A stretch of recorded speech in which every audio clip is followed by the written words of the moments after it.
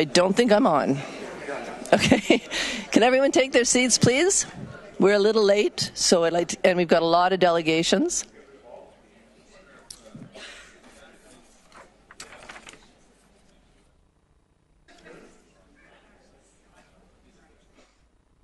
I can't make the chair sit down.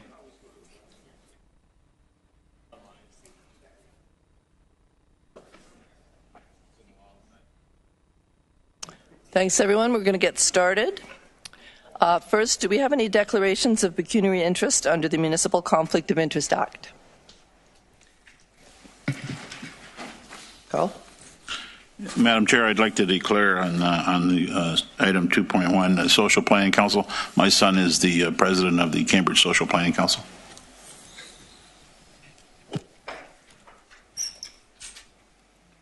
Any other? Seeing no other conflicts, we'll go to our first delegation, which is Linda Terry from said Social Planning Council.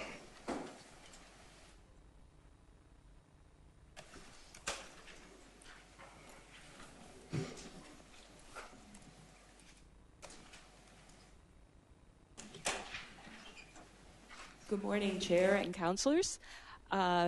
This morning, we will be presenting the Trends Report presentation, Community Trends Report 2018. And so I will turn it over first to Christine Allison, our Senior Planner, who is actually pretty much the creator and the person who kept everybody on task to get this report out. So I first of all want to publicly thank her for that. And so I will turn it over to Christine. Thank you, Madam Chair. So, hi, as Linda said, I'm Christine Allison from the Social Planning Council. We are an intermediary organization that provides services and research and development functions to Waterloo Region's nonprofit volunteer sector, as well as local government. As an intermediary organization, we seek to improve the effectiveness of the sector and facilitate its development through research, needs identification, education, and training. Rarely do intermediary agencies provide frontline services, and that's also true for our organization. We've been producing the Community Trends Report since 1994. It's one of our signature documents. It provides a social profile that looks at the census data and as well as a snapshot of key social service delivery data at the local level. In 2013, we were funded by the region to produce a community social profile for Waterloo Region. And during that time, we engaged with a number of nonprofit agencies in our community and discussed the trends we were seeing in the social profile, as well as the possibility of developing a community trends that reflected the whole region, not just focused on Cambridge and North Dumfries. Agencies were very responsive to this and found that they used it for their funding applications, they used it for board orientations, program evaluations, and it really helped them understand the service demands and pressures agencies were experiencing in a one-stop document. So this began our exploration of expanding the Community Trends document regionally. In 2016, we received an Ontario Trillium Foundation funding to conduct a framework review and a feasibility plan to expand. We set up an advisory committee that brought together a number of agencies across the region that already produced different data projects, whether it was the foundations with their vital signs. We had at the time the Wellness Initiative, which I laugh at a bit, which is now Wellbeing Waterloo Region. And we had people from crime prevention as they had a data document as well.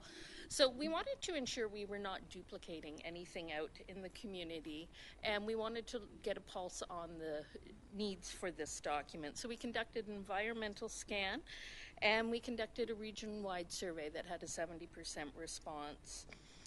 We also did an evaluation of the current framework and the strengths and limitations of the existing report, and undertook a literature review of the frameworks we were using. Key findings from our report, or from our review, really showed that there was an appetite out there for a regional document. And the feedback that we heard was it should really focus on poverty reduction, specifically with an emphasis on basic needs, the economy, food security, homelessness, and housing. We also heard that it was a unique document because it was a one-place stop for social service delivery data, and it also provided the broader aspect of the community as well through the census profile. People really felt that poverty was the issue of concern and where we should focus on. So through our framework review, we were repeatedly brought back to Maslow's hierarchy, and we used this structure to help us organize, prioritize, and determine where action was needed. We also understand that the individual is influenced by the determinants of health in the community they lived on. So we use Maslow to define the scope of the determinants of health and how these factors impact one's ability to meet basic needs. On the outer circle here, you see that we acknowledge the different initiatives, whether it's the federal government's poverty reduction plan, the Ontario government's poverty reduction plan, or our own local well-being Waterloo region, and how this all complements our efforts collectively to reduce poverty in our community. So the structure now is a social profile that really looks at census data from a regional perspective, but then drills down right now to Cambridge and North Dumfries. And we look at a number of indicators that help just paint a local picture. And then we really delve into the three sections based on the findings from our framework review. We engage local agencies to highlight the service delivery trends they see that are pertinent and describe the landscape of the services they deliver. We then chart it and observe trends and send it back to the agencies for their feedback and interpretation of the data to ensure that what we're seeing is accurate and if there's any more stories behind the data we're seeing. I also want to point out that there are a number of agencies and initiatives this year that have new baseline data. So we're starting from afresh almost, tracking and reporting. We see this with the Food to Link, with Lutherwood's new rent fund, family outreach services, for just a few examples. So we're excited this year with this document showing some of those new baseline datas, but yet don't have anything necessarily to compare them to, but we'll be using that moving forward. Sorry. So just to talk briefly about the food security section, we look at what it costs to eat in Waterloo region. We look at stats around how many people are food insecure, and we connect with the agencies that are working to address food insecurity in our region. And from that, we paint a local picture. The housing stability section provides a better understanding of the housing needs, the need for housing services and supports in the community, and guides our discussion on what is currently being done to address the needs. This section provides a snapshot of statistical data of the rental market in Cambridge, Waterloo region, and North Dumfries, and highlights various agencies working to increase housing stability across the region and Cambridge and North Dumfries specifically. We examine things like housing wait lists, rental housing affordability, as well as the various initiatives that are out there addressing homelessness and work to increase the availability of housing in the region. And our final section really looks at safety and security, and we have three subsections for this one. We look at education from a lifelong endeavor, from early childhood education right on to adult learning. We look at employment and income, and we look at various poverty rates and what various governments are doing, such as things like minimum wage or initiatives in our community like Living Wage Waterloo region. And finally, our last section is the social safety net and support system. We look at the different initiatives out there and how we are supporting the people in our community, whether it's family outreach workers and system navigation. So this report really brings together all of those sections to really paint a picture of what the social service delivery pressures are, where our demands are, as well as what we're doing collectively as a community to address these needs. And it's using the framework of social determinants of health as well as Maslow. So that's just a brief highlight of where our new framework has landed in the research we've done to bring it to a place where we're confident in expanding it to a regional document to include the other municipalities. I'd like to thank you for the opportunity to present this and would like to welcome Linda back up.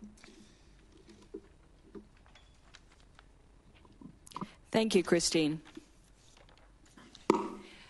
So the Social Planning Council has decided that we will be submitting a proposal to the region of Waterloo for the regional expansion of our signature publication, the Community Trends Report, that we just reviewed with you. The Social Planning Council will continue to track and report important trends and indicators. As Christine mentioned, we conducted a feasibility plan for the expansion of the Community Trends Report. There is wide support for a regional document that focuses on poverty reduction. The Trends Report does not duplicate any existing community data reports. It is a unique project and production. So together we believe that the region of Waterloo and the Social Planning Council can move the needle on poverty reduction by enhancing the community's ability to respond to gaps in services and to harness community strengths and assets and community well-being by the publication of a region-wide report. As we enter into our 30th year of operation, we thank the region of Waterloo for your ongoing support of the Social Planning Council and its work. Thank you. Thanks, Linda and Christine. I don't see any questions. Oh, I do see a question. Sorry. Did you just pop up? Councillor Jowett. Thank you, through the chair. And so the gap that you speak of, Linda, would that be the fact that the KW Community Foundation no longer sort of does the same trending and we don't have a regional document anymore? That would be partially correct. I think we're looking at gaps in different ways. The gap for in regards to data reports, they no longer produce that. So yes, we're that. But we're also looking at gaps within services in the community as well that we need to address. And the documents and the data collection would be able to reveal that? Correct. Okay, thank you. Councillor McGarry. Thank you very much, Chair, and thank you for the report. It seems to me that there are many agencies throughout not only Cambridge but North Dumfries Township that really depend on the information that this annual report brings forward in order to help to tailor their services. And I think back to the time when the long form census had been off the table for a long time. This, to me, if I recall correctly, and maybe you could just make comment on this, this was about the only kind of report of its kind in our municipalities that allowed those that were planning service provision to really depend upon in order to make an evidence-based decision on where to put the services. I would say that's correct. I think in certainly all our discussions with agencies, even government funders, and through surveys that we've done over the years, exactly that they are using it for applications, program planning, which is really important for all agencies. Okay, and just a follow-up through you, Chair, if I may. What would be the result, do you think, if for some reason the Social Planning Council wasn't supported financially and continued? What would be your assessment of what those service providers would lose in order to help tailor their services? I think there would be quite a few disappointed folks out in the community. As we put together the proposal for expanding the regional report, we have received over 15 letters of support that encourage the region, as you will read them once you get the package later today, that have actually supported the move towards a regional expansion and give the various reasons why they use the report. And these are agencies as well as some funders. Okay, thank you. Chair Redmond. Thank you, Madam Chair. You already answered one of my questions, which was the kind of community support that you have, Linda. And this may be an unfair question, so I'll give you that caveat off the top. But when you look at a go-forward basis in making this region-wide, what percentage would be sort of original data gathering, and how much of it would be just putting it into a form that is more useful for the people who find your services required? I'm going to turn that over to Christine because she puts the report together. Sorry, Karen? Can you give just a rough percentage, how much of the trends report is actually sort of original data and how much of it is reorganizing existing data but in a more useful way for the people who feel that this is essential to their... I think the latter is true. It is secondary data. It is primary data from the agencies, but the uniqueness of it is putting it together in one spot and then looking at how the service demands across the region are affected and where the pressures are. Thank you.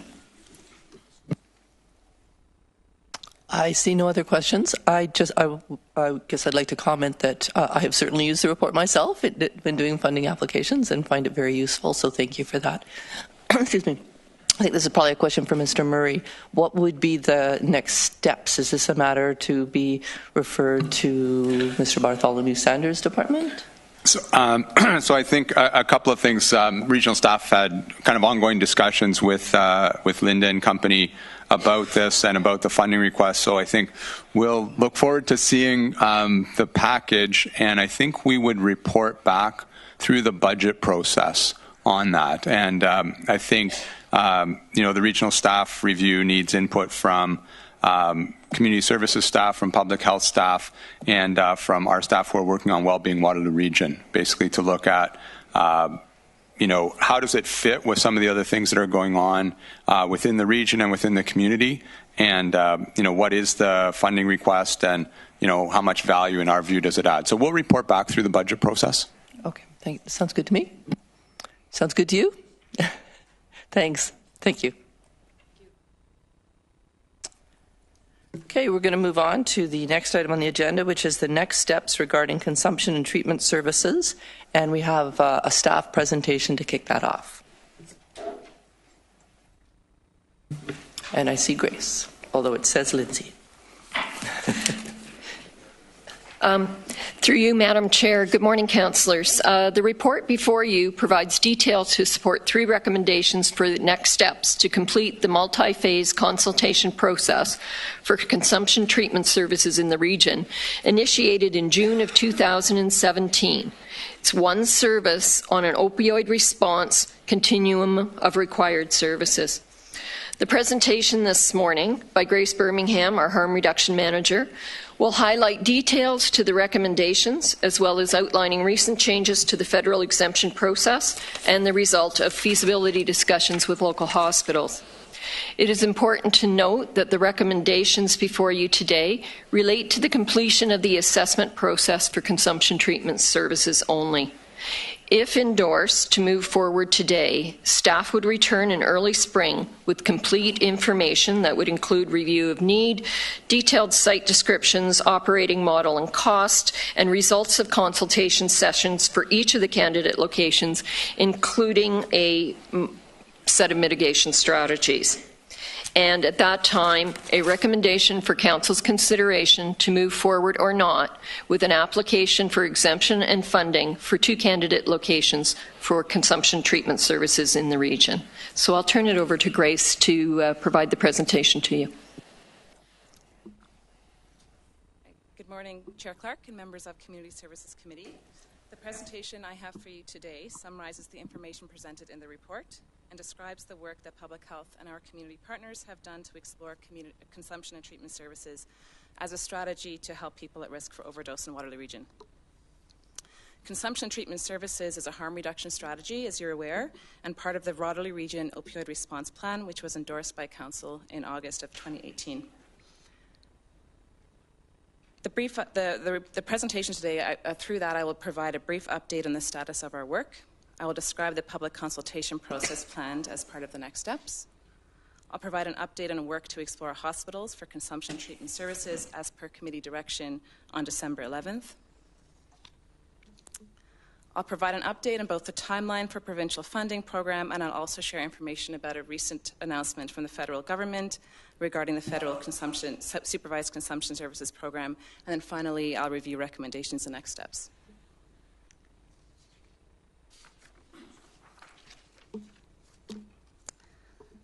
So the slide in front of you provides an overview of our work to date and indicates where we are in the process. So starting with the top for phase 1, this work began in June of 2017. This work involved conducting the feasibility study, and the purpose of that was really to answer the question, are consumption and treatment services needed in Waterloo Region? In order to answer this question, public health staff engaged with just under 4,000 people, including people who were active in their drug use.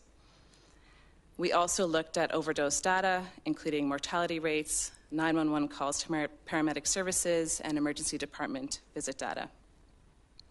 Once phase 1 was complete and endorsed by council, we moved ahead to phase 2A in the process, which was the process to identify candidate sites.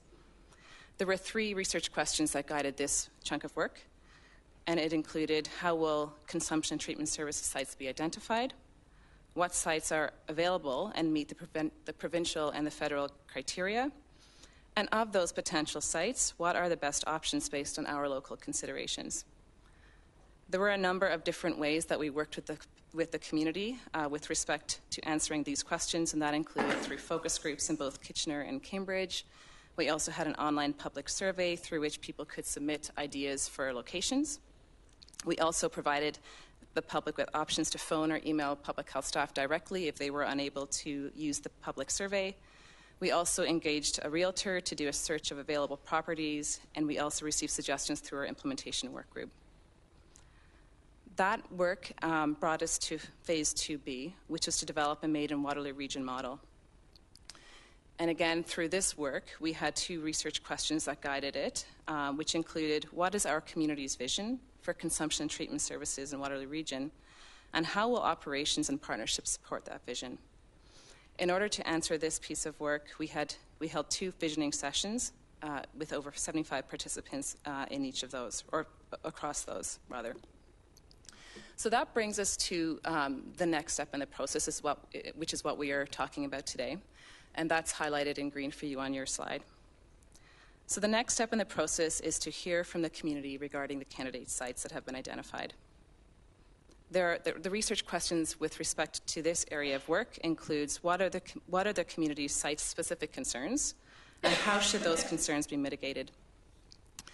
And in order to answer those questions, we are proposing that we hold 1 large consultation in both Kitchener and Cambridge with residents and businesses who are in close proximity to those sites, in addition to 2 large public consultation sessions in both Kitchener and Cambridge as well for the general population.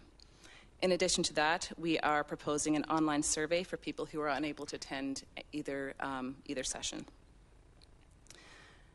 So once that piece of work is done, then we would hope to return to Community Services Committee in the spring of 2019, and at that time we would provide a summary of full site assessments and, if appropriate, a recommendation to proceed with an application for exemption and for funding. So I'll go over those phases in a little bit more detail in the following slides. So as mentioned, phase 1 focused on whether there is a need for consumption and treatment services in Waterloo Region. According to ministry-defined criteria, to be funded, consumption and treatment services will be located in communities based on mortality data, that is the number and rates of overdose deaths, morbidity data, that is the rate of opioid-related emergency department visits and hospitalizations, as well as proxy measures such as needle distribution numbers, paramedic services calls, and naloxone distribution. Phase 1 findings showed evidence of increasing incidence of overdose in Waterloo Region. Findings also revealed that an estimated 4,000 people in Waterloo Region inject drugs. Almost half of the people surveyed in phase 1 reported that they inject every day, and most people reported using substances in Central Kitchener and South Cambridge. In that survey, 4 out of 5 people shared that they inject alone, increasing their risk of fatal overdose. We also heard that 87% of people would or might use a consumption treatment service if one was available, and that people believed that having a CTS, having a consumption treatment service, would decrease public drug use, decrease overdose death, and would reduce the spread of bloodborne infections. We also heard from people that they were concerned that having a consumption treatment services site would have an impact on their safety through drug trafficking and increased crime, and that potentially would have an impact on their property values.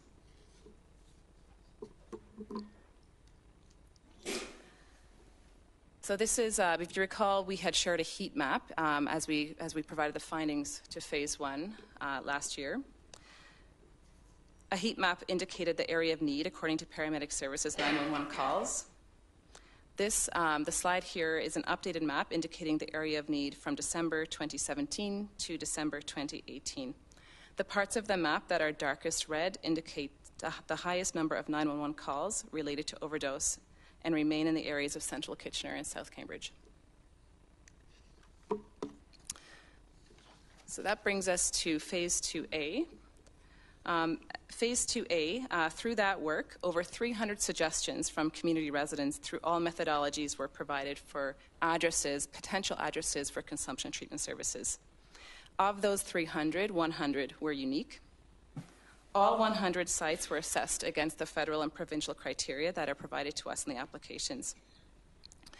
If sites made it through that screening, property owners of those addresses were contacted to confirm availability of the sites.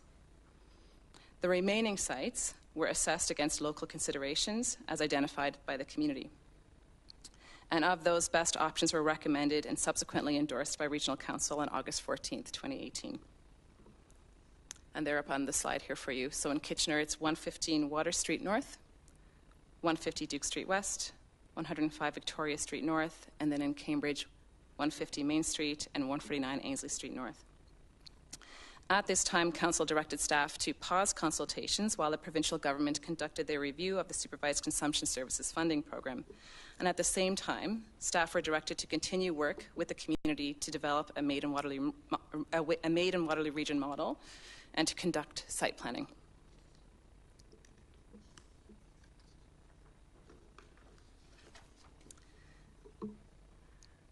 So in order to consider what a Made in Waterloo region model would entail, as I mentioned, visioning sessions were held with over 75 people.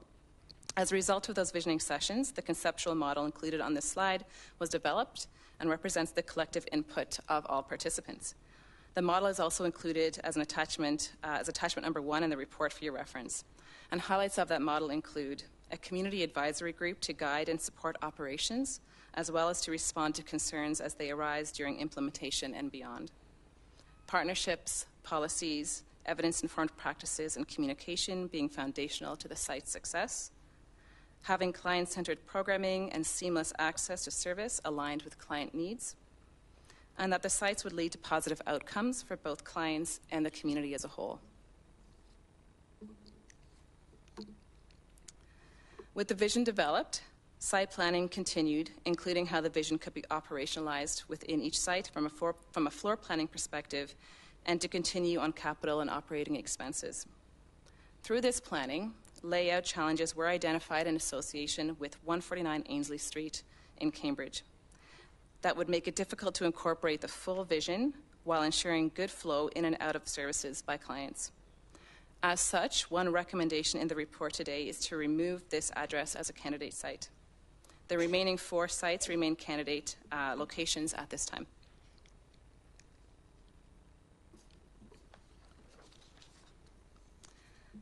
The next phase of work is to conduct community consultation on those sites. The purpose of the consultation is to provide a broad range of residents with an opportunity to provide input into the locations that have been proposed for consumption and treatment services, and to further develop mitigation strategies for each location to address those community concerns. The consultation will be facilitated by a third-party consultant, ICA Associates Incorporated, based out of Toronto. And there will be 3 sessions, as mentioned, held for each candidate location, one by invitation and 2 public. Sessions, the proposed sessions will be held at the end of January and the beginning of February and are intentionally spread out over 2 weeks to maximize participation. Just a quick note in your report, the dates should read 2019, not 2018 for those consultation dates. In addition to that, as mentioned, an online survey for public unable to participate or unwilling to participate in the in-person consultations will be held.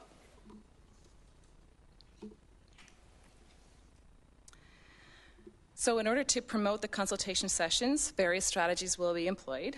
Letters will be delivered to surrounding business owners and residents for the invitation-only sessions. And the public sessions will be promoted through various means, through email invitations to community stakeholder groups. Notices will be shared on participating neighborhood association websites or social media accounts. And notices will also be posted on the Region of Waterloo Public Health website and the Waterloo Region Integrated Drugs Strategy website.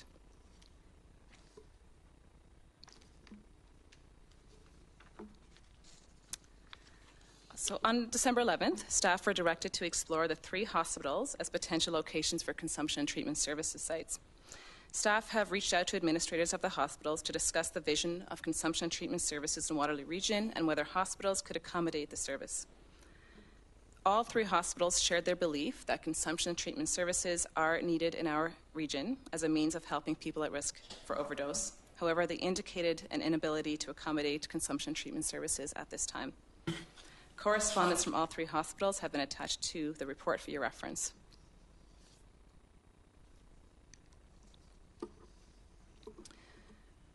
In a recent update from the federal government, communities were informed that due to the ongoing and urgent public health crisis, Health Canada had removed some barriers to opening supervised consumption services, which is what they call their program. Under the revised program, organizations are now permitted to apply directly to Health Canada for an exemption to operate supervised consumption services or overdose prevention sites. And this action removed the requirement for a letter of support from the Provincial Minister of Health, as well as the need for municipal approval. While there is no funding for the sites available from the federal government for this program, this change would allow organizations to apply and, if approved, operate supervised consumption services without municipal or provincial support, circumventing the provincial cap of the 21 sites.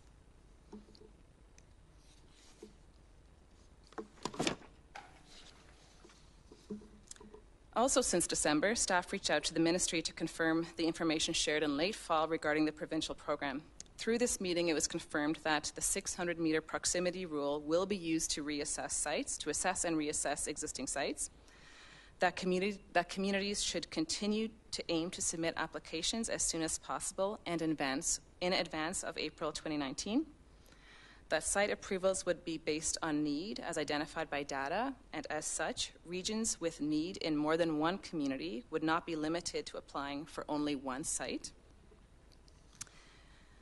So it is because of the extent of the work completed locally and because need has been identified as per the feasibility study, staff is recommending that a letter of intent be submitted to the Ministry of Health outlining need according to the data, sharing our process to date and our next steps.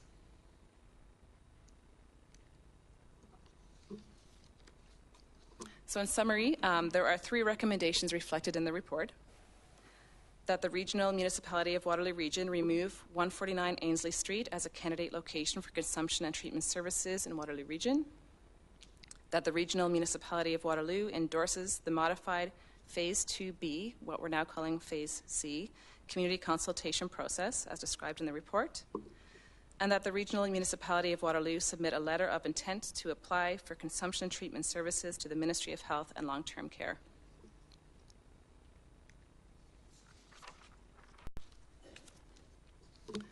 Pending approval, staff will prepare and submit a letter of intent to the Ministry of Health and Long-Term Care.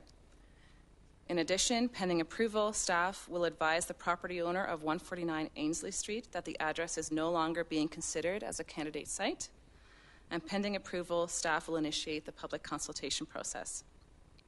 As mentioned, the consultation is the next step of work in this journey. Following consultations, staff hope to return to Community Services Committee in spring of 2019 in order to provide full site assessments, and that will include detailed site descriptions, floor planning, capital and operating expenses, in addition to the results from the consultation sessions, including mitigation strategies. Thank you for your time.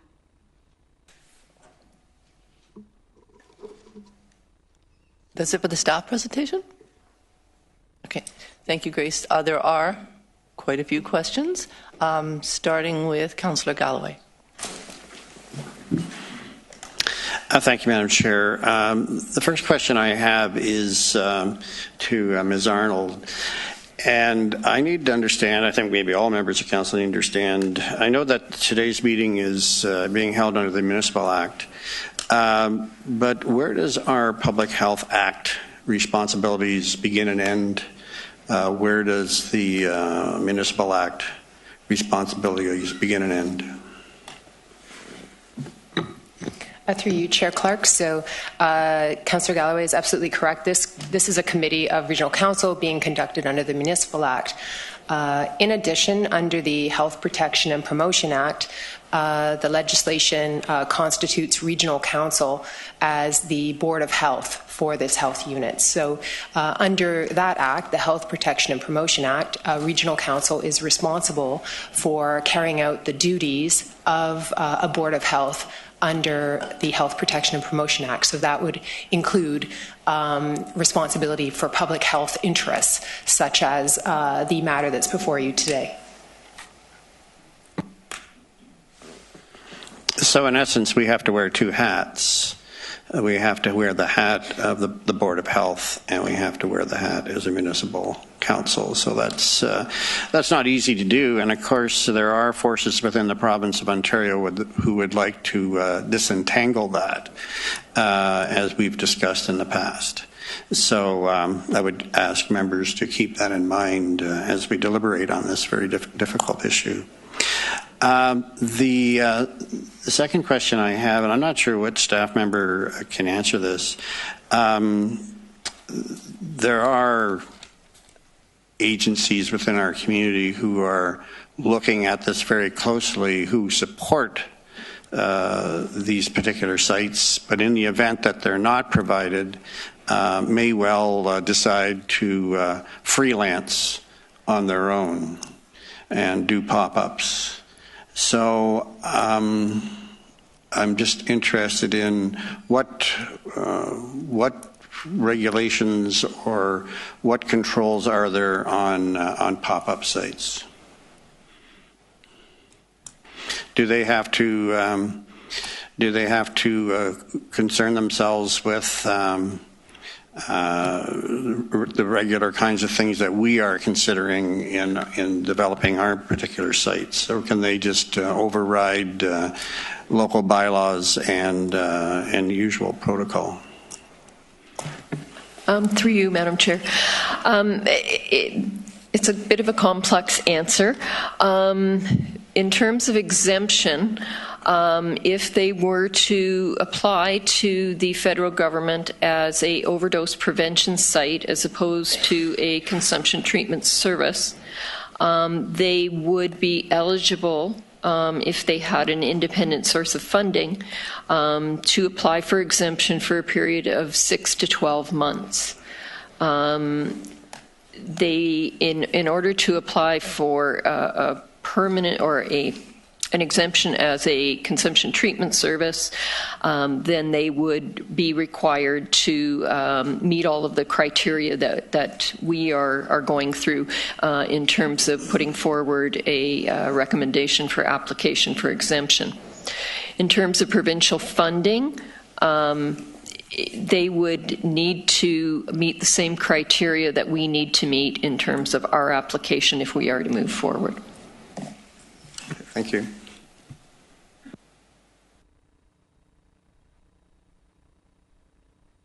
Thank you, Madam Chair. My questions are very much along the line of Councillor Galloway's, and that is, if somebody applied to the federal overdose consumption site, Are we aware of any requirement for public input? Are we aware of any, I know there's no municipal requirement, but as the Board of Health, would we be asked to comment on that? Or is that something that would could possibly unfold totally extraneous to what we're discussing here?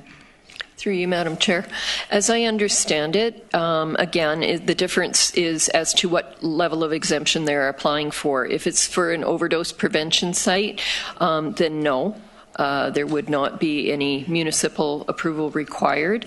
If they are applying for a supervised consumption service, then the criteria are more extensive, and there would need to be the consultation process that we have before you today as a recommendation that would need to be one of the things that they would need to meet, and then there would need to be some sort of response from the local municipalities, but that would be for the fuller consumption treatment services. And thank you. I'm specifically asking about the overdose consumption sites, so not anything to analogous is what we're looking at with provincial funding. So this would be a federal exemption. They would not get funding, and there, as far as we know, there's no requirement even to go to this assemblage as the health board, right? That is correct. It would be for an exemption of a period of 6 to 12 months. And this is probably a question for Ms. Arnold, and I apologize if we don't know the answer yet. The interim control bylaw, which is in place in Cambridge right now, do we know what impact that potentially could have on, again, a federal overdose consumption site application? So the interim control bylaw that was passed by the City of Cambridge is in force currently. It expires April 10th, 2019.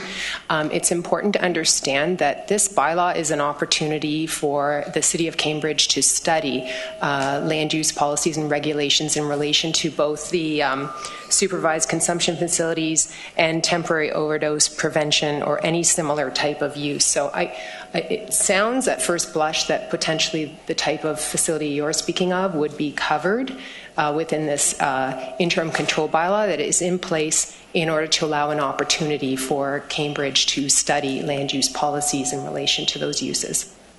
Thank you.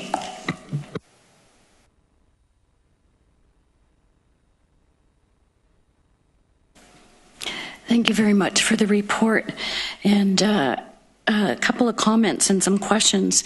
In the background on the report on the next steps on consumption and treatment sites is a section that is about process to identify sites. It states that the Ministry of Health and Long-Term Care specifies that site selection will consider proximity to parks, schools, and childcare centers. And following considerations were identified, and I quote, the proximity to youth families, such as sensitive business areas, schools, youth-serving agencies, or mainly residential areas, be considered. The site, and I do appreciate that 149 Ainsley Street does not meet the requirements as set out by Public Health and has been taken off the list. But 150 Main Street is within approximately 200 meters of all of the above, and this would include Central School on Main Street, the Muslim Elementary School on Beverly, and I'm not sure that they've even known about this, the Waterloo Independent School on Dixon Street, the Argus Youth Residence up on Wellington Street, Waterloo Home Child Care and Tender Loving Day Care, as well as Soper Park. And this is one of the reasons why the interim control bylaw went on to not only the downtown core, but did include that 500 meters around that. Moving on from that, the provincial guidelines state that you need to verify that the facility meets municipal bylaws and that applicants will require evidence of support by local stakeholders, including residents. I would say at the moment that I've had opportunity in the last 48 hours, and this is not why I sound like this, I have laryngitis, but I've had many conversations with our city councillors, and I would say that it was a unanimous decision to put the interim control bylaw in place to begin with, because they felt that the businesses and the residents were not having a balanced approach to their needs because of what's happening in the downtown Galt core in particular, and that the marginalized community they do need services, but it wasn't balanced with the needs of the residences.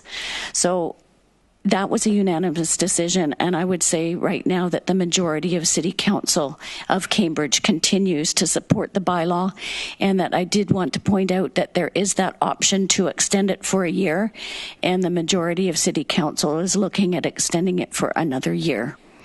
I believe that in the intervening few days where this report has come forward, there are those that do believe we need a consumption site and safety for those community members.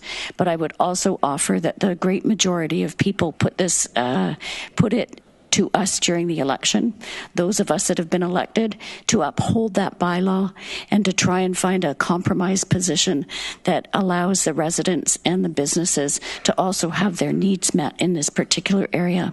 So my ask of you is, in looking at the guidelines that Public Health Department of Waterloo Region has already set out in site selection, and due to the fact that I've got at least a 7 list long number of facilities that are within that very close proximity, how is it that 150 Main Street is still on your target? Thank you.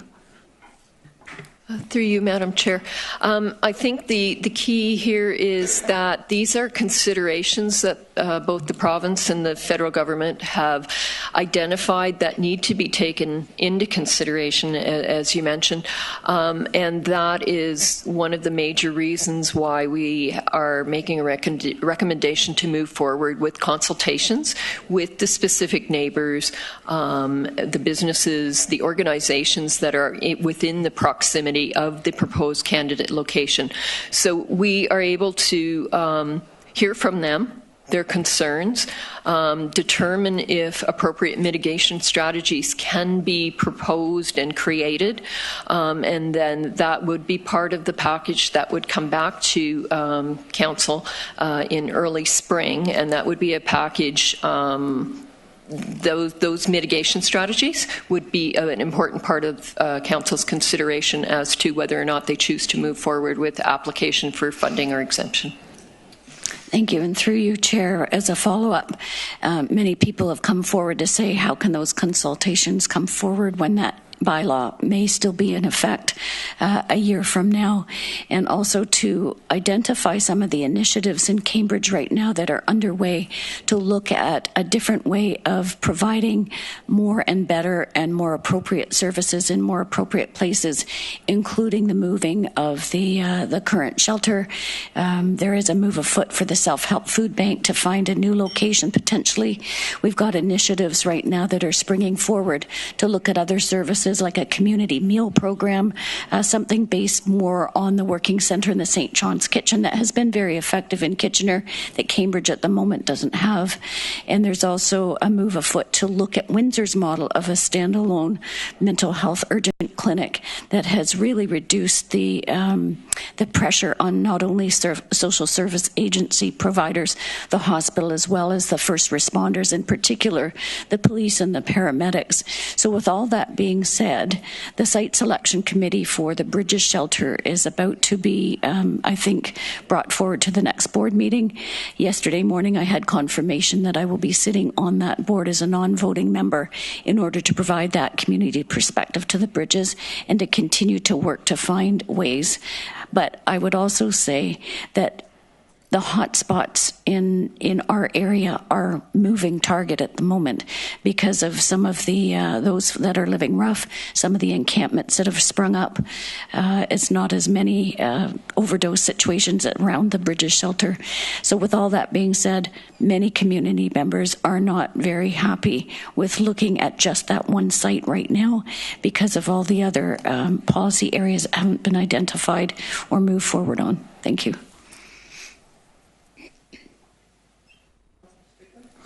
Thank you, Madam Chair. I'd like to thank Grace and Karen and public health staff for all the work that you've done on this issue and that you continue to do as we go into the next phases. When I look at the kind of new name for these sites as consumption and treatment services, I understand that most of the concern from the public, and rightfully so, is around the consumption side of that equation. And I think that's something we really need to work with the community on as we go through this next phase of consultation. My question is more on the treatment side. So, you know, over the holidays, you do reading and you look at different things, and I really focus on what's happening in Vancouver, which is really ground zero for safe consumption sites, needle programs, and so on. And I noticed in Vancouver at St. Paul's Hospital that they've started an opioid replacement therapy program. And this is really gaining traction using methadone and other substances. And I think recently there was another maybe a pill or some kind of substance that was also invented to help with those who are suffering from addiction.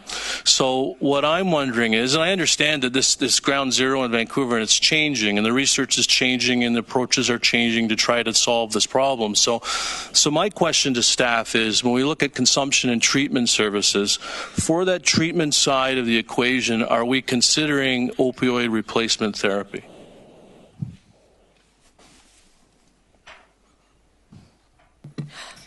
Thank you for the question, Councillor Strickland. So, although public health doesn't have a mandate over treatment services per se, you may recall that in our report about the opioid response plan, we are facilitating bringing together the community agencies as well as the LHIN who provide these types of treatment services.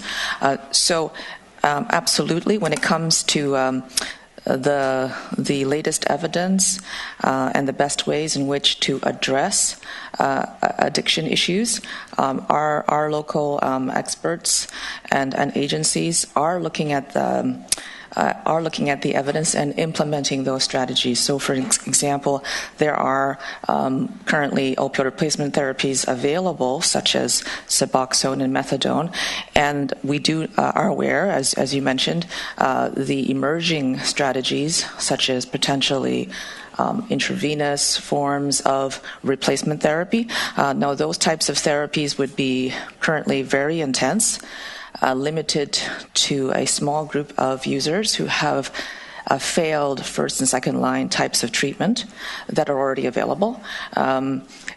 To put it all together, we are looking at the latest evidence in terms of the community overall, the agencies overall, and we'll continue to provide updates through our opioid response plans for that. Okay, so I thank you for that response, because I think that that's a piece of the equation that is often left out when we have this discussion around these consumption and treatment services. We need to also focus on treatment, and I think the treatment needs to be more, when we talk about treatment, we often, and maybe this is just the layperson's language rather than the health professional's language, but we mostly talk about counseling and referrals. I think that there needs to be a comprehensive program built into our model. Now, I'm not advocating that we provide the treatment services right there, the opioid replacement services right there, but we need to have some established links and programming so when an addict comes into our site, that they're able to access that kind of service as quickly as possible. So I think that needs to be part of the programming and the discussion we have with the community and we bring back to committee. All right, thank you. Thank you, through the chair, and I echo Mayor McGarry's commentary completely. We have a bit of a challenge in that I took the Ontario government's report and had and tried to look at it from a almost business plan perspective to try and understand what are the objectives of this particular application. And one of the glaring gaps for me is that there's not a word said about rehab beds, which we have such an acute shortage of. It talks about an injection site, and it talks about injection personnel, and it also speaks of It speaks to cool down areas, and it speaks to referral services, which are critical. I understand that. If we run an intervention with an addict to assist them and put them back in the same environment, I feel like it's going to be a revolving door without the main component of addiction reduction. So I don't know if anyone else has had a chance to read it, but that was kind of my challenge with this current report. And I just wanted to add it to some of the conversation today. Yes, Councillor Jowett agreed that treatment, recovery, rehabilitation are fundamental aspects of an overall approach to the opioid issue. And as building on what Councillor Strickland had requested, we will be working with our partners on this plan that we will update Council on in the near future, in order to integrate treatment services along with harm reduction services that we're advocating for. Thank you.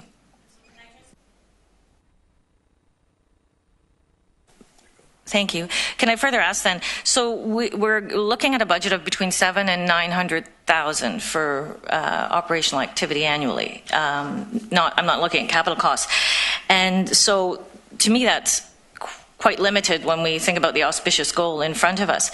And so what kind of number maybe I shouldn't ask you to speculate, but I think the consideration of true rehab would be astronomical in comparison. Have you got anything?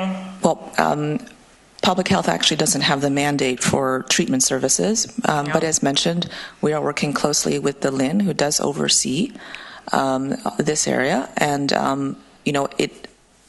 our role is bringing together the partners to look at a comprehensive and coordinated strategy at the regional level for this critical aspect of the opioid response plan, which is ensuring sufficient treatment services and good access to them. And it's been identified as an important priority. And so I recognize that the integration of the integration strategy is critical to us, and there are so many unanswered questions. But one of the common sense challenges for me is that yes, we can intervene and we can support harm reduction by an injection site, but at the end of the day, once they've had their cool down and they go back into the community, with which we've shown is vulnerable, we're not actually supporting the beds from a rehab perspective. I know that I understand there are means and ways, and I know that that's out of our mandate, but at the same time, if it's an integrated strategy, we have to be acutely aware of the failings or the lack of the other pieces of those, or at least explain to me, am I missing something? What's the plan? Through you, Madam Chair. Yes, I mean, obviously this is a highly complex issue. I think the document you're referring to, Councillor Jowett, I believe is the application support document from the province. Yes. So that is specifically focused on consumption treatment services, and I think consumption treatment services are one piece of a very big puzzle. And as Dr. Wang referred to, we are working with our community partners to create a more detailed opioid response. One of the priorities of the opioid response is access to a continuum of services.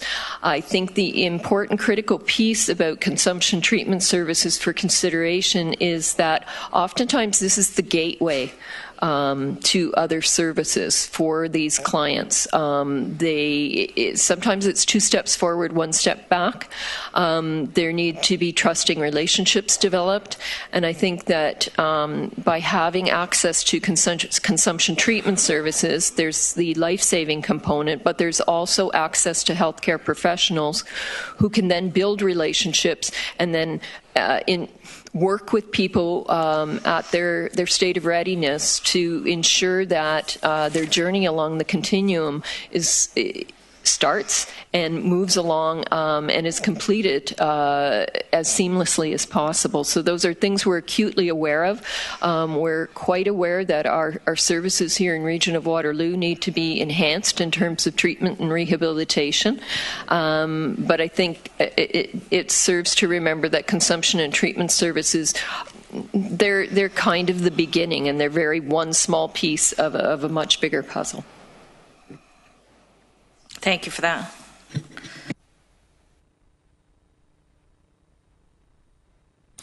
Thank you, Madam Chair. I'm concerned with a couple things and process, I guess, along the lines of Councillor McGarry, and she very eloquently presented, how I feel about it, and I'm sure Councillor Jowett feels the same way. My question to staff is that with the interim control bylaw in place, how is it that 150 Main would remain on that list? And wouldn't it be more prudent? And I know you have been working with the City of Cambridge all along, but I think wouldn't it be more prudent to work with them in terms of finding a location outside of the interim control bylaw area? And that's my first question anyways.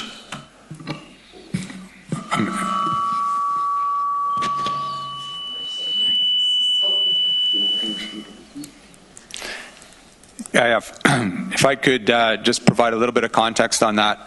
I think the report lays out all of the considerations that staff have been looking at as we've worked through this whole process. And, I think what we've acknowledged previously is there's probably no perfect location for a consumption and treatment site.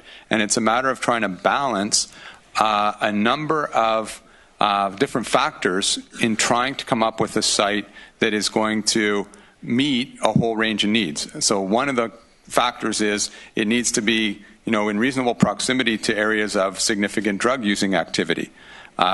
We need to take into consideration impact on sensitive uses. We need to take into consideration the city's interim control bylaw. So we've been trying to do that. I think what we've found is some of those considerations are in conflict with each other. And so we're trying to work through that, identify the best possible location. I think we've looked at probably, I'm going to say 100 different locations. This is the best that we've come up with at this point.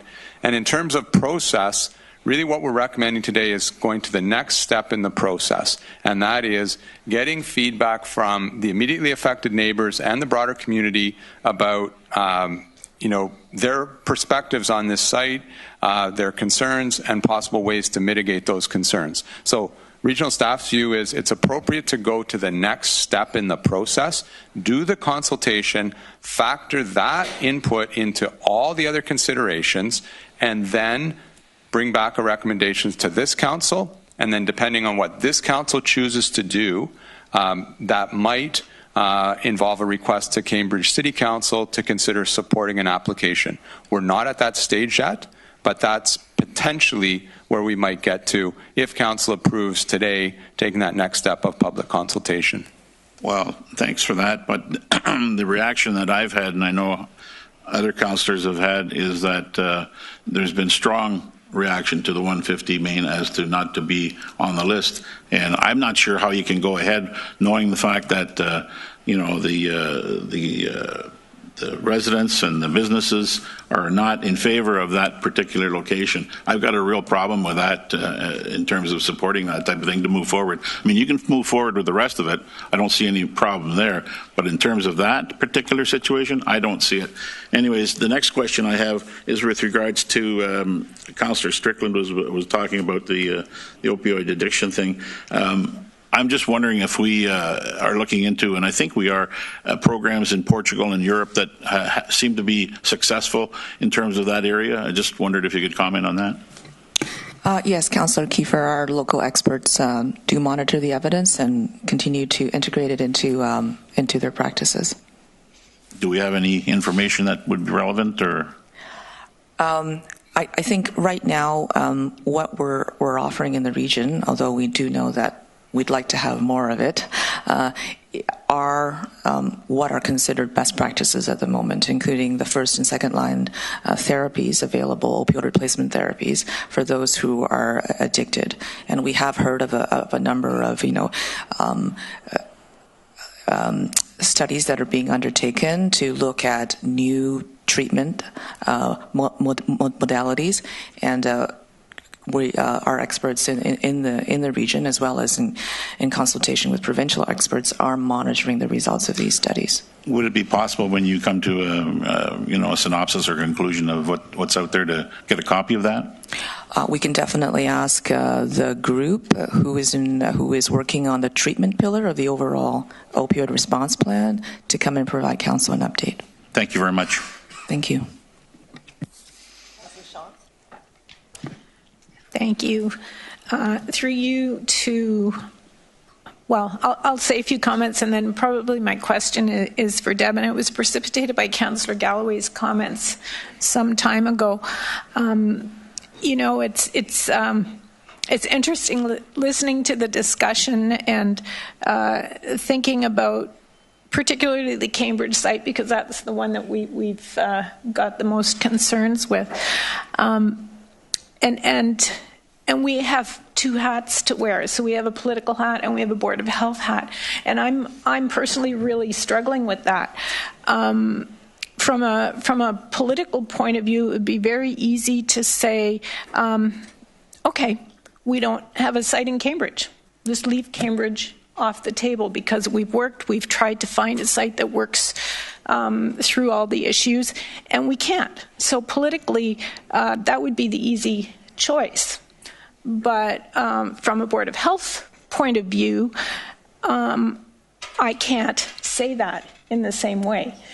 There is a problem in a number of communities with drug overdoses, and we need to deal with that. So my question is, we have two hats. Today we're meeting under the Municipal Act. The Board of Health is under a different jurisdiction. Which has precedence?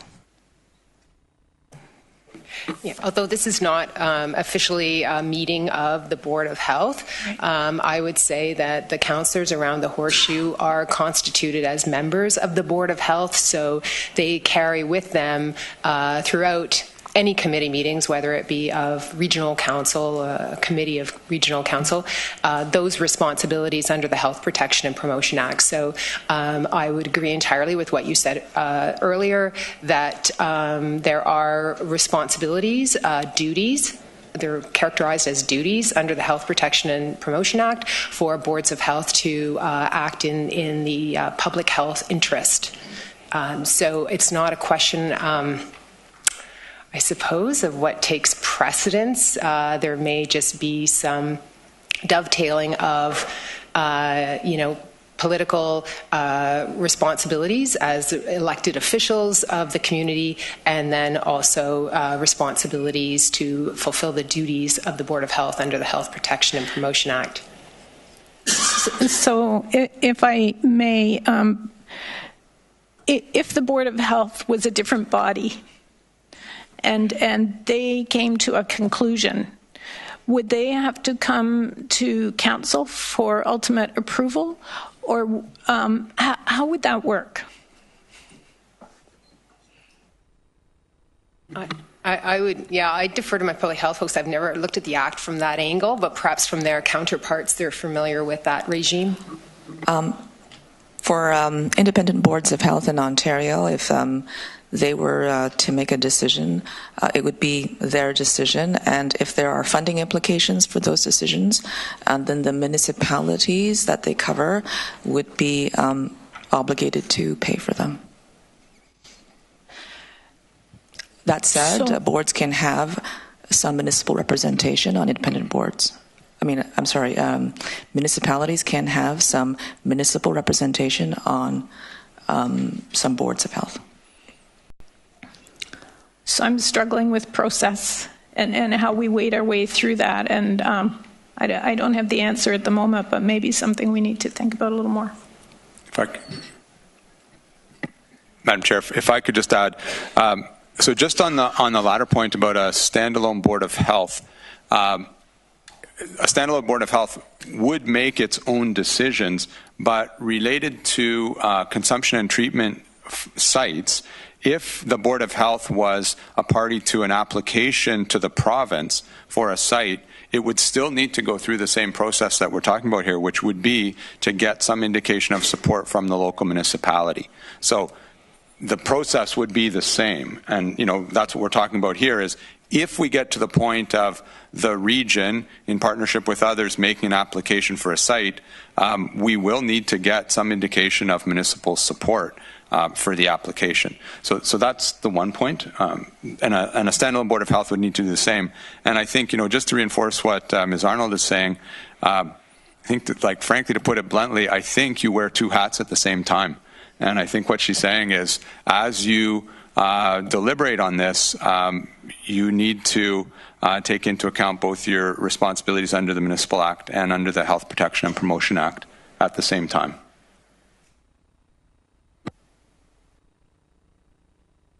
Thank you, through the chair. Great conversation, guys. One thing, and Mike, you helped clarify it tremendously. You said, but it has to go through the municipality. So if the municipality has, and it's only an interim bylaw, that's the problem. If you look at the date for 150 Main, it wouldn't be ready for a year. So the interim bylaw would be out at that time.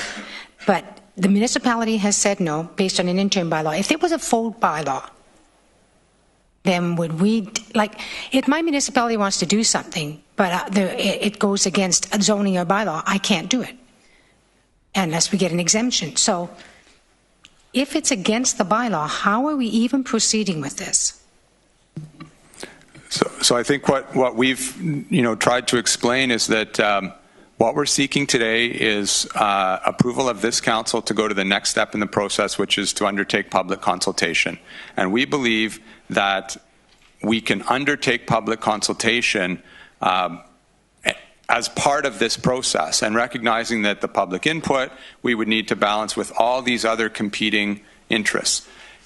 If we get to the point of this council deciding to submit an application to the province or the federal government, let's take the province, if this council decides to submit an application to the province, we know that needs some indication of local support. And at that point, this council, I think, would ask the City of Cambridge for an indication of support.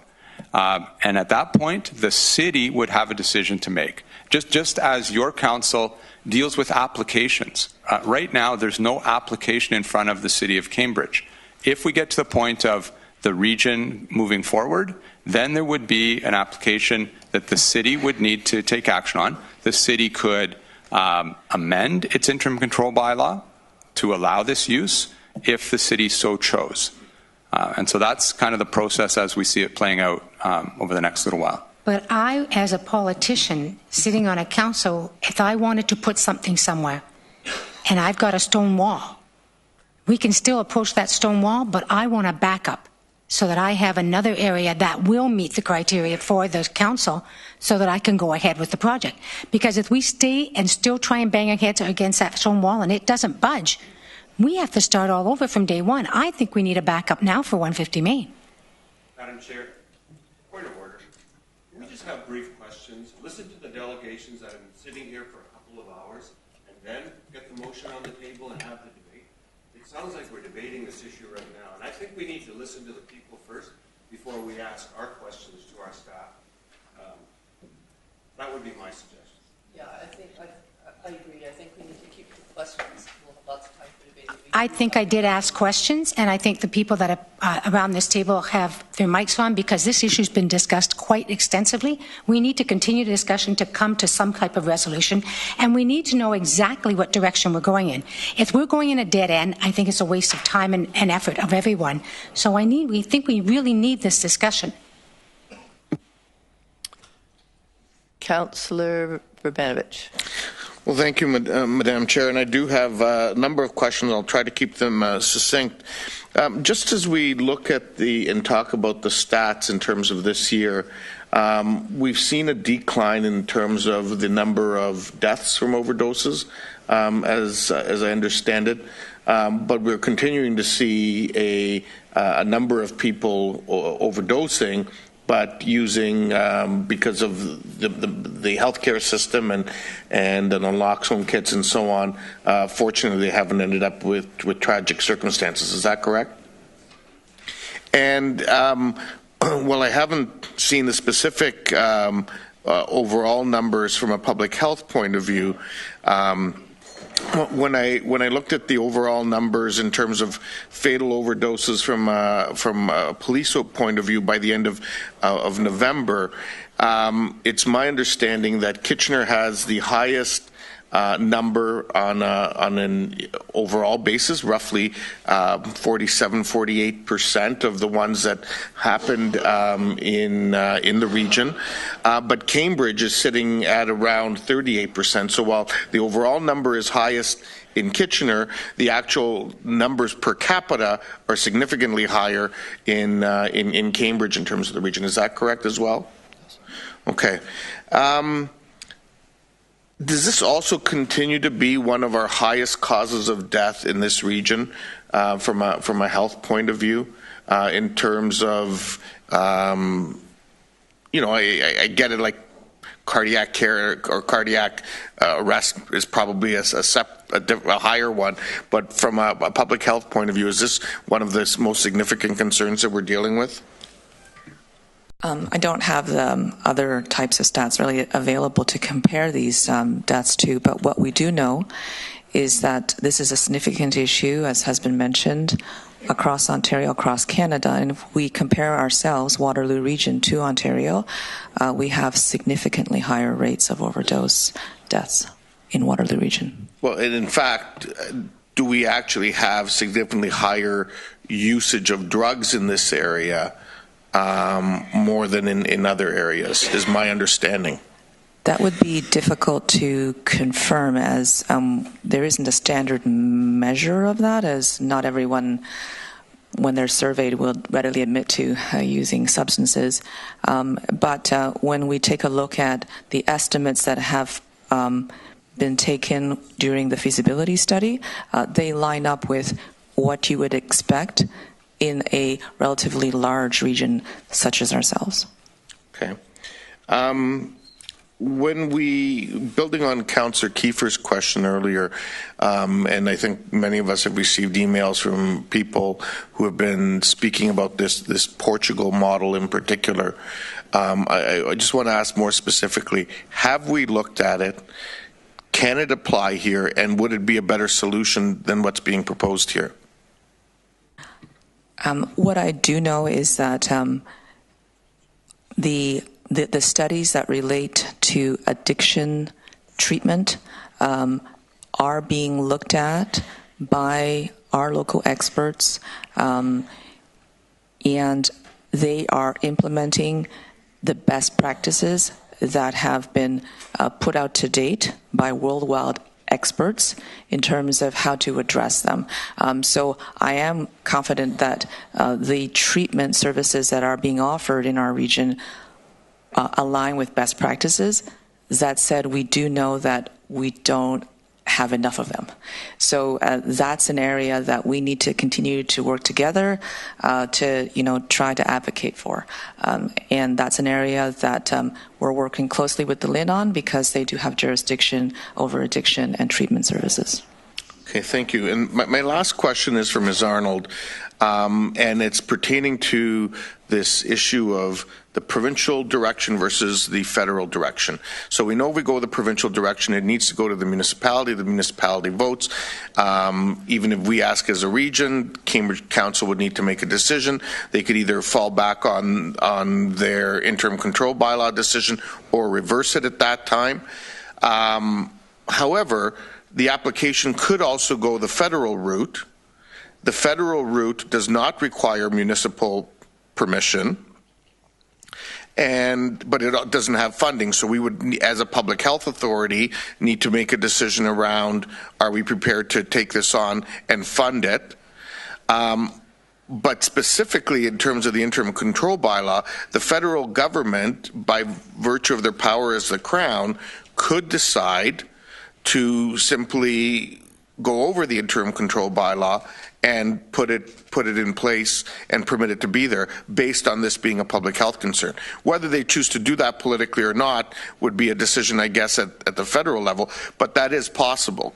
Is that correct? I don't know that paramountcy, the constitutional jurisdiction, would play out, that the feds would have exclusive jurisdiction in relation to their program. I think that's a live issue. I'm not aware of any case law directly on point that would tell us one way or the other. There is case law, of course, emanating from Vancouver, because they are, 10 to 15 years ahead of us. It went all the way to the Supreme Court of Canada in 2011, and it was actually the flip side argument where, for other reasons, they were contending that the province had sole constitutional jurisdiction over these types of facilities and that the feds did not have a jurisdiction. And the court in that case concluded that there was essentially concurrent jurisdiction, that the feds, in terms of their criminal law responsibility to issue the exemption, had authority, and that the province, in administering a health program, also had jurisdiction. So it's important to understand our Constitution doesn't set up the feds as being paramount to the province in all scenarios. They have separate and distinct powers under the Constitution. So at times it would be the province that would have to sort of take their powers of the Crown versus the feds taking their powers of the Crown. That's right. And on this one, it's not clear. No, exactly. And it's kind of rare powers that are what they call airtight federal jurisdiction or airtight only provincial jurisdiction. In most modern activities, there can be concurrent overlapping provincial and federal interests in subject matter. Okay, those are all the questions I have. I have much more to say later on. Thank you. Councillor Erb. Thank you, Madam Chair. I haven't had the benefit of being part of these conversations in the past, and just the history of reports coming before committee. But it sort of feels to me in the process that, with all the work that staff has done, they're simply coming in or bringing us some recommendations to begin a process, and we're getting bogged down in some of the detail that would come out later on. And I stand to be corrected. It wouldn't be the first time, but it just feels to me that we're not giving adequate time to the process that staff is asking us to do, and input from the public. So that would be my comment. I also have a question to Grace. So the Made in Waterloo model, what would we be doing differently here that other jurisdictions have not done? Like it's highlighted here on page 30 of the report. But yeah. The Made in Waterloo region model really was a coming together of a number of different sectors, I'll say, within the community, including hospitals, school boards, municipalities, tech center, BIAs, neighborhood associations, and together they put together this vision of a model for our community for these services. And I think what's perhaps there's a lot of similarities, I'll say, with this model and the new provincial program, but I think there are some subtleties, I think, in our vision that is a little bit different and separates us more from the vision of the province.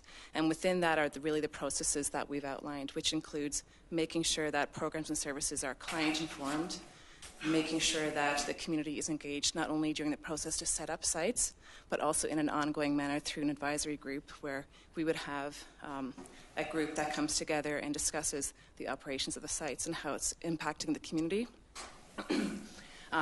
There's also a focus, or perhaps a priority put on how those operations would happen, and includes things like making sure that the community continues to be brought into how operations are working. So there would be a strong focus on communication, and there would be a strong focus on making sure that services are acting as a gateway and in welcoming people into the site so that they can benefit from all of the other services that are available through that site, including treatment.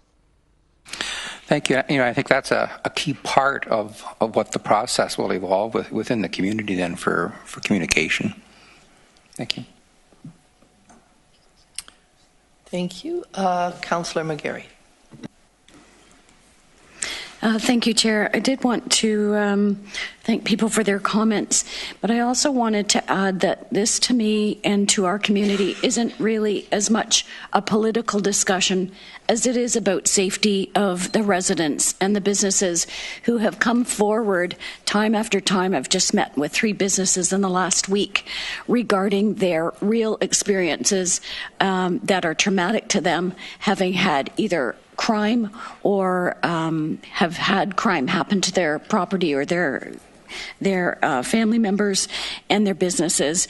And there are 3 other businesses in downtown Galt that are going to close in the next month, which are not even on the list of ones that have already just closed. So it's the safety of the residents. That is their main concern when they come to our council members to really make sure that we are aware that the considerations that they're bringing forward, that they don't feel are being heard by regional council or the public health department, are real to them and traumatic to themselves and their families. There's somebody else that was joining a committee that just put their house on the market. They're moving out of the area again because of these very real concerns. So it's not just the actual experiences from those area businesses and community members I'm concerned with. It's some of the questions regarding some of the proximity criteria that the public health department has come up.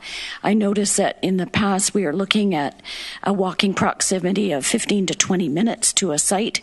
Suddenly it was reduced to 10 minutes. There's no there's no comment attached to that. And I also know that having had an office 5 buildings away from the shelter in the last 4 or 5 months, that people are walking a lot longer than 10, 20 minutes to get to the daily meal that was offered at the Bridges area. So my question back to staff is, how did you come up with a criteria of 10-minute walk only rather than the previous 15 to 20-minute walk for proximity to a site? Thank you. Thank you. So the criteria that were identified in terms of our local considerations, they actually came from focus groups that were done in both Kitchener and Cambridge, and those were done with, again, multiple sectors, including hospitals, school boards, municipal staff, agencies, people with lived experience, that type of thing. And so that's where those considerations came from. In terms of your question around walking and distance walking, we had asked that question in the feasibility study of people who are using drugs, and their response was, really, it differed in the colder versus warmer months. And so in the warmer months, there would be a willingness or an ability to walk a little bit farther, and then in the colder months, it would be up to about 10 minutes. Okay, thank you. And last question is Councillor Jowett. Thank you, through the chair. So obviously there's no disrespect to staff. We know that this has been an absolute moving target. I mean, even the last announcement of the federal government. So we're hoping that this is not coming across as disrespectful. I think Sue alluded to, or spoke quite plainly as always, about the fact that yes, it is a moving target. We get new information all the time. And even Mayor Verbanovic raised the concern that where the deaths are happening is changing. Not only is it changing because in a lock zone and because of the number of individuals living rough and in their homes that don't want to come out into the community and use, but there are other issues that are changing some of the semantics. I want to speak to the relationship. I think that we have worked very, very hard around this table to maintain good relations. And I think that our counterparts and our colleagues in Cambridge have been very clear about their expectations. And I don't know why we want to test the relationship of one of our municipalities. Why can't we look for some form of compromise together here? Because I'm concerned. I think we're going down a path of not listening. I mean, Bill 66 is a perfect example of provincial legislation that was disagreeable and people speak up. People are speaking up here, and we cannot keep forgetting about this interim bylaw control and acting like it doesn't exist. It does. It will be repeated. I'm quite confident, and we will be here again saying, do we want to listen to them, or do we want to find a comparable solution we can can live with. Our community has proven they are willing to compromise. They discussed the hospital. Okay, so that didn't work in the feasibility study. Previously, we never really worked hard at bringing sites forward. And I don't think that's anyone's fault, and who cares if it was. I believe we are at a place now where our current mayor will commit to provide solutions that would be comparable. Honestly, I'm very concerned. I don't want to sit on a regional council that pretends not to hear a community. I'm finished.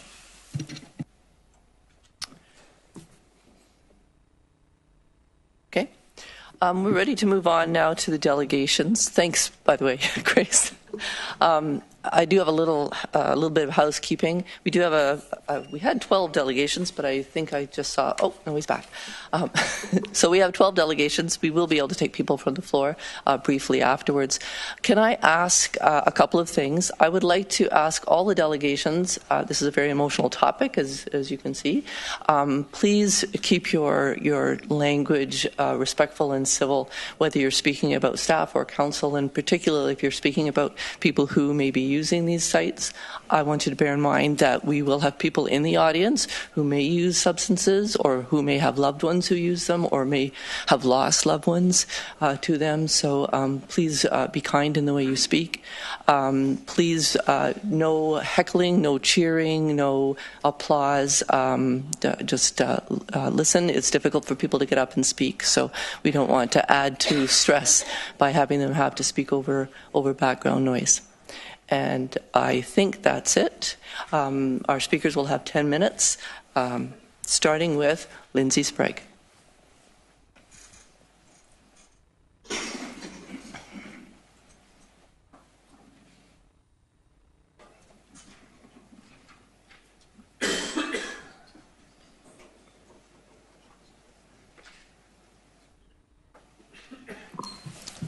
Good morning, Madam Chair and members of Council, and thank you for the opportunity to speak here this afternoon. My name is Lindsay Sprague, and I'm the coordinator with the Waterloo Region Integrated Drug Strategy, which is often referred to as the RIDS. I am here today on behalf of the RIDS Steering Committee to support the urgent need for consumption and treatment services in our community. As you may know, the RIDS is a community collaborative with over 130 members from almost 40 local agencies working to reduce and eliminate the harms due to problematic substance use. The RIDS also includes people with lived experience and family members of people who use drugs. Since 2002, the RIDS has been working across the 4 pillars of prevention, harm reduction, recovery and rehabilitation, and enforcement and justice. The RIDS recognizes the importance of the work of each pillar, and that in order to be effective, a multi-pronged approach to addressing substance use and the current opioid crisis is essential. Together with our partners, we are offering strategies to prevent problematic substance use, rapid access addiction medicine, counseling, day treatment, residential treatment, ongoing follow-up and support, supportive housing, and support for families and significant others. We are also providing harm reduction services, including needle syringe programs, overdose prevention training, and access to disposal options. One of our partners is the Waterloo Regional Police Service. While they have been active in seizing illicit drugs in our community, they have recognized and publicly supported harm reduction strategies, including consumption and treatment services, as part of the overall response to this crisis. As a drug strategy initiative, we believe that CTS are integral to a full response to the issue of substance use, and specifically overdose. The evidence for the effectiveness of CTS is compelling.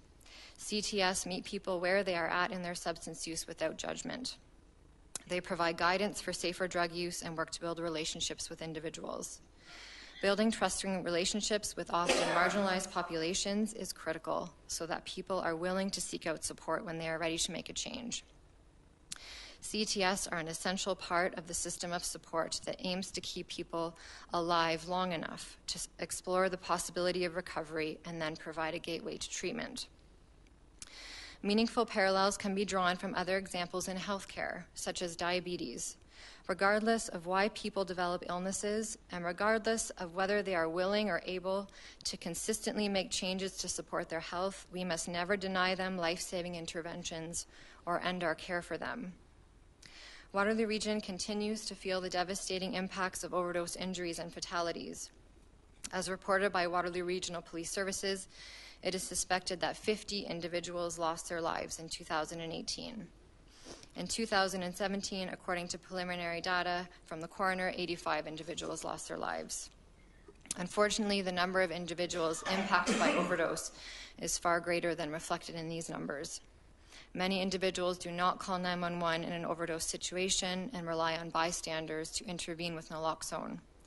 It is important to remember that you cannot administer naloxone to yourself if you are overdosing. You are completely dependent on someone being there in the room with you who can administer the dose to you.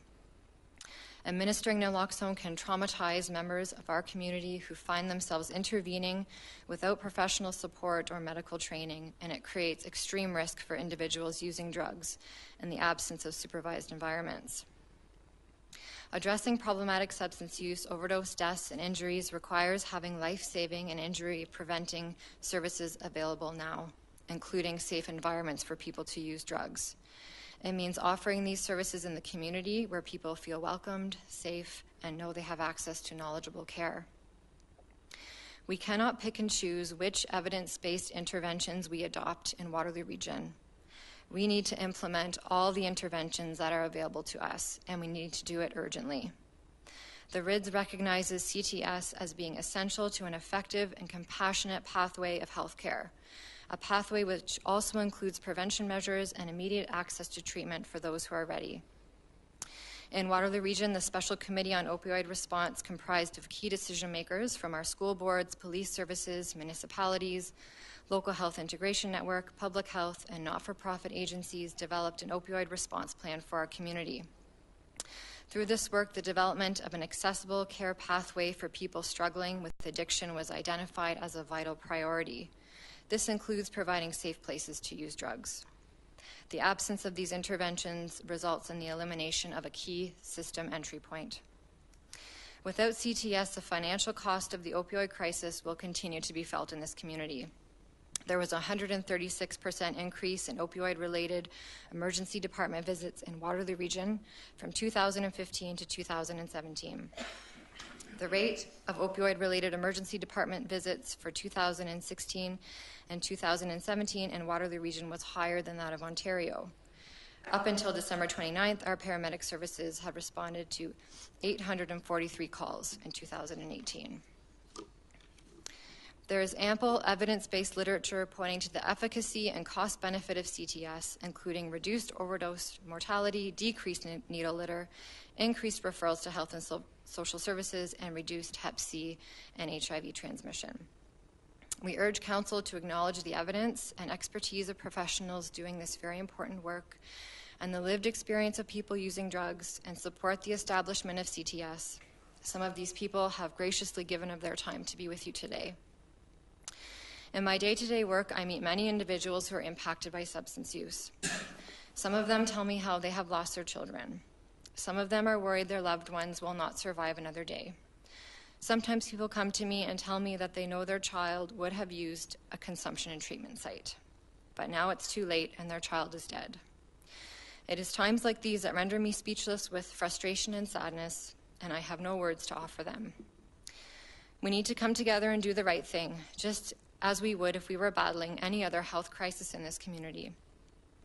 In closing, the RIDS recognizes consumption and treatment services as an integral component of any drug strategy. We are a compassionate community, and we do not want to see people die in the absence of the support and care they deserve. We urge you to listen to the recommendation of experts in this field and continue to support the CTS work. The most vulnerable in our community deserve this collective compassion. Thank you. I have one question, Lindsay. Chair Redmond. Thank you, Madam Chair. Lindsay, if this is an unfair question to you, I apologize, but you talked about the integrated health and drug strategy. Who decides where the rapid response centers and the methadone clinics go? So are you referring to the rapid access addiction Right. clinics? So there were consultations with the various agencies who are involved in the planning of those services as to where they would best be located. So there was a criteria process around space that was available, staffing, and where people would use the services. And so there was a collective approach to determining where the sites would be based on the feedback from those agencies providing those services. In terms of where methadone clinics are located, methadone clinics are mainly privately run, and so the decision would fall to those businesses. And are they funded through the LHIN? My understanding is that methadone clinics are not funded through the LHIN. However, there are methadone prescribers and Suboxone prescribers in our community who are family physicians who would be funded through the LHIN. And as far as the rapid response? Rapid access are funded through the LHIN. Okay, thank you. I see no other questions. Thank you very much. Oh, I don't know why I miss you. I'm just short. You're on the wrong side of the room. I'm really short.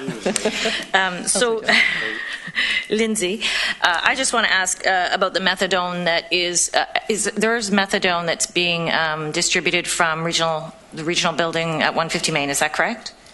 Yes, my understanding is that Towards Recovery OATC operates a methadone clinic in that building. And so is that also funded through the LHIN, or is that funded? OATC and Towards Recovery are private methadone clinics. They're Private. not funded through the LHIN. Thanks. Okay, I'm looking really carefully, and there are no other questions. Thank you. Our next delegation is Pastor Bandara. Can I ask the delegations to please introduce themselves? I have the information in front of me, but not everyone does.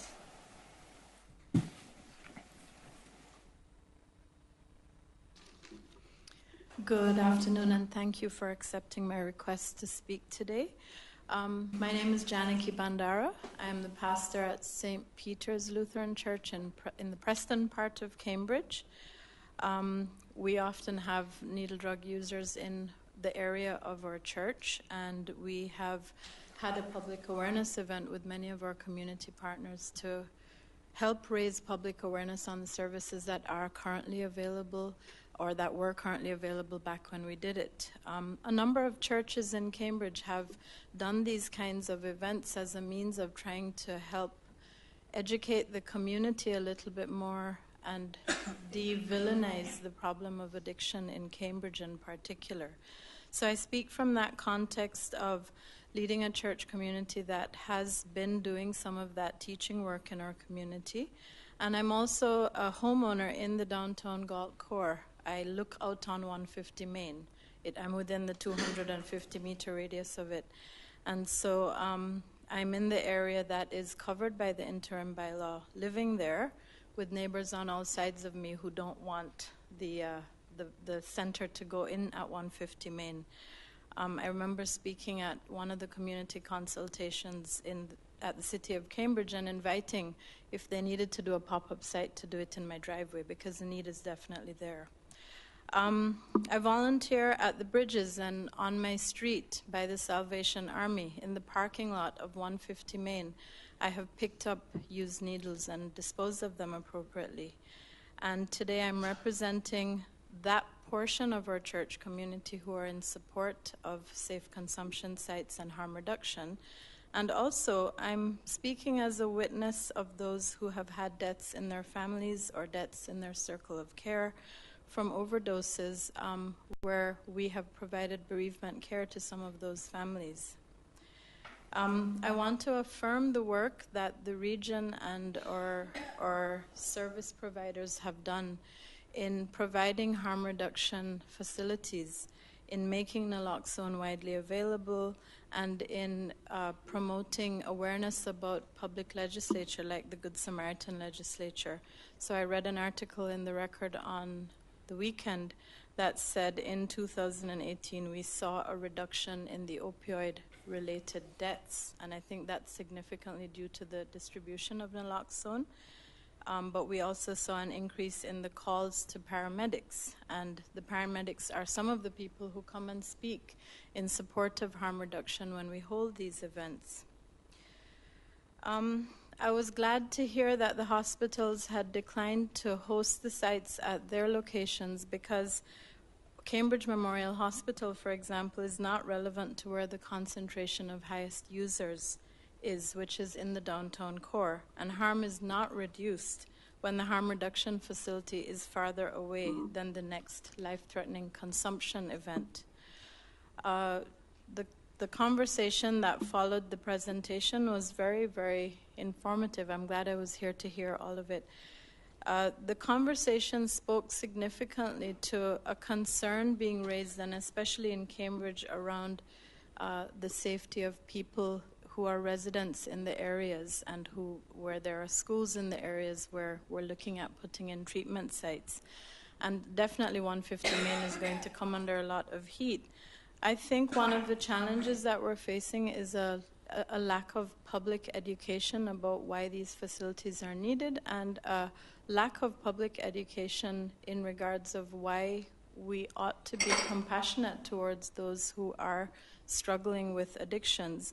In many cases, the addictions have underlying mental health concerns or underlying history of trauma that people are not aware about, and there's very limited compassion for those realities in our community. So I recognize even in our neighborhood of downtown Galt that the people in my neighborhood don't want the facility there, but that changes quickly when they have a loved one who is directly impacted by the use of substances, and they encounter this wall of ignorance around why addiction is happening and what needs to be done to support people in transitioning from using substances versus using community and using community supports to help deal with the issues that they have. And I think that's one of the education pieces that I would like to encourage the region to focus on. There's definitely a flourishing of this non-prescription opioid use, and there are a number of reasons why it's happening. Not all the people who are using these drugs and having these overdoses are people who are on the streets. Maybe not all of them would go to the safe consumption sites either. But if we continue to make it be a problem where we are creating a kind of villainy around the use of substances, we are ignoring the pain that people are having, and we're ignoring the underlying realities that they have to deal with. So I want to give an encouragement to the work of Julie's office in doing public awareness work on that. And I would like to invite and hold council and our elected officials to take the responsibility of care seriously for not just those in our communities who are flourishing and able to take care of themselves, but to take the responsibility of care of those who are not flourishing and those who are unable to take care of themselves. If a person has an option to sell a property and move somewhere else, they have an option to take care of themselves. If someone is on the street and using, they do not have an option for taking care of themselves, and I think those are the people that we need to take our responsibility of care of in a different way. Placing the sites in non-core locations will provide a barrier for access for those who need it the most, and it sends a very clear message that people with those particular needs and challenges should take their problems elsewhere. And you're telling people to take their problems elsewhere when they don't really have an elsewhere to take them. And that message assumes that there is a strong exercise of will and choice for vulnerable people whose decision-making is often subject to underlying conditions that are not being treated, and underlying conditions which our healthcare system is not able to treat right now due to limited beds and the other things you've talked about. So I just want to say that for the highest risk users right now, I think the most vulnerable and at-risk users are accessing their drugs in parks and streets and parking lots, and as the statistics said, by themselves a lot of the time. And I encourage the ongoing work on supervised sites, but also the ongoing work on public education so that people understand what the underlying reasons are, and hopefully we can build a groundswell of some kind of community compassion. Then we don't have to beat our head against a brick wall to have the services come into our neighborhoods. Thank you for hearing me. Thank you. We do have a question, if you don't mind waiting. Chair Redmond. Thank you so much for coming. I'm wondering if you can comment from your experience. One of the things that we've heard at public meetings, particularly in Cambridge, but a little bit in Kitchener too, is that some of the people that need these services aren't necessarily people who have been lifelong residents or from the region. Can you comment from your experience whether or not these are locals, for lack of a better descriptor?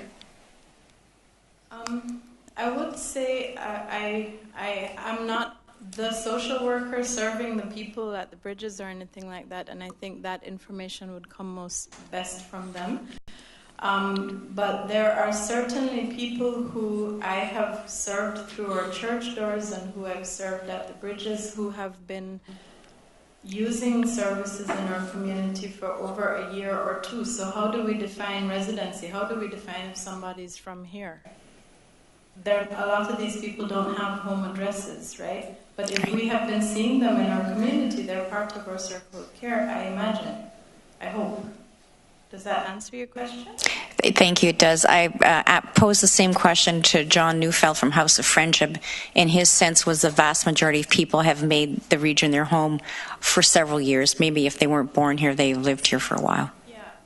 I used to live in the downtown Kitchener core when I was in seminary, and I volunteered with a number of the agencies here.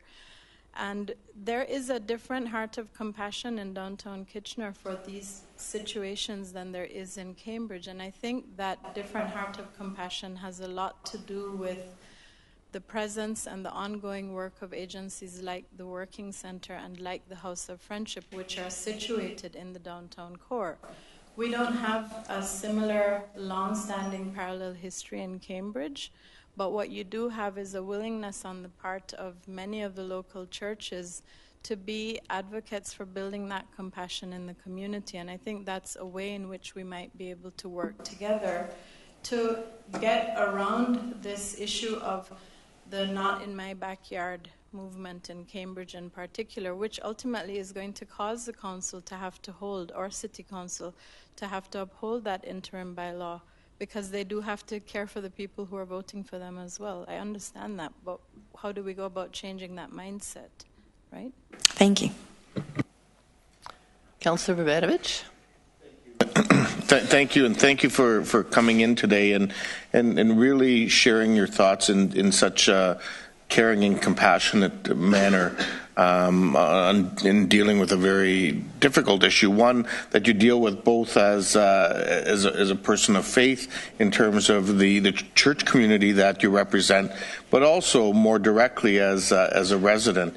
And it's on that part that I want to maybe ask my question.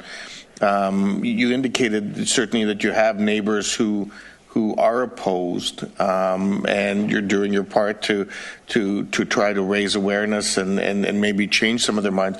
But are there others there who, in fact, do understand the need for it, and quite frankly are feeling scared or intimidated to come out and speak out because the voices of some are so loud? It's a good question, and I think you're absolutely right. The people who are speaking against it are speaking very loudly and are speaking in a very aggressive way. The people in our neighborhood, I think it was a community consultation that was held at Cambridge City Hall in the spring. The people who came out to speak in favor of and in support of safe consumption sites or harm reduction facilities tended to not be quite as aggressive. They also tended to not be people who were business owners who could threaten to move their businesses out, who could threaten to move employment out of our community, right? So that is a part of what we're contending with. People who are in support are not necessarily speaking up. And I think it is the responsibility of our community leaders, church leaders and faith leaders and elected leaders to speak on behalf of that representation for the people who are vulnerable and putting the services in for the people who are vulnerable, because the not in my backyard people, they have the strength already. We need to represent the people who don't have the strength. Thank you for those comments. Mayor McGarry, I'm sorry, Catherine, Councillor McGarry. Thanks, okay. I'm sure I have many names out there. Mum is one of them. And thank you very much for your thoughtful presentation. And I would agree that there are those in this community that do have those voices, that do wish a treatment facility. But I think that many of them are also aware that the vast majority of overdose incidences until fairly recently have not happened in the public spaces. It's been out of home. And it's one reason why the methadone clinic has worked in other communities for other residences because of the anonymity. And I'll give you an example. When I was working in Kitchener at Grand River Hospital, the methadone clinic there supported folks from Woodstock, Brantford and Guelph to come to that facility daily for their methadone treatment because they wanted the anonymity in their own community. And there are those that I have spoken to that are using at home that may use the hospital because of the anonymity attached to it. We have heard loudly and clearly from the hospitals right now that they don't have the space. But when you're talking about some of those that are using in the vicinity of your church, and I know it very well, a 150 Main Street site would not accommodate those people if they're continuing to use in the vicinity of your church, because it's much longer away than a 10-minute walk or even a 20-minute walk from that area. So when you're looking at where the sites are placed, in terms of harm reduction, it will work for those that are in that vicinity. It won't work for everyone because there are those that are continuing to use out of sight and alone. There are those that are continuing to use in other parts of the community in anywhere in Waterloo Region that will not have access to those community treatment sites. I also just wanted to point out that some of the traumatized people that have come to speak to me, and this is in the last few years, not just as I've been elected as mayor here, but my time in the community and also as a former nurse who worked in the hospitals as well in the community. There are those that are traumatized and continuing to need counseling from meeting a gentleman who came out of the house, their own house, with the butcher knife at dusk. People that have had traumatized children walking past indecent acts on the way to their high school up at Galt Collegiate. There are those families that are traumatized because their 24-year-old daughter, who is in a business alone, who had people enter her shop and threatened her, had to close up shop and move. Those are also the traumatized residents and business owners that we have to balance in need, not just from the marginalized community. And it's not just a question of NIMBYs. These are real people that have had trauma happen to them because of this issue. And it's a tough one to balance. But I just really wanted to put on that comment that even though a site may go somewhere in a municipality, that it's not going to treat any of those residences. And in your work, and I know people do respond to you, do you feel that there are those individuals that could be convinced to come out and use a consumption and treatment site in order to save their lives if there was somebody like yourself or some of our volunteers that are working with churches to try and encourage people that are using alone to come and use these sites more often, no matter where they are? Thank you. Thank you, Mayor. I want to address a couple of things that you said before I answer your question. The folks who regularly come to our church and ask for support are not residents per se in the community of Preston, because they are people who access the meal services at the bridges. They're people who I see panhandling at various locations closer to the downtown core. I think they come to our church because they know that they can receive support from us. Okay, so I just want to clarify that piece first of all. To your question around, do I think that some of these users would use safe consumption sites if they were made available? I think if they are in proximity, yes, they would be used. And I think to the matter of people who are using in their homes, who are not homeless or who are not vulnerable in that way, but who are using in their homes, I think what I've observed in families and supporting loved ones supporting families who have lost a loved one to the opioid crisis is that there is typically an underlying health or mental health situation that is going unmedicated or untreated. And when the person begins to respond to those things with an addiction or self-medicating by use of substances, and when our community makes that self-medicating out to be an intrinsically value-based wrong thing, we send a message that says, you go ahead and deal with your problem under the covers and behind closed doors. I think there is a message that is sent out when we have public safe consumption sites that says we want to care for the people who are struggling with these issues in our communities. And I also think that the people who have these addictions problems, they begin to, some of them, their mental health concerns are exacerbated by the use of the substance. But there also is a way in which when you push people to the margins enough, it generates a violent response from them. And so I fully acknowledge the reality of people being traumatized, people who are not users being traumatized by people who are users. But when we don't give people a safe place to go, we also have to take a share of responsibility for that cycle that happens, and we are the ones who are able to break it. The users are not the ones who are able to break it.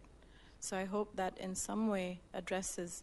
I do think when we are compassionate towards users, they see care, and when they see care, they are able to contend with their underlying problems in ways aside from using substances. That's why harm reduction works. And just through you, Chair, just to follow up, and it's precisely why in my comments earlier I look to Cambridge as a compassionate community that is trying to redesign how and where we're doing service provision and looking to a community meal program and models that are working in other communities. And we're asking for some time to try and find those spots and what's going to work for everybody. But I so appreciate your comments. Thank you. I have no more questions. Thank you very much. Our next speaker is Jenny Kirby.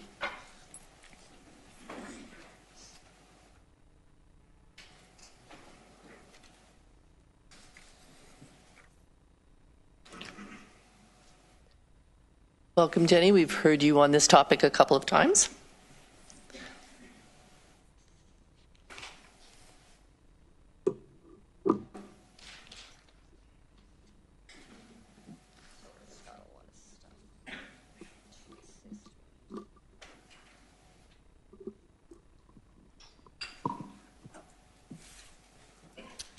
Okay. Hello, members of council.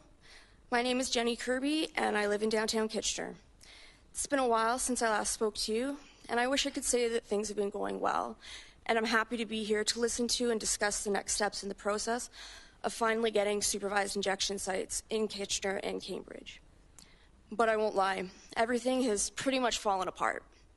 Hope, which I once clung to desperately because the alternative was too awful and too devastating to even consider, has finally been let go of and replaced with anger and frustration.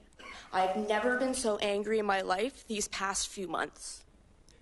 I'm angry that last month the hospital was brought back into the discussion when it was made very clear by the professionals, the people who use drugs, and the people who service this population that the hospitals were not an option. It was not something to be studied, to be considered, an idea to be entertained, because that's the only place that the public will tolerate an SIS. I'm angry that I continue to hear misinformation spread and stigma perpetuated throughout our community.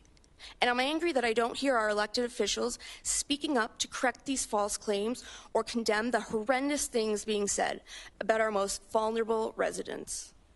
I'm angry that these members of the public have been given an equal voice in this conversation, equal to that of the healthcare professionals, social service and health and harm reduction workers, and people who use drugs, people who will use these sites for God's sakes. That the experts have been lowered to their level when it comes to consideration in the decision-making process, something that never would have occurred if this crisis involved any population other than drug users. I'm angry that 18 months have passed and we are barely any closer to opening an SCS, and if anything, seem further away than when I first spoke to you in March. I'm angry that at least 50 people died of overdoses this past year, while we continue to have the same discussions and debates about this over and over again. The only thing I feel more than angry is sick and tired. I'm sick and tired of having these discussions, of talking all the time without meaningful results. I'm sick of hearing about the next step. I'm sick of coming to these meetings, and I'm especially sick of hearing people debate what is a life or death issue for my friends and I, and for the thousands of people who inject drugs in this community. I'm sick of obsessively checking the obituaries and biweekly overdose reports, watching 911 calls rise, and worse, every 4 weeks finding out how many people died the previous month. Each number represents not just another life lost, but a family whose lives have been turned upside down, friends whose hearts have been broken, and service providers who've had to find out that the person who kept asking them when our safe injection sites would finally be opened overdosed alone in their tent over the weekend. Overdose deaths, to many these are just numbers. There are even some, including people in our room, who have tried to use these numbers to argue against the need for an SIS in our community. Overdose deaths are down by 40% this year, as though 50 dead people is something to celebrate, as if one life lost every week should be considered an improvement, such a success that we no longer need to try to save more lives. We can settle for 50 a year, that's not so bad. I would love for the people who think that the decrease in deaths means that these sites aren't necessary to tell that to the mother of someone who buried her child this past year. To those of you who are newly elected to council this year, congratulations and welcome. You have a lot of catching up to do on this matter, but I'm sure you were following this nightmare before you joined council. Let me quickly introduce myself so you have an idea of who I am and why I'm here today and so angry and sick and tired. As I said, my name is Jenny. I have an older brother and sister, an adorable dog and cat, a wonderful partner, and I just became an aunt in December. I'm a legal secretary, a Laurier graduate, a volunteer, a member of this community, and I am someone who will use a supervised consumption site. I first came to council last March to talk about the numerous benefits of safe injection sites provided by decades of international research. I told councillors that we didn't have time for a lengthy debate or to wait for the public to get on board, and urged them to do something about the overdose crisis right now. In June, I shared a bit about my experiences as someone who uses drugs and told them how I wouldn't be alive to speak to them if it wasn't for Narcan and harm reduction agencies like Sangwin Health Centre. The same holds true today. As I mentioned before, deaths have decreased from the horror that was 2017. Though 2018 still saw more overdose fatalities than all of the years prior to 2017. And while deaths may be down, non-fatal overdoses have continued to rise, with an increase in overdose-related 911 calls and emergency department visits. There were 843 overdose-related 911 calls in 2018. What I need you to understand is that when an overdose occurs, 911 is rarely called. Even with the Good Samaritan Drug Overdose Act, people still aren't calling 911 for a variety of reasons. So those 843 reported calls to 911 represent a very small portion of the actual situation we are dealing with, probably as low as 10%. Our police and paramedics have said that by the time they've arrived at the scene of an overdose, naloxone has almost always been administered already by someone else, a friend or family member, or sometimes even a bystander. And this is obviously the case for the times 911 wasn't called as well. I want you to take a second to think about what that means. Thousands of overdoses last year were reversed by people who weren't first responders, with the vast majority of those people being drug users themselves. People who are already severely traumatized are being re-traumatized each time they are put in a position where they have to save their friends' lives. And many of them experience this grave life or death situation repeatedly, time and time again. I'm not sure if anyone on council has ever witnessed an overdose, but as someone who has been on both sides, I can tell you that it is far worse to be the person who has to respond to the overdose. As your loved one looks more like a corpse with each passing second, you may be the only person who can save their life in time. And if you make a mistake or take too long, you may live the rest of your life wondering if your loved one is dead or brain damaged because of you. Imagine carrying that kind of burden on top of all the other pain and trauma you're already trying to cope with every day, which is why you use these drugs in the first place. Even if the person doesn't die, you're still going through that same traumatic experience over and over and over again. It has become so normal for some people that they just become numb to the experience. An overdose becomes routine, as does losing friends. This shouldn't be happening, and we can do something about it. We are re-traumatizing people who are already so severely traumatized, and they're stuck in this cycle, and they need help getting out. We need these supervised consumption sites. People who use drugs did not sign up to be first responders. We don't have the training, we don't have the drive or desire to do that job, and we certainly don't have the skills necessary to cope with the responsibility or loss that goes hand in hand with such work. We need to take this extraordinary burden away from drug users and let the professionals take over. Staff at these sites have the training and the ambition to do this work. Addicts will not heal if they are constantly dealing with the devastation of overdose and death. I first got involved in this issue because I was passionate about the matter, because harm reduction saved my life and the lives of so many people I know. I wanted to fight for the many people in our community who are defenseless and who are used to their voices not being heard. But most of all, I wanted to make sure that something was done to stop this death and devastation as soon as possible. And I feel completely let down. I feel let down by Regional Council. I feel extremely let down by Cambridge Council, who should be ashamed of themselves. I feel let down by Public Health, and I even feel let down by myself. We all failed this communities and left our neighbors to die as this process dragged on needlessly. And more will continue to die as you continue to talk. I came here today planning to spend my entire 10 minutes raging about this whole disaster of a year and calling everyone out for continuing to waste time when we told you that more delays meant more deaths. But I'm tired. I'm very, very tired. First I lost patience, then I lost hope. Maybe next I'll lose my life. Thank you.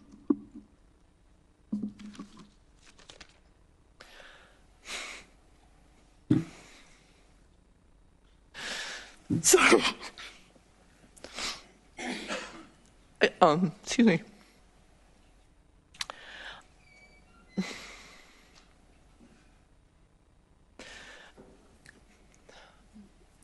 I actually have a question of staff, which I should have asked during the staff presentation, just very briefly I'll use my chair discretion to do that. And I'm asking it because this is something that came up when Jenny and I spoke at an earlier time. The report mentions the possibility of having temporary overdose prevention in one of the sites. Is that an option in all of the sites? Because all of them will, one of the Water Street one can get up and running quite quickly, but the others will all take a period of time. So is that an option everywhere? I think it is always an option. It would be dictated on how we would proceed for what exemption we would move forward. So, yes, I think that is also another consideration that we took into as we were doing the assessment and making the putting forward 150 Main. The implementation work group felt that given the situation and the criticality of the situation, we do recognize that the City of Cambridge is working to transform their services, but that 150 Main is a site, because it's a regional building, that would allow for a more timely ability to offer the service. And as Cambridge evolves their service plans and transforms them, the need for the service would be continually evaluated, and if that were to change, it would allow us to wrap it down more efficiently as well. So the intent is to have a site that can be responsive. Thank you. Our next delegation is Chris Morton. Oh, sorry, delegation canceled. John Laverne.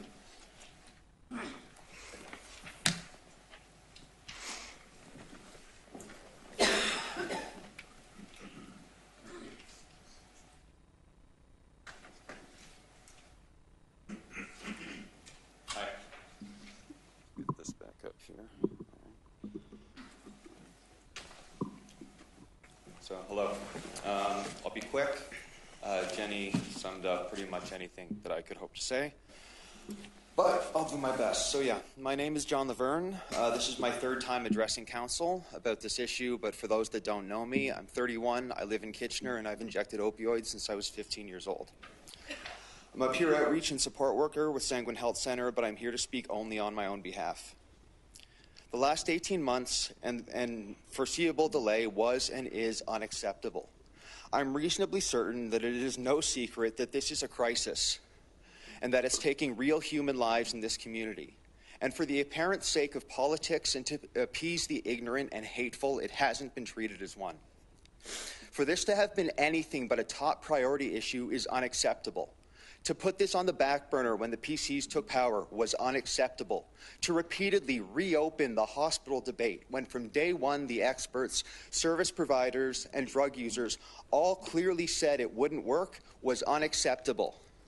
Cambridge's interim control bylaw and the cowardly, ignorant, and stigmatizing behavior of Cambridge councillors is an absolute disgrace. Overdose deaths were down in 2018 from the slaughter that was 2017. But make no mistake, that has nothing to do with this crisis abating, but simply the vastly improved distribution of naloxone to users and those that love them. This is no kind of solution, though it's simply putting the onus of being first responders on those who are least able to carry that burden, who are being traumatized again and again by the sight of friends and family members as near corpses, while gripped by the knowledge that one mistake or hesitation could mean that person that they love could be lost forever. 3 nights a week, I'm at the back of the community health van taking overdose reports and replacing people's spent naloxone kits. Vulnerable people saving themselves shouldn't be the best our community can do. I want to live in a community where I don't have to start each work week taking stock with the other team members of who in our community is dead or AWOL and feared dead because Waterloo Region can't or won't get its act together to open necessary and vital medical interventions in something that resembles a timely, caring, humane manner. You need to do better. Thank you. I see no questions for John. Thank you, John. Jenny Defoe.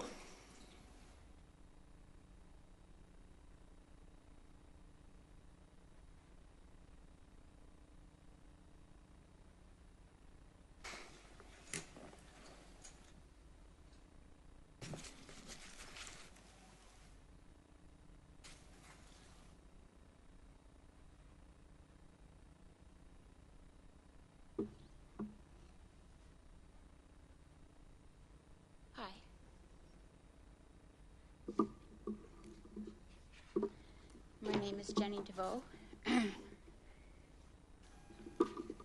I'm from Cambridge, Ontario. I've lived there for 55 years. Been in my residence near the downtown core for 30. I've raised 3 girls. We have a small business. My one daughter is a university graduate from Carleton. My other one is currently at Conestoga College in social services. They want to be of service to others, but today I'd like to talk about my 3rd daughter. My daughter, Lindsay, who's my firstborn's father, hung himself when she was 10. Set off some things in her that were very hard for her to process, and for all of us. Nonetheless, we had to move forward in life, and we did. Lindsay became a dancer. She became a professional roller skater and has medals and trophies from all Jenny, over. can you come a little closer to the mic? We're having some trouble hearing. Thank you. She has medals and trophies from all over Ontario. When she was, just prior to that, the 15, 16 years old, my father had been diagnosed with multiple sclerosis, and Lindsay was always the one to be the helper, to go and help my mom, to go and help my father. My father passed away 4 years ago. He actually committed suicide from the deterioration from his MS. But my mom, who's 91, Lindsay became her sole person for doing laundry, as she still lives in her own apartment, and her groceries and so on. About 17, Lindsay developed a drug addiction, and it became severe. At the same time, my youngest daughter got pancreatitis and ended up having her pancreas removed. We went through a decade of problems with that. But regarding Lindsay, I spent the next 10 years following her in and out of broken down treatment centers that are so disconnected, and so there's a lot of people that work in these places that really should be screened better than what they are. But the bottom line is that she was a person that wanted to get clean. Nobody goes to treatment 12 times in a decade that doesn't want to get clean. There was something when she was living outdoors or something about the treatment that just wasn't hitting home. But she would have went on 25 more years, let me tell you. She had all the determination in the world and all the spirit that anyone could want in a daughter. And I used to watch her use. I wasn't afraid. I mean, if it's what she needed at the time. I want to say one thing about people in Cambridge. They're not out robbing people and destroying people the way you would want people to believe. Most people that use, you would never even know that they use. They aren't violent and crazy and thieves. That's not what addicts are. So please don't make that about how come these people in Cambridge don't want safe consumption sites, because that's actually so far from the truth. I've been around, and I'm still around, a lot of people who use, and there's none of them that are scary or frightening or any of the above. None of them want to be addicted.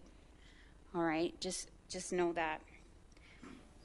So my daughter would have went on another 20 years, but fentanyl came into play, and that's where we're at now. This isn't so much about addiction and treatment and safe consumption as it is, we are in a crisis. And I have never in my life heard of a crisis anywhere in the world that has been debated for 2 years. People are dying, and my daughter died August 31st of this year in her apartment. She would have used a safe consumption site had one been made available, not because she wanted to go and out herself, but because the drugs are so toxic now that you have to. You have to be around somewhere where you can be saved. And that's really where we're at. It's about if you can stop the fentanyl, then you can debate this another 5 years. But right now, you can't. Her toxicology report came back. She had 10 times the lethal amount of fentanyl in her bloodstream and 3 times the lethal amount of heroin. She was a heroin user. So that's the kind of stuff that's going on. She was a beautiful sister. My daughter, who had the transplant, had lost a lot of friends in school. She was her best friend. We vacationed every year. We went on all kinds of trips and did all kinds of family stuff that we'll never do again because I can't. I don't know if anyone in this room has ever lost a child, but I can assure you, if it was in your family, you would think differently about how fast this process is going. You can't let more people die. You have to offer something. You have to offer something. There's guilt, there's shame, there's all that stigma that goes along with this. You've heard it from the other delegates. I don't think I have to reiterate that. But we need something. We need something. I know this has been going on 2 years, so this could have been solved probably before my daughter died. And so that's really why I want to speak out, because last August, this is an area that could have been, something temporary could have been set up by then. And here we now are in 2019 and there's nothing. And we're still talking. I hear it back and forth. I found her in her apartment. If it wasn't bad enough that she passed away, she was scheduled to fly out to Sault Ste. Marie on the 31st of August, and she texted me after work and said she was going to her sober living apartment. She had just finished treatment at Al Control in Kitchener and went to sober living. She was going to pack her bags, and she had a relapse. And the guilt prevented her from calling me to say, I need to use. So she went into her apartment instead of being able to go to somewhere where she could be safe. And when she didn't show up at my house, I went to her apartment and went through her window and found my own daughter laying on the floor, dead. You need to feel that. You got to feel that. Does anyone know what that feels like? Has anyone lost a child? I'll take that as a no. You have? Thank you for answering. So anyway, I just wanted to come here today to put a face to my daughter, and I brought her picture. She had hair that was way down to here. I now wear it in a locket around my neck. And I carry her ashes with me.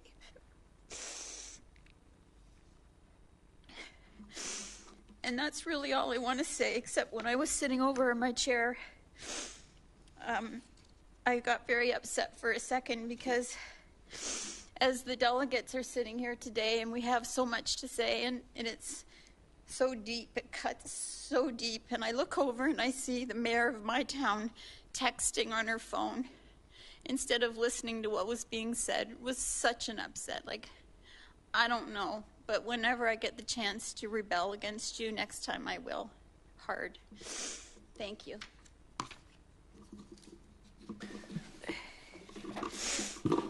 I don't see any questions. Thank you, Jenny. Oh, sorry. That's okay. You can go. You do or don't? I don't. Okay. Next delegation is Cindy Watson.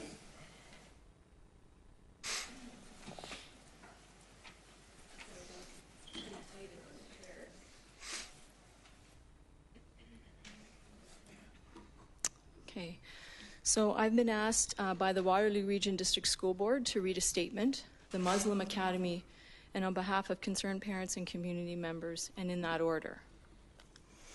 The Waterloo Region District School Board is committed to the safety and well-being of our students, staff, and school communities. We are aware that the Regional Municipal Waterloo Public Health and Emergency Services has applied for and is currently conducting a review of potential locations for consumption and treatment services sites.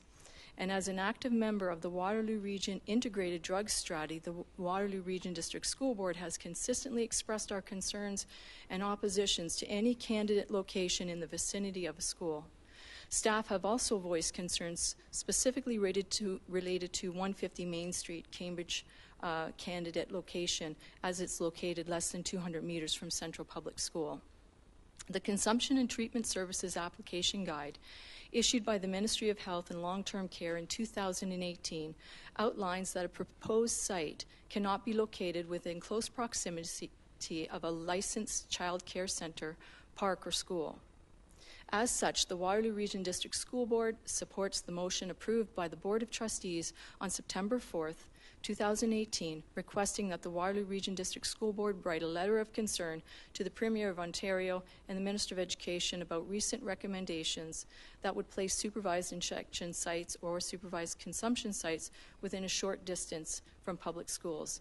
And staff would support the removal of 150 Main Street as a possible consumption site and treatment services location. I also have a letter from the Ontario Muslim Academy. We at Ontario Muslim Academy would like to voice our deepest concerns over the proposed consumption and treatment services at 150 Main. We are a private school, and our facility is located about half a kilometer away from the proposed site.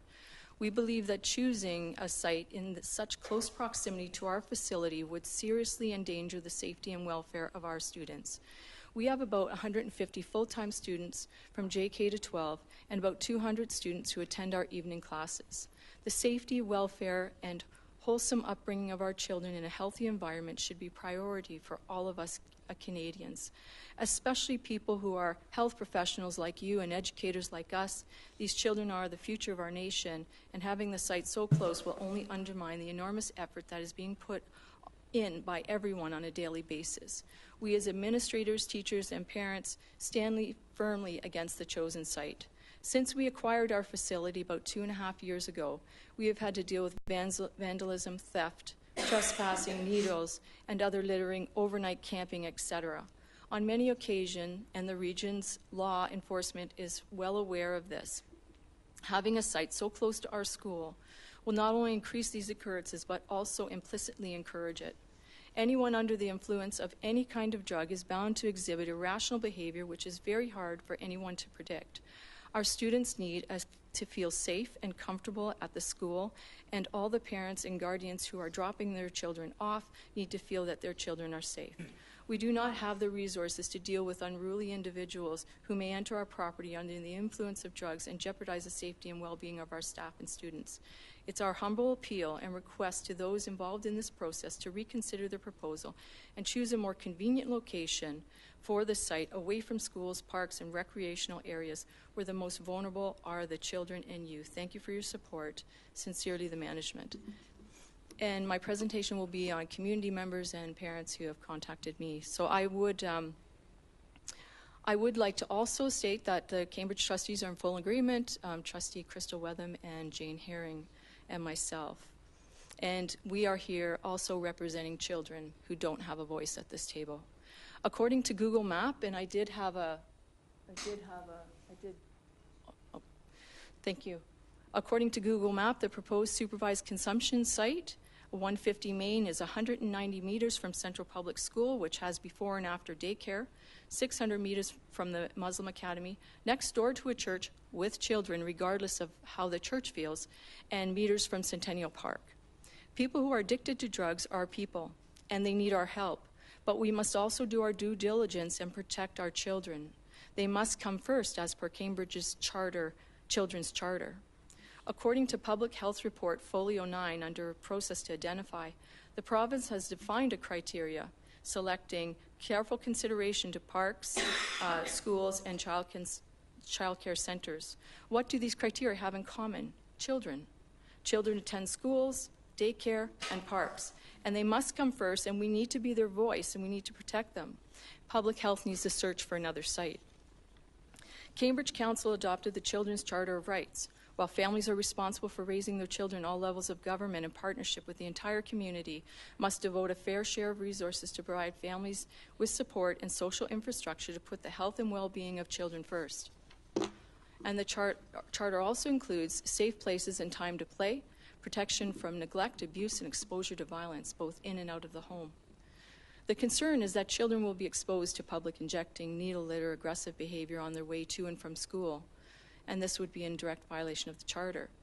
150 Main is a convenient location because public health already has an office there, but that shouldn't play a determining factor in finding a site. According to Folio 8, paragraph 2, the Made in Waterloo model incorporates main components including welcoming design, safety for clients and community members.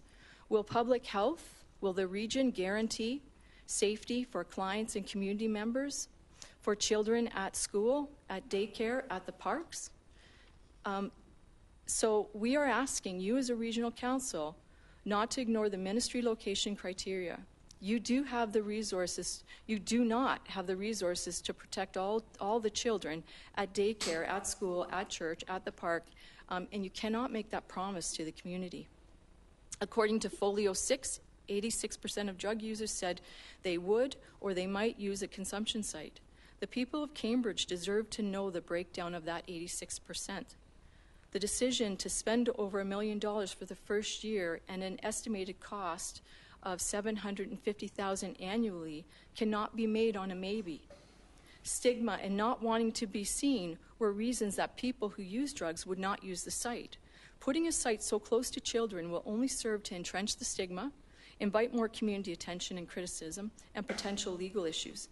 And that is why there is a location criteria, and it needs to be considered. Community concerns have been raised continually throughout the consultation process. A peaceful protest was also organized by community members protesting the site.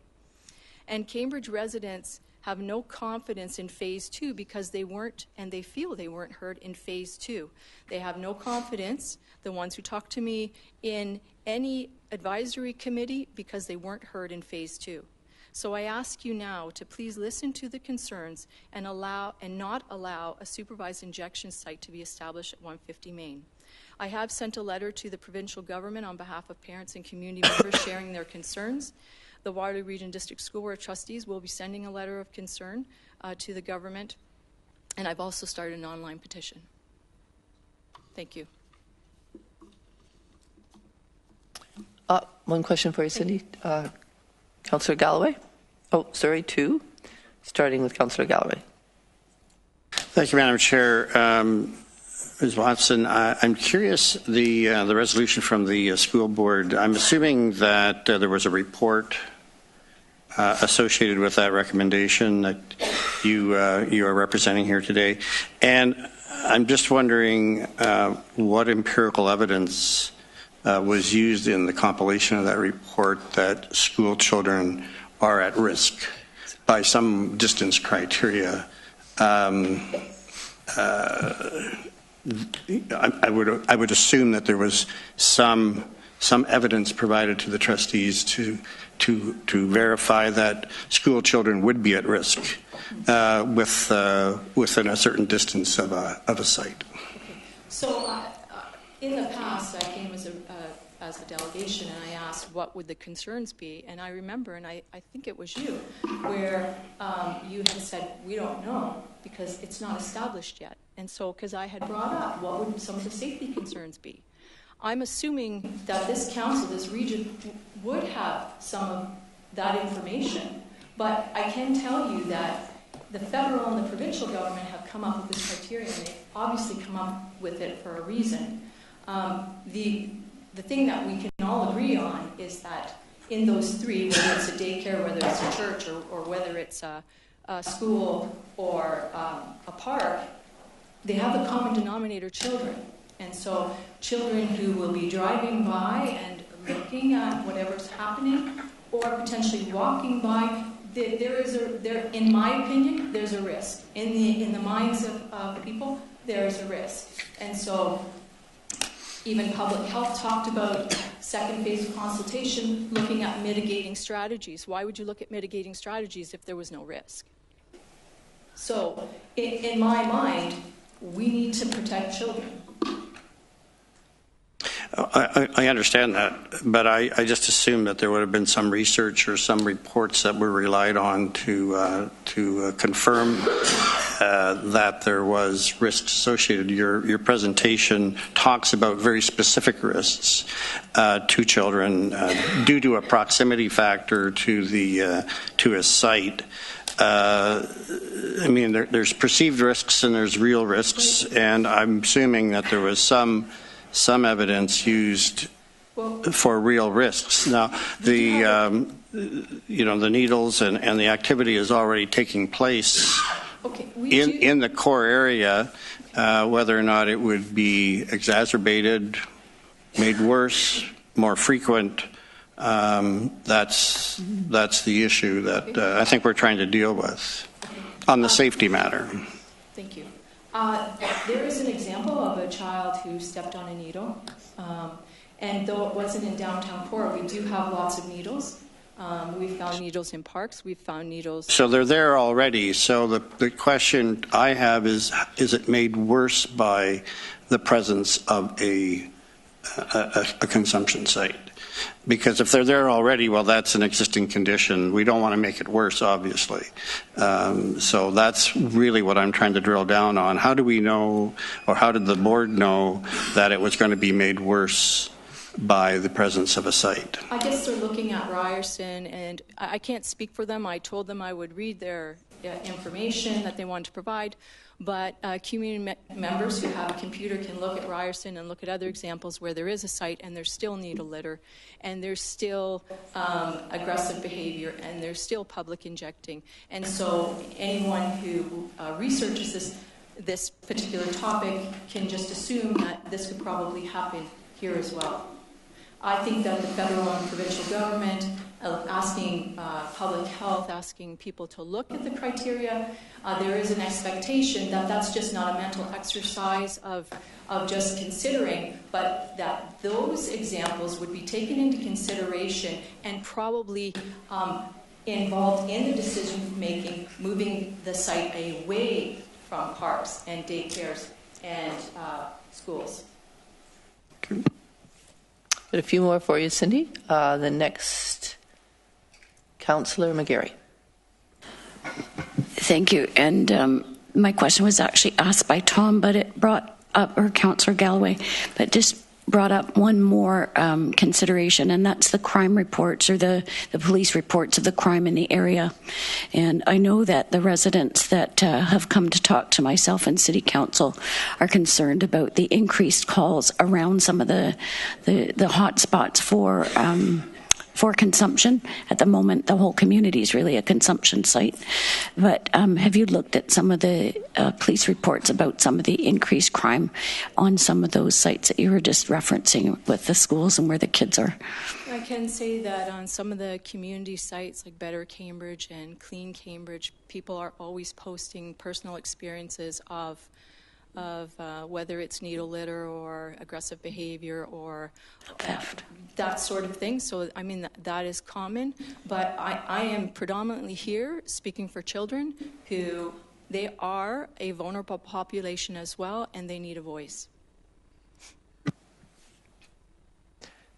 Councillor Jowett. Thank you, through the chair.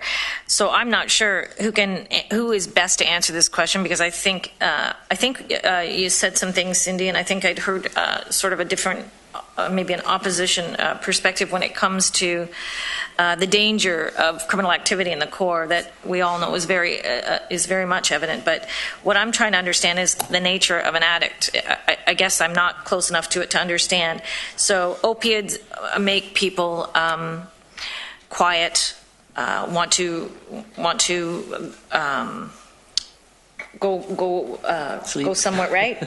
Whereas crystal meth is the concerning, which is usually laced with fentanyl. But crystal meth is the one that everybody gets concerned about, the unpredictable behaviors, and is like, who can answer that so I can know for sure one way or the other if I've got that in my head right. Maybe Karen, you got this? Crystal meth certainly does have more challenging behaviors and manifestations of behavior that are more aggressive than, say, as you said, an opioid, which after injecting an opioid, the individual would be more relaxed and quiet.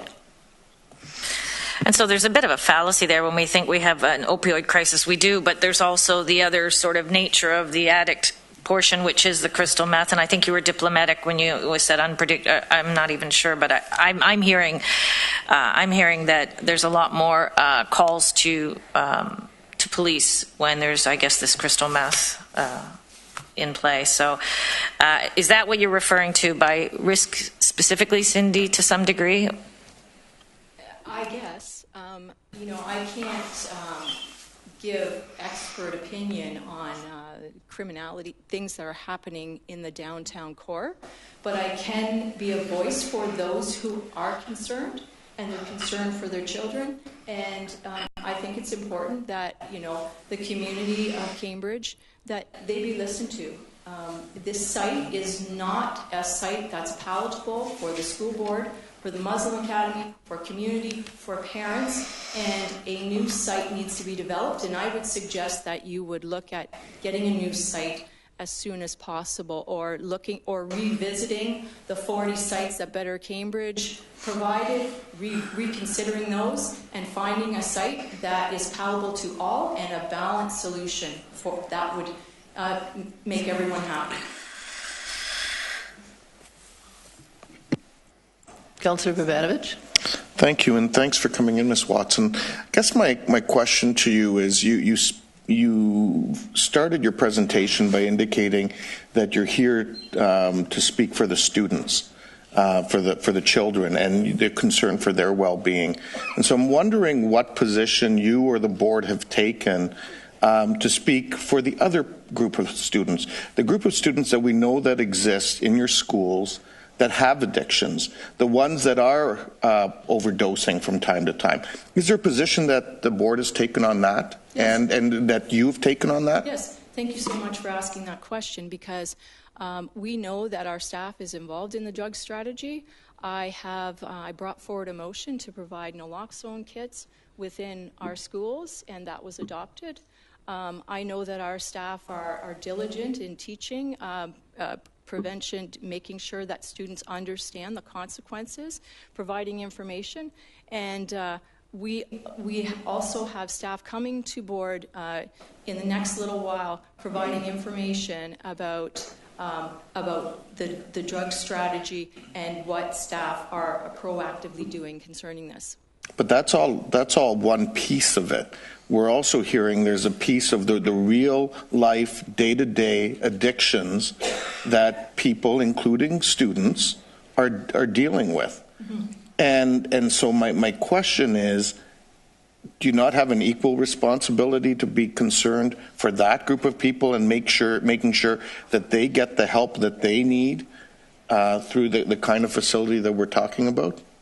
I can't speak for the school board as for your question. I can say that we often will get updates, and there is education. We're providing information to students.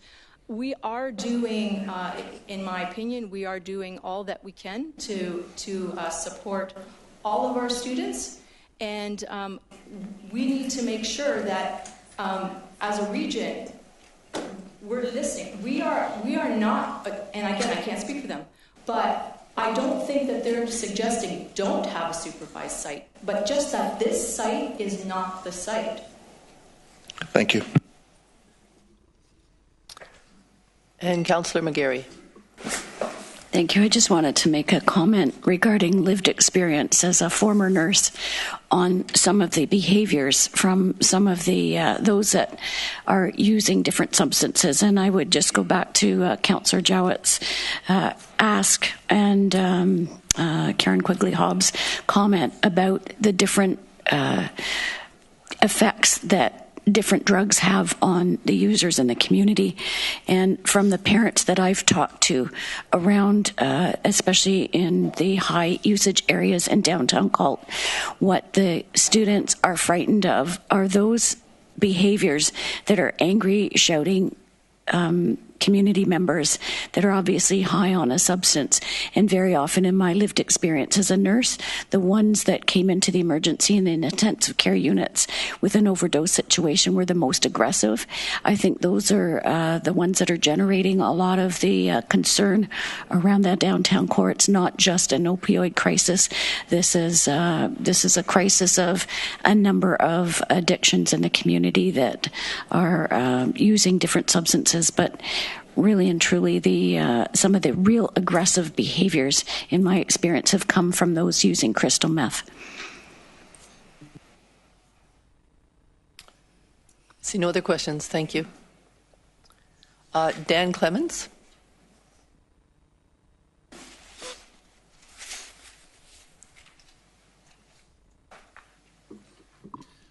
Good afternoon, Madam Chair and Councillors. On behalf of For a Better Cambridge, thank you for this opportunity to contribute to your considerations regarding consumption treatment sites and next steps. As a group of concerned citizens, we believe that progressive treatment-oriented addiction services are needed. Mental health services, meals and housing support are critical for our citizens in need. Public safety and neighborhood impact must be a priority. Addiction prevention programs are the key to a better future for our community. Our desired role and commitment are to partner with the city, the region, and local agencies to help develop solutions tailored for Cambridge and to ensure the process serves to more effectively inform the public and secure greater public support. We do appreciate that a tailored CTS model was designed for Waterloo Region through extensive stakeholder consultation and includes a comprehensive range of wraparound services, is built on a foundation of integrated partnerships and attempts to address the major community concerns identified. We also acknowledge and appreciate that Cambridge Memorial Hospital is now being evaluated as a potential CTS location, as it was likely in response to the strong public support expressed for considering that site as a location. We hope that a longer-term treatment center role for our hospital becomes feasible, ideally in conjunction with the drug calls hotspot associated with the bridges moving closer to the hospital in the future. It is also our hope that we further explore the potential for including a new bridges location into a more integrated model of care that incorporates police enforcement, EMS workers, emergency rooms, and other service providers. The goal is to more effectively work together, not unlike a model successfully deployed in Ottawa that we've been investigating, where this is the case. Beyond treatment services, we've also been researching different approaches to supporting those addicted, like the hydromorphone-based treatment program being piloted in BC that's been mentioned here today several times. In short, we recognize this crisis is quickly evolving, and as is our understanding of which are the most effective interventions available. Our hope is that we remain open and continue to research progressive and innovative approaches to treatment as part of delivering the best possible solutions for our region. But today, our primary concern today, of course, is about the process for selecting a Cambridge CTS location. As you know, the provincial government's CTS guidelines state that applicants must obtain and submit local municipal council support through a resolution endorsing the CTS. Cambridge has a bylaw in place that disqualifies 150 Main Street in downtown Galt as a potential location. It's important to note that the same Cambridge councillors that instituted this bylaw were all re-elected recently. They clearly have community support. This bylaw expires in the spring of 2019, but is expected to be extended for another year, as confirmed by Mayor McGarry at a recent regional council meeting and here today. We are troubled that public consultations are being recommended for a downtown Galt location that's unlawful. What is the rationale to moving forward while the existing control bylaw remains in effect? It's difficult for the public to comprehend why investment in costly consultations can proceed without local council support that is necessary for the final solution to be implemented. Holding public consultations about a downtown Galt location considered unlawful by Cambridge Council is destined to result in heated arguments and have a serious negative impact on our community. To avoid a large and predictable public relations disaster and putting Cambridge Council in a very difficult position that will diminish their ability to collaborate in the future, it's our recommendation that the two councils work together to establish an agreement on a path forward. We respectfully ask that Cambridge Council be engaged in an attempt to collaboratively address and if possible, resolve the bylaw issue before any consultations are held. I did hear just a comment earlier, I believe from Councillor Jawa, the word compromise was in one of the comments. And it would appear that this is a time to talk. This is the time for the two councils to talk about the bylaw that is the current roadblock. And we would encourage have a go at a compromise, have a go at discussing another way forward other than the path that we're on. Thank you. I see one question for you, Dan. Councillor Redmond. Thank you. I really appreciate the fact that you've come and wanted to be part of the solution, but you've sat here and you heard some of the previous interventions. And what you're asking for is more time and process, and I get all that. And there's a certain ring of sense to that. But how do you address the fact that people continue to die, people who are dying that might have been prevented if something was in the interim?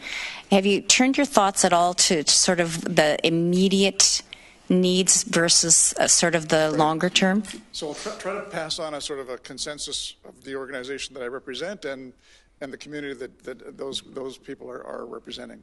So we have 13 people on our management committee, and just as our community, there are different opinions on CTS, on injection sites in general, as you would expect. We're a microcosm of our community.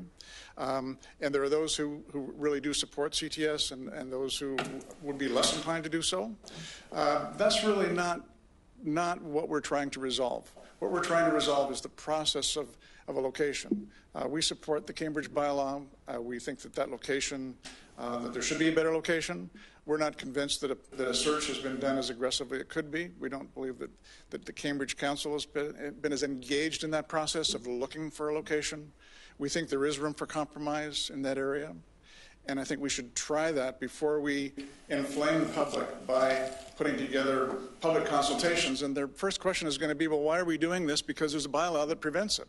It seems like it's just an invitation for a public relations disaster. Thank you. I have no other questions. Thank you. Can I ask one question? Is that allowed? Not ordinarily. Sorry. I'll get to Mike later. Thank you. Thanks. Hal Yeager.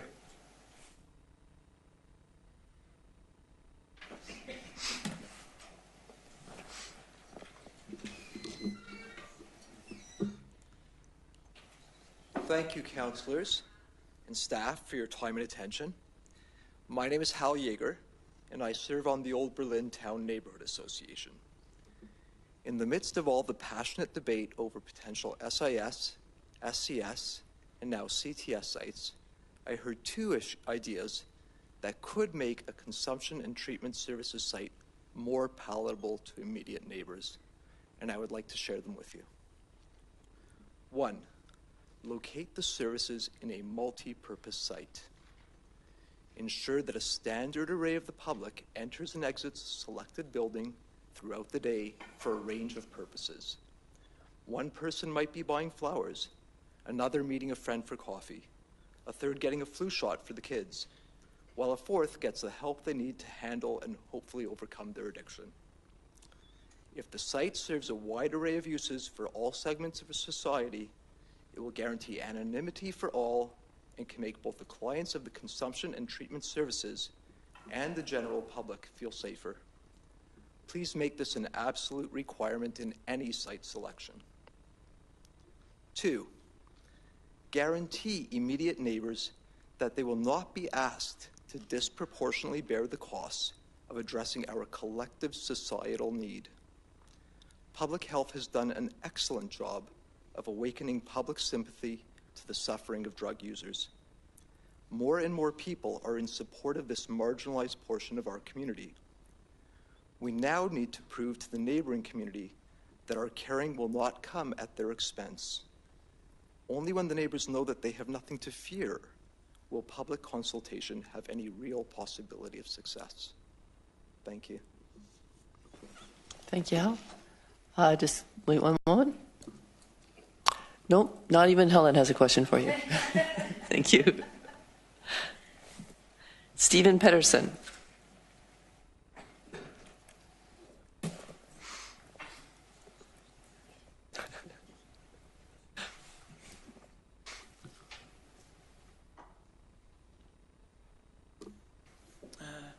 Good afternoon, Madam Chair, Community Service Committee members. My name is Stephen Peterson. The first off the line is not going to win this race to solve the opioid crisis. Vancouver's Insight has been battling drug addiction for almost 2 decades, and the number of drug overdose deaths still increase. Mr. Robertson, Vancouver's ex-mayor, who just stepped down in 2018 from a 10-year term, said in an interview that the opioid symposium in Toronto, it's the biggest challenge we've faced as a city, and unfortunately there's no end in sight. Vancouver is a city with a lot of harm reduction tools in its toolbox, and still we've barely slowed the wave of overdoses. So now, you want to put us in the same precarious situation by following Vancouver's example and join the CTS bandwagon, which is not working? We must forge our own path and our own solution. We know what to expect if we adopt the CTS solution. The drug user is a pawn between the drug dealer and the CTS staff in an endless game of chess. From federal government studies, only 3 to 5% of Insight's clients go on to a long-term drug treatment program. And 95% of those that live near Insight, and only 5% that live around Insight use the site itself, or 95% of those that are around Insight don't use it. In the drug user is never revived only to inject again, perpetually addicted, never cured. In the process, neighborhoods and small businesses in the area bear the huge financial hardships and psychological costs as neighborhoods are devastated by crime and violence. Everyone's quality of life is degraded, and no resident should be afraid to leave their home at night. This will be a mess that the next generation will need to clean up. Have your staff compare benchmark statistics of Vancouver and Portugal to determine which solution has been the most effective. I'll tell you right now, Portugal wins the race. Study Portugal's approach, tweak it to fit our setting, and then implement it.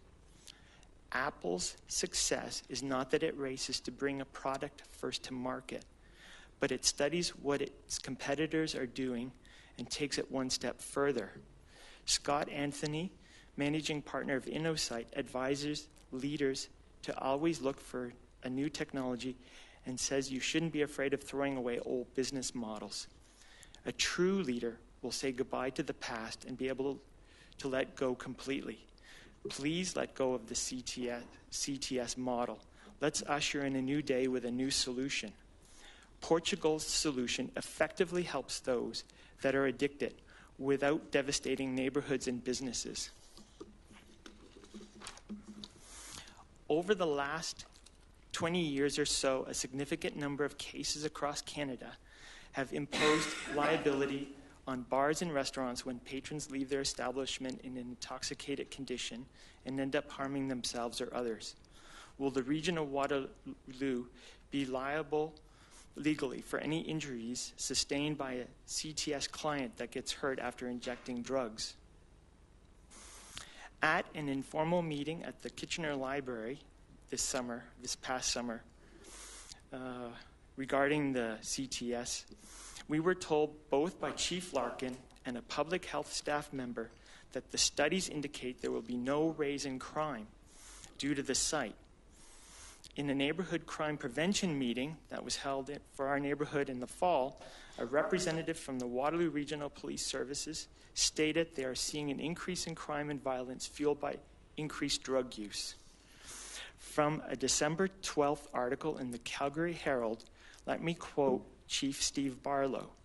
Calgary's first supervised consumption site has prompted a migration of drug users and dealers to the city's belt line, sparking significant concerns among nearby residents. The area has become a magnet for those involved in the drug lifestyle, prompting the force to boost resources in response. We've actually put more members down in that area The community has significant concerns with the one area of our safe consumption site, and it's to do with the population that has now migrated into the area. The biggest issue we have is that our drug dealers have now, of course, learned where their clients have moved to, and that's one of the biggest issues we're dealing with right now. Police have recorded an increase in violent crime and social disorder calls within a 500-meter radius of Safe Works. To address the soaring crime rate, Inspector Rob Davidson said, police have boosted their presence in the area, both overtly and covertly, in an effort to stymie drug dealers targeting the vulnerable population that has flocked to the site. The residents and neighborhood around the 3 proposed CTS sites in Kitchener could not be a more vulnerable population. I'm worried about my mother, who is 80 years old, being violently abused by a drug addict or drug dealer in her own backyard if she goes out after dusk on a summer's evening. She lives right beside the SES or STS site on Water Street. I'm also worried about the safety of the children in Hibner Park and the toddlers at the St. Louis Daycare Center. I'm worried about the seniors in the Seniors Citizen Building on College Street, 1 block away. I'm worried about the mentally and physically challenged residents in Joy's residential care facility that is also immediately beside the CTS on Water Street. Some of her residents suffer from bipolar disorder, some from schizophrenia, and some from developmental delay disorders. Many are very susceptible and could easily be lured into trying drugs from drug dealers virtually at their front door. A healthcare worker genuinely concerned about the well-being of others would never consider establishing a CTS beside those that are mentally challenged.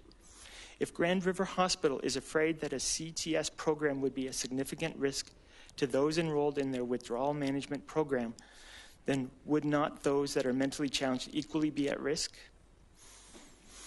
Is it moral or ethical to locate a CTS that poses a risk to them? I would say no, and I would hope you would also say no. The lives of these individuals hang in the balance of your decision today as well.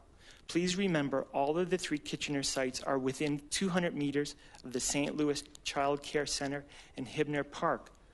Why are these locations still on your list? Please be reminded, as the Board of Health, the safety and welfare of everyone falls under your umbrella, including the children that are very close by. I realize your sympathies for those addicted to drugs. We all want to see them safe and healthy, but please show the people of the neighborhood and the businesses that voted for you an equal dose of sympathy by finding a more prudent location. The Kitchener locations are on the Kitchener locations for the CTS are on the outer fringe of the hotspot. So someone on the opposite side of the hotspot will need to walk longer than 25 minutes to access the CTS site. How are you helping them if they're not willing to walk that far? I agree with Councillor Howitt. You haven't brought sites forward. 9 sites in Kitchener were found in an earlier phase and dropped without explanation. Over 730 people have signed an online petition opposing the CTS location at 115 Water Street North. I, to quote, or to use the words of Councillor Kiefer, have a real problem that you would ignore these people that have signed this petition. Thank you. I see no questions. Oh, sorry. Wait 1 moment. There is a question. Councillor Galloway. Thanks, Stephen, for your presentation. One thing that just caught my attention in your comments, and I think you've misinterpreted the Grand River Hospital response when they were to consider whether or not the program might be contained within their withdrawal management program. It seems to be that you suggest that there would be some kind of a safety risk to their clients if the CTS was there. That's not at all what they're saying in their letter. The risk that they're noting in their letter is that they have people in recovery, and they just didn't want to mix the populations. It's not a safety risk per se in terms of their physical safety. It's a risk associated with the treatment that those people in the withdrawal management program are undertaking. Well, the people that live at this residential care facility are also on medications to help them. I'm not talking about that. I'm just referring, you were quoting the letter from Grand River Hospital. I think you've misquoted it. Thank you. Councillor Jallett. So that raises an interesting point for me through the chair. So mixing the population of those who are recovering using methadone at 150 are expendable? So I just want to put that on the table. That's a concern as well. Then if the hospital is saying they don't want to mix people who are recovering, we have people recovering that are using methadone, as I explained earlier, at 150 Main. I'll just leave that there. Thank you, Stephen. We have Pam McIntosh.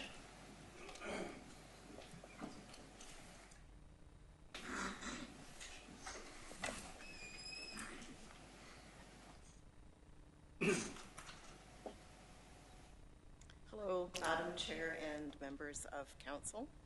I'm here today as the Director of Addiction Services at House of Friendship. As you're aware, House of Friendship is a social service agency that works across the region of Waterloo and serves approximately 42,000 people a year. We are the primary addiction provider of addiction treatment services in the region of Waterloo, with a range of services, including rapid access to addiction medicine, residential treatment, day treatment, community withdrawal support, and specialized services for those who are pregnant. We also provide addiction counseling to people who are experiencing homelessness in addiction supportive housing services. In addition to addiction treatment, House of Friendship also operates an emergency shelter, emergency food assistance, and provides a number of resources for people living in communities across Waterloo region who are living on low income. We see supervised consumption sites as an important part of a comprehensive community strategy. Alone, they will not solve the addiction or opiate problems that we have in our community, but they are a key component to the solution. The idea of supervised consumption sites, as we've heard, is not a fly-by-night, willy-nilly concept. It is evidence-based, evaluated and reviewed by experts, not only in our own community, but across the world. It was also evaluated by consultants with the current provincial government, who reviewed whether or not this was a feasible approach to substance use and addiction. If we are serious as a community about wanting to address addiction, we need to take action now. We can't continue to consult, discuss, ponder. It's a time-sensitive concern. People are dying because of opiate use, but people are also living horrific lives because of family members or significant others' drug addiction. And as we've heard, the community is also suffering. Addiction's a brutal health concern, one that hurts pretty much everybody it touches. It's a public health crisis that needs to be acted on swiftly. I'm here to support the concept of 2 supervised consumption and treatment sites in our region and support the 3 recommendations before Council today. Thank you. Any questions? Oh, you got up easy, Pam. Thank you. Thank you for your patience, Preston. You're up. You were a late registerer, so you have 5 minutes. No.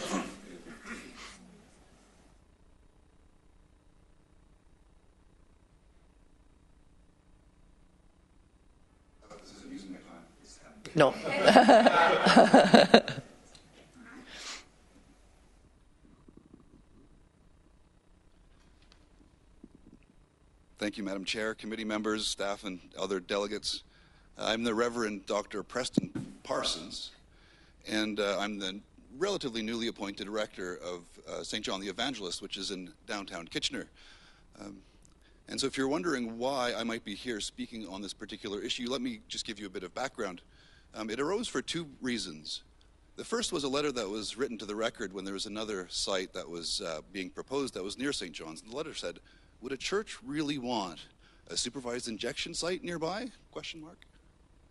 I think the implied answer was no. The second was that we are increasingly finding a lot of needles on our property.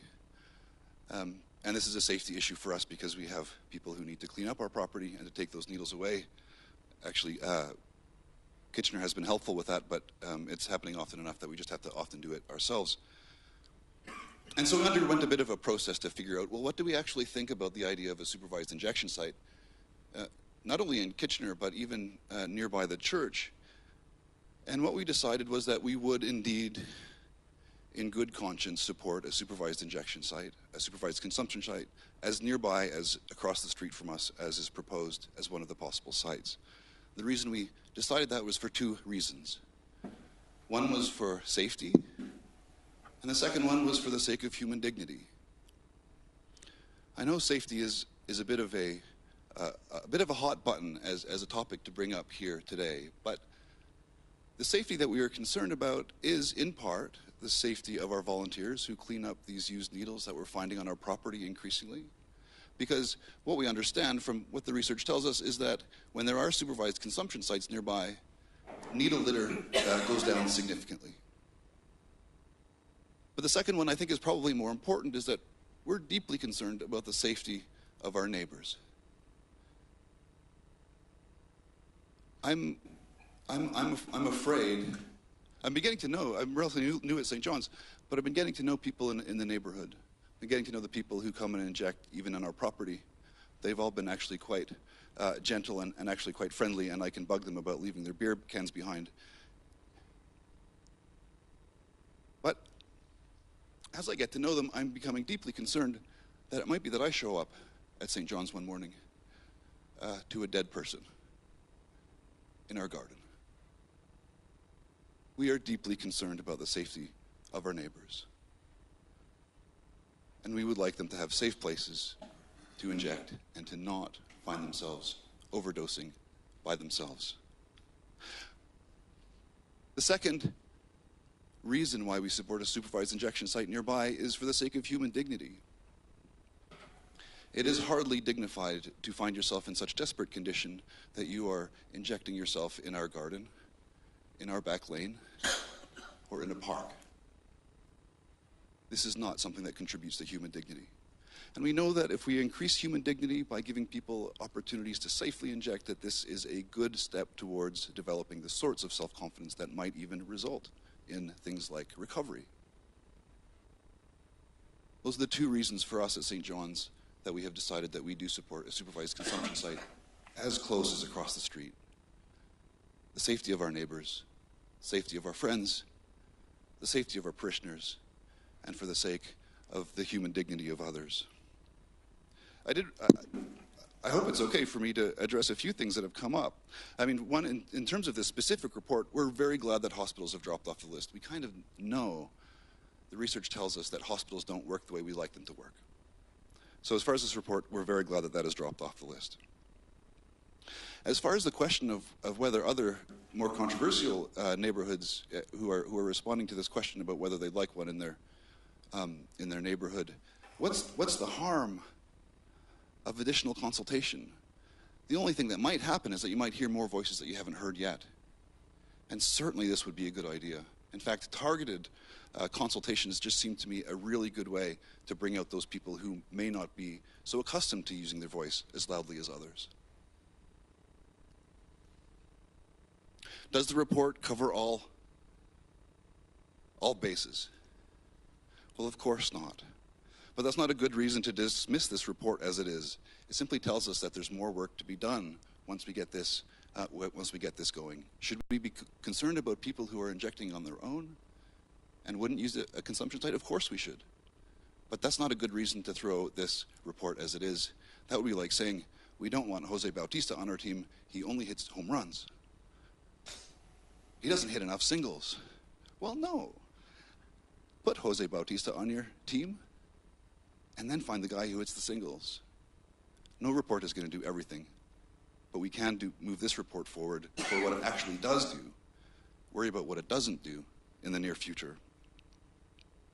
And so just to say, in my role at St. John's, we would be quite happy and even look forward to having a supervised consumption site in our neighborhood as near as across the street. We would look forward to partnering with that site and doing what we can as a friendly neighbor. And so I suppose I'll just leave it there. We do support it. Safety, dignity, a good, solid step forward. And we would await other steps forward as well as we look at all the surfaces that should surround something like a supervised injection site. So thank you. Thank you. I see no questions for you. Thanks very much. You're welcome. The last speaker that I have is Donna Kuehl. I may not be pronouncing that correctly, and you can correct me.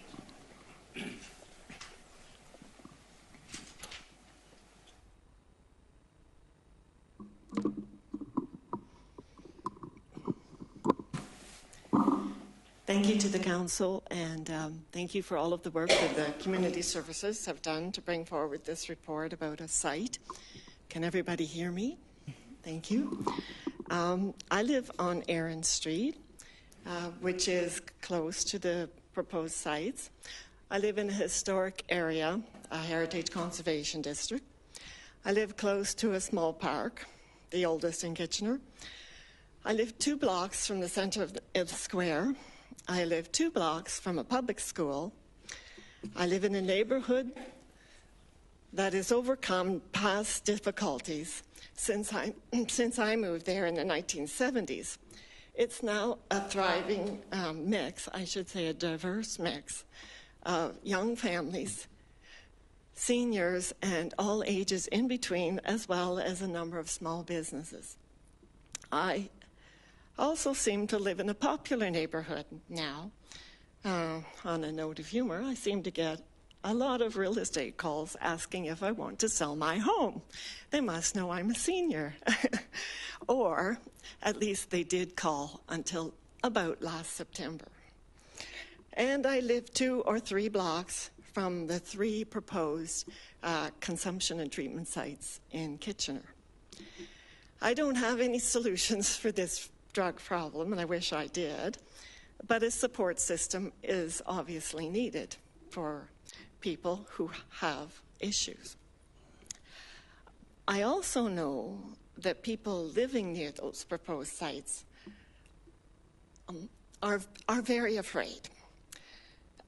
They're afraid for their safety, for themselves, for their children and their parents, and others. They're afraid of more thefts, more crime, and property damage. And I'm sure that once we get to a public consultation, there'll be many discussions about the mitigation of all of those fears. But I do have more questions than I do have answers. So it's not about the need for a site, it's more about the risks associated with the location of a site. So what is the real fallout? What is the real fallout in neighborhoods? Excuse me, I'm dry from sitting here for so long. What is the fallout for neighborhoods across Canada and the United States where consumption centers have been established? What is the fallout after 1 year, 4 or 5 years? Is it still a desirable place to live, work, and play? If the majority of overdose incidents occur in people's homes, I've heard it's at least 52%, how will a treatment site address those particular concerns? And what are the tools to help those people? Perhaps one suggestion that came out at a session I was at was to develop some kind of a computer application that could be a help site, if you will, a remote help site, maybe connected to Big Brother, Big Sister, maybe in turn connected to 911 if there's a need. That is at least one idea. Another suggestion is, of course, the distance that people have to walk in order to reach a help site. And if it is too far away, 25 minutes seems to be too long to walk. 20 minutes is okay, 10 minutes is better. So perhaps the real people who have to walk to some kind of a site are not able to afford some kind of other mobile assistance. Maybe the region could give them some kind of a free bus pass so that wherever the site is located, they would be able to get there at no cost and could maybe walk the 10 minutes if it's not right at the drop-off. Just a suggestion. So I guess the real question I'm asking is, will a fixed location answer all of the needs? Who are the real clients to attend the site? And what are the risks that that poses?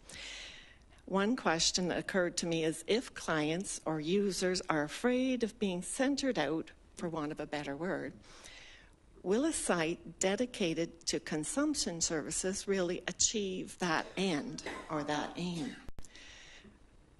Wouldn't they be more centered out in a dedicated location? Perhaps a large multi-purpose site would give more anonymity or more privacy. Is this proposed site saving people from dying? That is a really, really good question. And we all hope that that would be true. So has it become a full treatment center like a mini hospital? Will it provide all of the services of a mini hospital for addictions of any kind, whether it be drugs, alcohol, whatever? If the proposal is a made-in-Waterloo solution or model, is it significantly different than other solutions from other communities that are still struggling for success? So how permanent is our site going to be? From a scientific point of view, would it be a good idea to try a test site? Is that a better choice?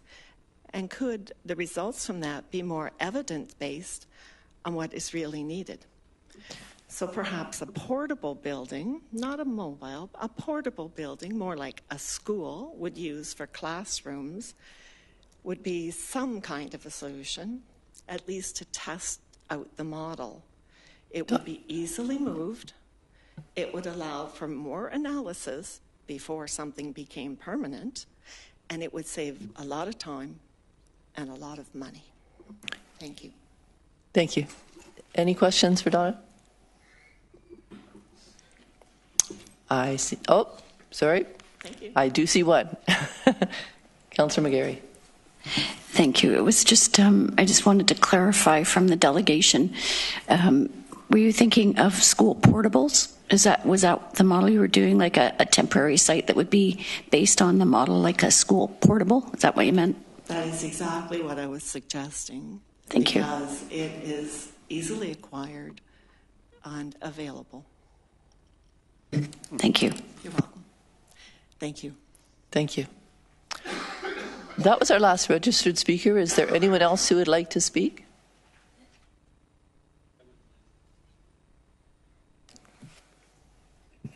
Come on down and introduce yourself, please. Is it 3 minutes or 5? You have 5 minutes, Myron. Myron Steinman. I wear a couple hats, but I'm not an expert. I I think I wasn't listening very well. I thought there was only two decisions this council was going to make, and that was whether to have consultations and whether to allow priced in sites of these sites, like the layout priced. That was, I understood, like the site in Water Street, the site on Cambridge, the same, that they were going to be priced out. The layout was going to be all priced out. Yeah, the prices are in the report, but that was just for information. That's not a matter to be decided today. Okay, I thought that's what the two processes were. The one was for some consultation, and then no matter what the consultation was going to be, there was going to be priced layouts of these sites. Oh, yes, sorry. Do you want to speak to that, Dr. Wayne? Yes, we do have high-level information with regards to costs and the feasibility of establishing services at each of these locations, but you're correct that we would bring forward greater detail in terms of costs and physical layout. I would suggest, my assumption is that the consultations might lead us to information that would inform the price if there are mitigation strategies that involve design issues, for instance. Correct.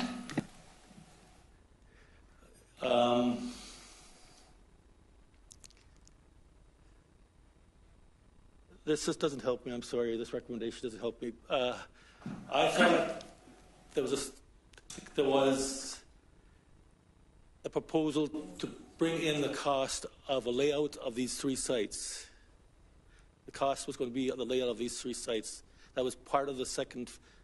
The one part was consultation, and the other part was what it's going to cost for these sites to be modified.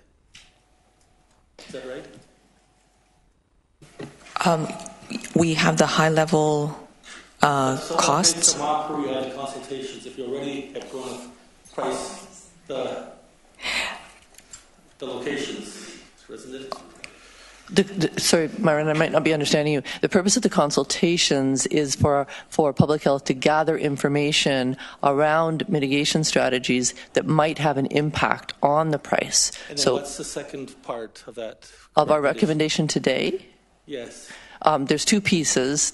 Well, there's three pieces. There's confirming the sites that we're going to be consulting on. There's approving the consultation, and then there's providing a letter of intent to the province, letting them know that that we are interested in applying in April or prior to April. Am I correct? Okay, I misunderstood. I thought there was going to be approval of what it would cost to modify these structures. Not at this point. That may come forward at a future meeting. I misunderstood that.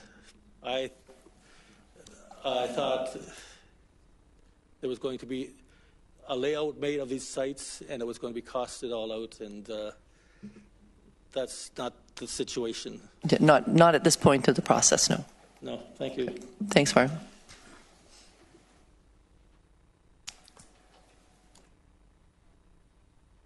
So sorry. Consultation is a consultation. It is not just a consultation then, because the sites are not laid down in stone right now, right? That's not part of what you're approving. Right. There are several sites that we will be consulting on. That you will be consulting on. Yeah. And you'll be consulting on, my understanding is, be consulting with an invitation with people in the immediate area that will be invited to come. They'll be consulting people, a general meeting. Yeah, I believe there's one public meeting. Two public meetings. Two public meetings. Mm-hmm. And there'll be one website discussion. A website survey. One website survey. You'll have lots of opportunity. Yes. And so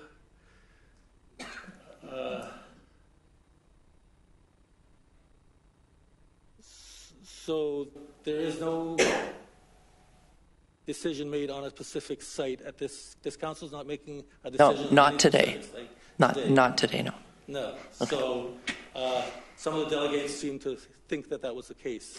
Well, I think the delegates have interest in specific sites. I think. But they seem to feel that you're making that decision today. I understand. I don't think you are. You told me you're not making that decision. No, we're not. No, thank you.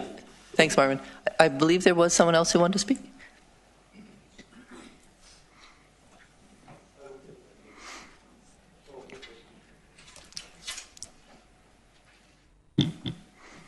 Can you give your name, please? My name is Adam Cooper. I know you've all been here a while, so I'll be very quick. I live in the basically downtown core of Galt, and we've heard a lot today about the effect on the local community, especially the concerns from Mayor McGarry, the people that have talked with you. And I basically just wanted to give you a very quick, basically summary of my experience. I'm basically about, I'd say maybe 300 meters from 150 Main in Galt. And I've been in Cambridge for many years in my life. And we saw in the past 10 years, I mean, things were very nice. It was starting to almost started to say to people, he pictured downtown Galt become like a little kind of Niagara on the lake type of place. Okay. In the last 3 years, obviously, that has not become the case. I just wanted to give you basically a kind of experience of someone right down there, what it's like. Okay, I live on Concession Street. I don't know if anyone knows that. It's just near Stores Fish and Chip Shop, across from Main. Anyway, my property's been robbed twice. The third time, I managed to stop it at 4 in the morning. Frankly, going out with a metal bar, chasing someone away that was trying to rob my car and the cars of my neighbors. I was assaulted outside Bridges. And then later on, I was actually driving my car down Water Street, and I was actually driving my car, while someone came up on a mountain bike, forcefully got right in front of my truck, so I had to stop. Tried to rob me of a phone. About 2 bikes stolen, including my son's. I've had to, I mean, just simple stuff, having to get rid of shopping carts off the property, having to deal with intoxicated people screaming and yelling at me because I won't let them on my property. I've had to have my parents tell me about my 75-year-old parents going out the front door, right in front of the door, there's needles. Okay, and this is the reality of what's happening in downtown Galt right now. And obviously there's a large part of the community that is very, very concerned at the idea that instead of something being done to protect us, we're now going further with something that myself and other people see as being the opposite of where we should be going. Now, what does this mean for you? Because does that mean, I hate opioid addicts? Absolutely not. It could be me, it could be my son, it could be my grandson. Okay, if someone could have some safe injection sites where these people could go, and they can do their thing, for want of a better word, and be safe doing that, then great. But what I'm against is when it is done at the expense of the community and the decimation that we are already seeing in downtown Galt. Businesses are fleeing, people are scared, and the point I want to make to you is the fear is real. Okay, the fear is real. Every day I go home, and if it's dark, when I get out of my car, I look around to see if it's safe. I'm actually next to a bit of an empty property. I'm looking to see if there's someone there. I go, well, it probably doesn't look like it. I go to the gym most days of the week, and at Crunch, downtown Galt. Every time I leave, I have to go through that parking lot. I'm looking around to see if it's safe to go to my car. Okay? Now, what does it mean for you? Okay?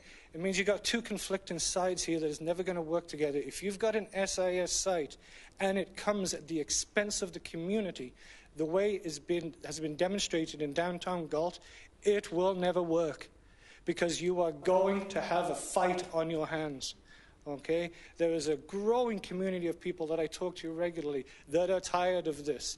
We're starting to hear the words protest come up. If you try and go to 150 Main, I guarantee you are going to have the monstrous fight on your hands. You will have people protesting you. They are tired of it in Galt. And this is not one of those scenarios where, you're about to do something, you're about to open up somewhere, even nothing, something somewhere that you might, maybe a mall somewhere, and you wonder about how it will affect the community. People arguing, maybe it will, maybe it won't. In downtown Galt, we know what it will do. We've seen it, and this will just take it further. And everyone, they have good intentions, the people from Bridges, they've got good intentions, but my question is just how far does it go? How much of a price does the community have to pay? Because it will, everywhere you go with this, you're going to get a fight, okay? It's going to hurt the community, and also these people that need their sites will not get them, because I do not see it happening at 150 Main when the people there, the surrounding community, have gone through what they have and continuing to do. And now you think you're going to get their support on a safe injection site? I just don't believe it will happen. I just don't, and I want it to happen. My little sob story that I just told you is nothing compared with the poor lady over here who lost her daughter. Okay, I'm fully aware that could be my son. Okay, my little sob story is nothing compared with her. But she is not going to, these people are not going to get that help as long as you just do what has been done, which is concentrating drug-addicted individuals, victims, into one area. That's why you have that big red hotspot in downtown Galt. It's because they've all been brought there. So now they're dying there. And I wish we could get the model, as long as you take that and dump it on this community and say, well, there you go, you're going to get so much resistance. You are. Every time you try and do it. And rightfully so. People, living downtown Galt is not fun anymore. It's not even remotely. You couldn't pay me to go downtown at night. What we see every day, every night, mornings. I mean, we only get I've loved winter recently because, frankly, the cold has given us a bit of a break. But I don't know, do any of you live downtown Galt, close by, any of you? Because I can tell you, if you did, you wouldn't be so quick to vote in 150 Main. And again, I'm not any kind of addict, hate, or anything. It could be me, it could be my son. I'm just simply saying this present method, this model is not sustainable. You are going to get battled by the city, by the community. Okay? They are scared, the fear is real, and the danger is real. Okay? People are getting assaulted, people are getting hurt. I got assaulted. I mean, I've lost count of things that have happened to me. I don't think I've even listed all the things. Okay? So I just wanted to give you a personal experience of what's actually happened. That's it. You have one question. Sorry, two questions. Councillor Foxton. Thank you, and through the chair. Thank you so much for coming forward. Thank you. I worry that we have labeled the opioid drug user and mixed them in with everything else. When I got to speak at AMO last year to the ministers, I said, you know, we had the homeless years ago, and then we closed the mental institutions, and a lot of the mentally ill moved onto the streets. And then became the opioid crisis. And the three got blended together. But not all of those people that are as aggressive are the opioid dealers. I think we're mixing some of the groups together. I also feel that having safe injection sites will take a good percentage of the needles off of the properties because they'll be done on the sites. It will help some individuals, and if we can save deaths, then that's essential. You're talking about, I think we're blending a lot of problems that our society has to deal with. I spoke to the Minister of Long-Term Care and Housing and said that we need to deal with the mentally ill. We need to find a facility for them to go to and have their problems dealt with. Because the aggressive individuals, a lot of times, are the mentally ill. They're not the opioid drug dealer or addict. So we're mixing together a bunch of issues that have to be resolved. And they do have to be resolved by our society. And today, I think our councillor is working on the one issue. But would you agree that an SIS site would help to remove some of the needles off of that exist and some of the people off the streets at the time doing the drugs? No, I do agree with you. It's not, I mean, the lady over here said earlier that, there's plenty of people that can, do these drugs, and great, cause no problems, that's fantastic, but those are not the ones we're worried about. Okay, if you live in downtown Galt, the relation between the sudden, the Bridges issue, and then the sudden increase in crime, everything we see, it's common sense to see that they're related. Okay, and again, got no problem with the ones that don't cause the issues, great, but it is quite clear a lot of them are, okay? Because if you've got people addicted to drugs, you're dealing with desperate people, okay? What we can call crime, a lot of people that they can maybe call survival, okay? And I absolutely understand that. But they are another part of the population where you get the nice people, the mellow people, the angry people. Okay, but what we're getting is drug addicts that are being, and this is the issue, they are being concentrated into a particular area. Okay, so if you've got a whole bunch of drug addicts and just 20% of them can be angry, violent, scary, commit crimes, they are all in that one area, and that's what's happened in downtown Galt, and it's going to happen everywhere you put an SAS site. Okay, and that is the problem. Okay, like, I mean, Galt, we've got them coming from other regions. Okay, and it's concentrated into downtown, an issue that I frankly didn't see about 4 years ago. Okay, so if these issues, the way it is absolutely decimating the local community, is not addressed, everything you're trying to do, which has fantastically good intentions, as does Bridges have good intentions, okay, it's not going to work in the long run. It is not a functional, viable model, because the community is revolting. Okay, if you need to come to downtown Galt and talk to the people and see what I've seen over the past few years. It is not a model that's sustainable. Councillor McGarry. Thank you. For the incidents that you described, did you contact the police? And if so, what was your experience there? I did. When the guys tried to go to my house at 4 in the morning, they basically, the cops were in the house, went looking, they couldn't find the person. Never heard any more about that. The issue when I was stopped on the road, I did call the police about it. They had a strong feeling they knew who it was. There was a guy that was operating the bicycle chop shop that they got to expose that was being operated in the Bridges parking lot. Basically, it's what a lot of people have said happens down there. It's just not worth it. The cops just want to brush it off. Unfortunately, they do. Thank you. When I looked at and I actually stayed downtown for 4 months, so I know exactly what was going on, and your experiences there are very familiar, because that's what some of the neighbors from my office were telling me. There was a time where somebody had been broken into their car, I think 6th time that year, so they ended up just leaving it open, and 3 times they'd come in and found drug paraphernalia in their back seat. That's traumatizing to the residences.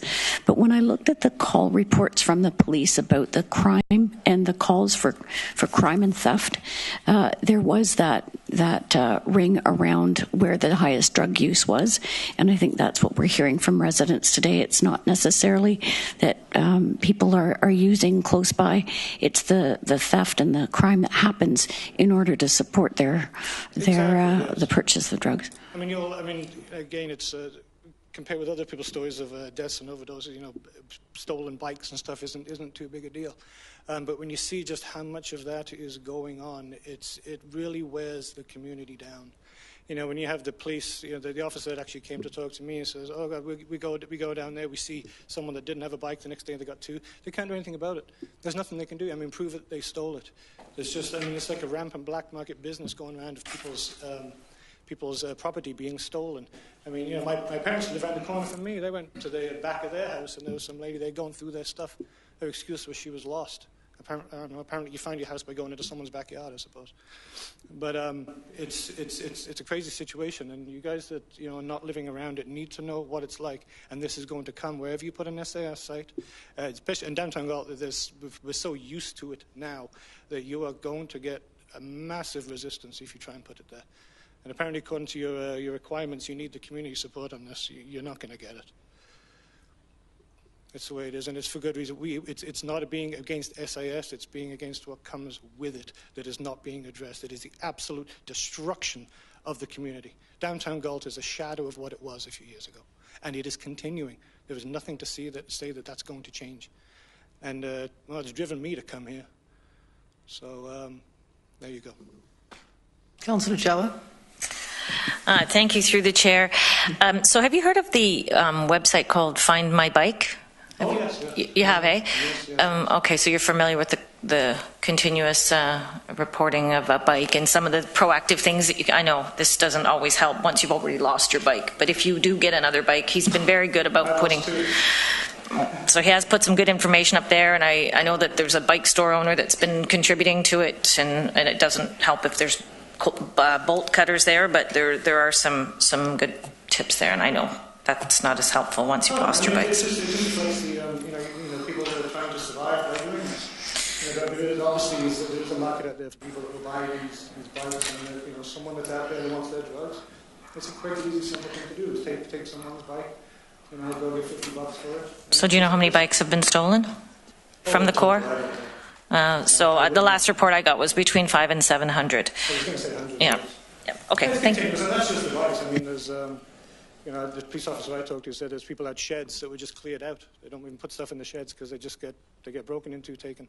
So anyway, everyone's been here a long time. That's my piece. Thank you. Thank you. All right, that's our last speaker. And I think we're going to move on to the recommendation then. And I'm going to start with Councillor Lorenz.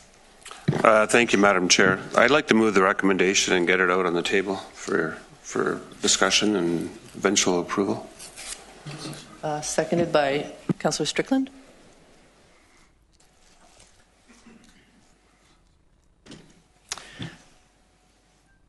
That's it? Please do. Well, thank you. And it's been a real interesting process over the last couple of hours, and I really think that people are expecting us to do something in this community, dealing with the safe, whatever people call it now, consumption sites or injection sites. But we need to move the process on, and there's no question in my mind that there are a number of hurdles. And I think that's why we need to begin the process. We need to move forward. We need to consult with the communities. We need to get that feedback. We need to make some decisions after that. So I understand what's happening down in downtown Galt, and I don't know what a better solution is than to at least look at providing some kinds of services for people that inject drugs in a safe manner. And in my mind, having the wraparound services are what really will make the difference. I mean, a number of us went to, I think it's South Riverside in downtown Toronto, Riverdale, whatever. I think of Archie Comics when you say that. And I was quite surprised because one of the delegations talked about in a place where other activities are taking place, and this community center had a lot of different things going on. They had a code of conduct that was very strict inside and outside the facility, and they worked with the BIA, they worked with the police, they had community groups that came in and helped pick up needles and where they knew where the hot spots were, and everybody was pulling on the same rope to make a difference in their community. And I don't know what the solution is if we don't move forward on something, because I think the status quo is unbearable. We need to figure out a way of dealing with this, and I think if the ugly truth is out there, let's consult, let's talk to the neighbors, let's talk to people in the community and see what they truly have to say. And maybe we'll be back to square one in the spring. I'm not so sure. But I think we need to begin the process, and I would hope that we can do that today. Thank you. Councillor McGarry. Thank you very much. And as we all know, this is a very complicated issue. I'm continuing to be in contact today with my councillors, and they would be prepared to remove 149 Ainsley Street as a candidate location. The majority of my council are not prepared to support the rest of the recommendation on 150 Main. There's been talk back and forth about different sites. I would put it on the table that I can talk to the council, but go back to the drawing board on some of the other candidate sites that may be more on the perimeter of the interim control bylaw, and see if there's another potential site out there. But at this point, as I said, in ongoing communication during today's process. They're not prepared to budge to move that interim control bylaw and will want me to vote against the recommendation, except for removing 149 Ainsley Street off the table. I suppose we can pull that recommendation apart. Okay, we'll do that. Councillor Galloway. If I can get my clicker to work. Well, thanks, Madam Chair. I do support the recommendation and would like to see the process move forward, knowing full well that there's going to be a large contention on one or more of the subject properties, and indeed they may not even be able to move forward beyond the consultation stage once we get that report back. But we have to keep this process moving. And we did stop the process for a short period of time to interject the notion of the hospitals being potential candidate sites. We've gotten their response back. And that's of no avail. It is, as Councillor McGarry has indicated, a very complex issue. And just to introduce some additional complexity to an already complex matter, it would be my opinion that in any event, with only 21 sites available in the province of Ontario, we're only going to get one, and one provincial supported site. And that's, a possibility. It's not a sure thing either. And if we were to have a second site, it would likely come under the federal jurisdiction and the process that they've outlined. And of course, with that comes expense, because that particular process does not have money associated with it. So the other thing that we have to realize is that there are community organizations who are in this business who are waiting in the wings, seeing what we are going to do. And there's a distinct possibility, if that we stumble and fall, that they will pick up and fill the void. And you're going to see, I'm pretty sure, some very aggressive moves. Pop-up sites, call them whatever you will. Whether or not they can get the federal approval is I suppose, a matter of discussion, but they've been able to get it in other locations. So I think we all have to realize that that's another possibility, and do you really want that? That's not a very good solution, but it is, I suppose, a bit of a solution to a much more limited extent than what would be a full-service wraparound consumption site. So I think we keep moving forward. We would certainly expect in the Cambridge situation that Cambridge Council gets engaged.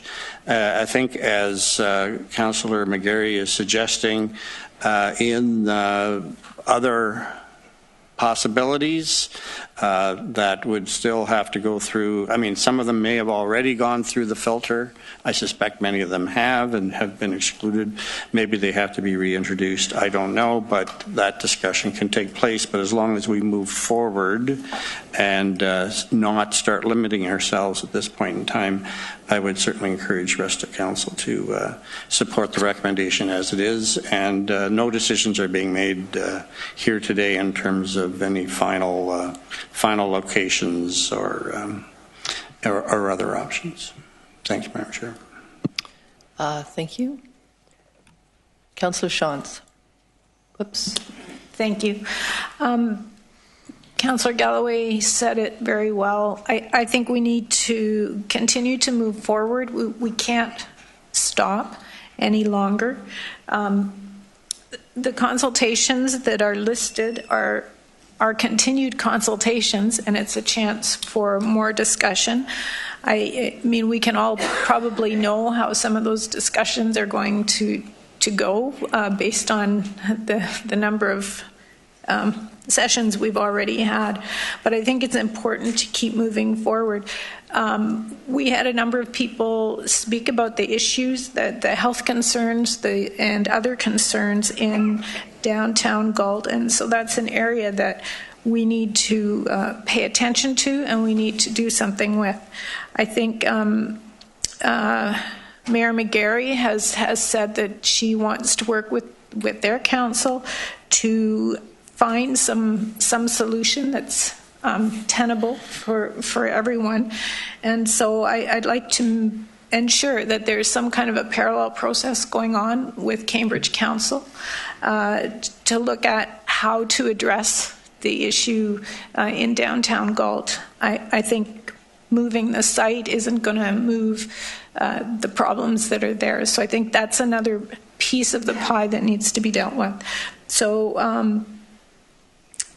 I'm in favor of the motion going ahead. Again, it's not saying that 150 Main is going to be the answer, but it's carrying on with the process. Thank you. Councillor Jowett.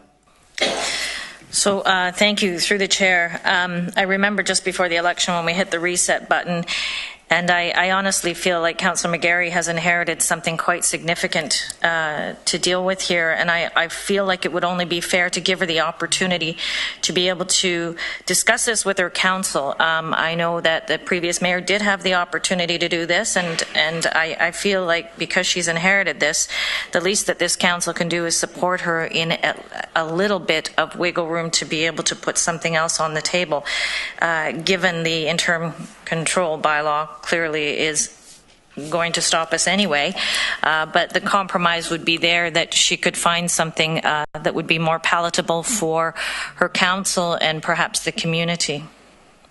Thank you. Councillor Foxton. Thank you, and through the chair. I agree with Councillor Jowett.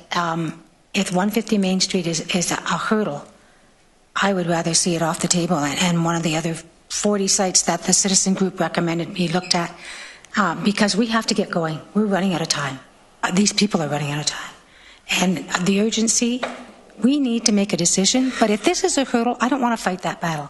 I don't think we have the time to fight that battle. I think we have to look at other areas that may be a potential and use those as discussion points for the consultations. Councillor Kiefer.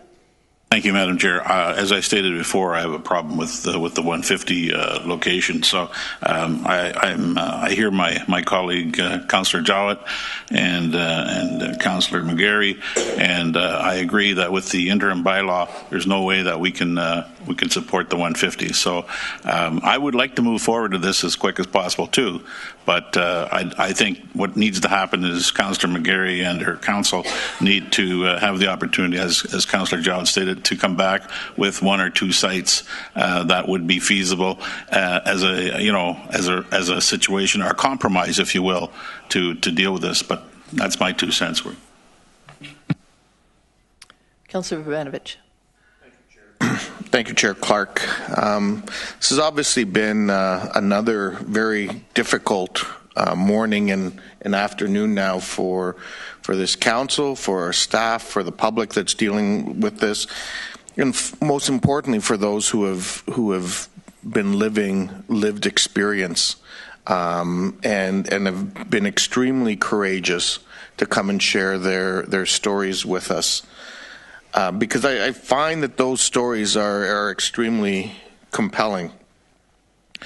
I do feel for the fear that people are experiencing, because as I talk to former councillors in Kitchener, some of which continue to be on regional council now, some of which are on regional staff, and residents who lived through some of the beginnings of these challenges in downtown Kitchener in the late 80s and early 90s. Those same fears existed in our community. But it was, quite frankly, because of the courage and the leadership of people like Councillor Galloway and Councillor Rents and the ward councillor at the time, now our staff person, Brian Storts here, that leadership and that of others at our council and in our community that got the community together, that got various support agencies together, that helped us work through this issue over several decades. Is it continue to be a challenge? Absolutely it does, because it's a challenge that's facing each and every community in our country. And we can't think that we're going to be the 10th largest region in Canada and not have some of these issues, and not, more importantly, have to have the courage to address these issues as we go forward. I believe that we need to go forward in terms of the next steps in this process. This is an ongoing process, and it's one where we need to continue to hear the input. We need to, yes, be open to Mayor McGarry and bringing forward, as the new leader in Cambridge, bringing forward some new ideas and locations. That's all part of the process, and quite frankly, if some new incredible location comes out as part of the consultation in Kitchener that hasn't been considered, I'd be open to considering that as well. But in the meantime, we have to ask ourselves, how many more people have to come and share the story of their child dying? How many more people have to come and share their lived experiences before we collectively say, enough is enough, we are going to do something about this? You know, I get there's a lot of complexities, and yes, there's, you know, increases in crime and challenges, but these are things that aren't just happening in downtown Galt or, you know, central part of Kitchener or whatever. These are happening throughout our communities. Bicycles are getting stolen throughout our communities. My house has been broken into before. We've all, in one way or another, lived through some of these kinds of things. And these are societal problems that collectively we have to work on, and we're going to have opportunities through the priorities we set, for example, even in this regional budget. And priorities we set on things like policing in the coming weeks that are going to help us address some of these issues. But in the meantime, this is an important next step. We need to move forward in a timely manner. And we do need to move forward in a manner that is inclusive of the entire region.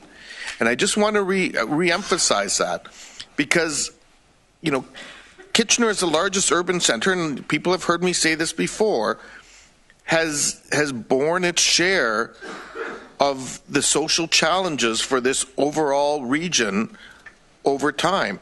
Those challenges have spread. We are willing to do our part and stand up for it, but others need to do the same. And so I would ask Mayor McGarry, quite frankly, to take it back to her council and recognize that the way to deal with this in Cambridge is not to pretend it's going to miraculously go away, but in fact to deal with it head on, work with your community partners, work with your partners at the region, and collectively we'll address these issues in our community. Thank you. Councillor Armstrong.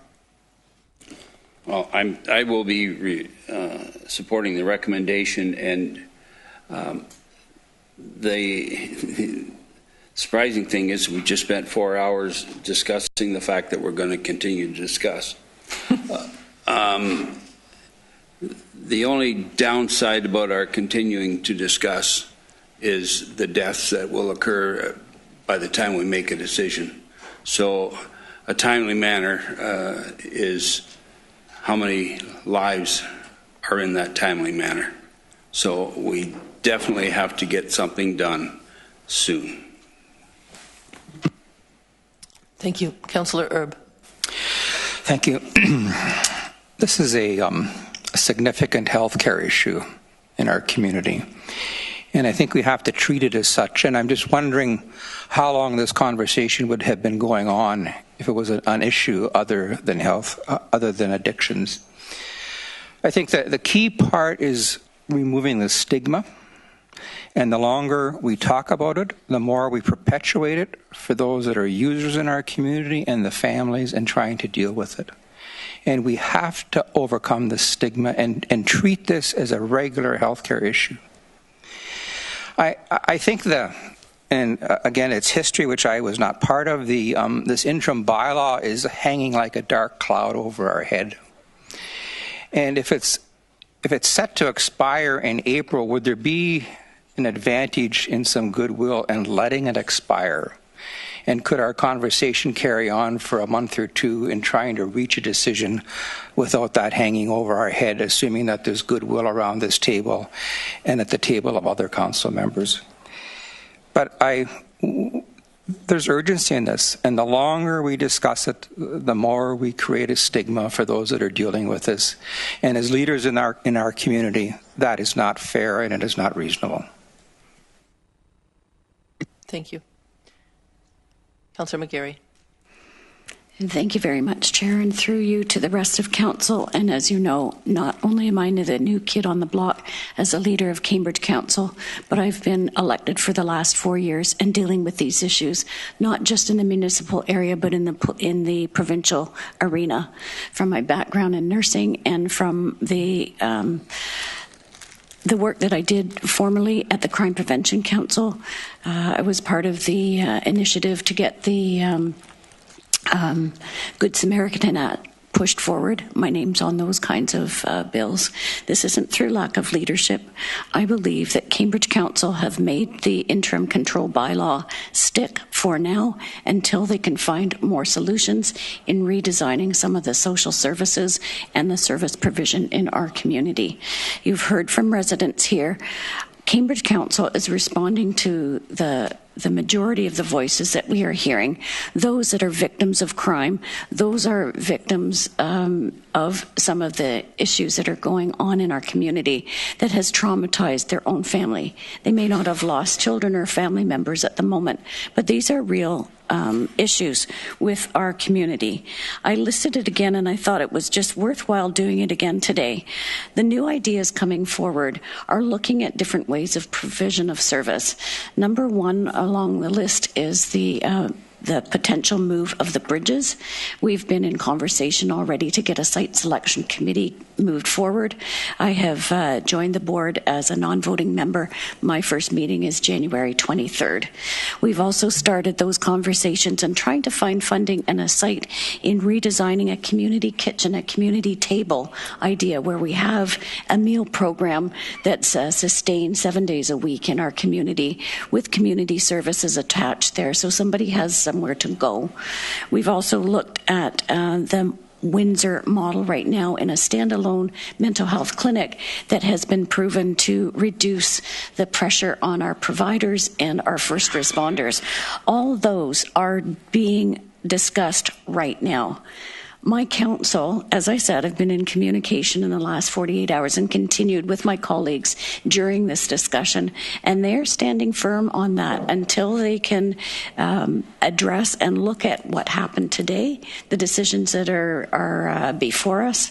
I am hoping to continue a goodwill conversation with not only my council, but members and in the community, as well as along the regional table. That's been my mantra as long as I've been elected, and I've been in public service my entire adult life.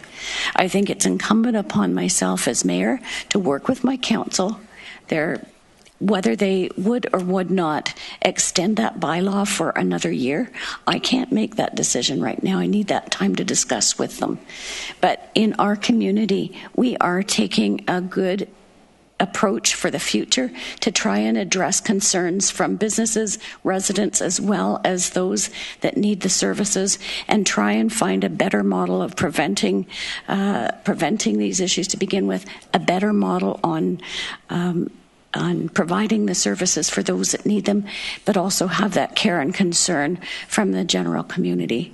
But I believe Cambridge Council will be on board as a compassionate community to move forward to try and get these things addressed.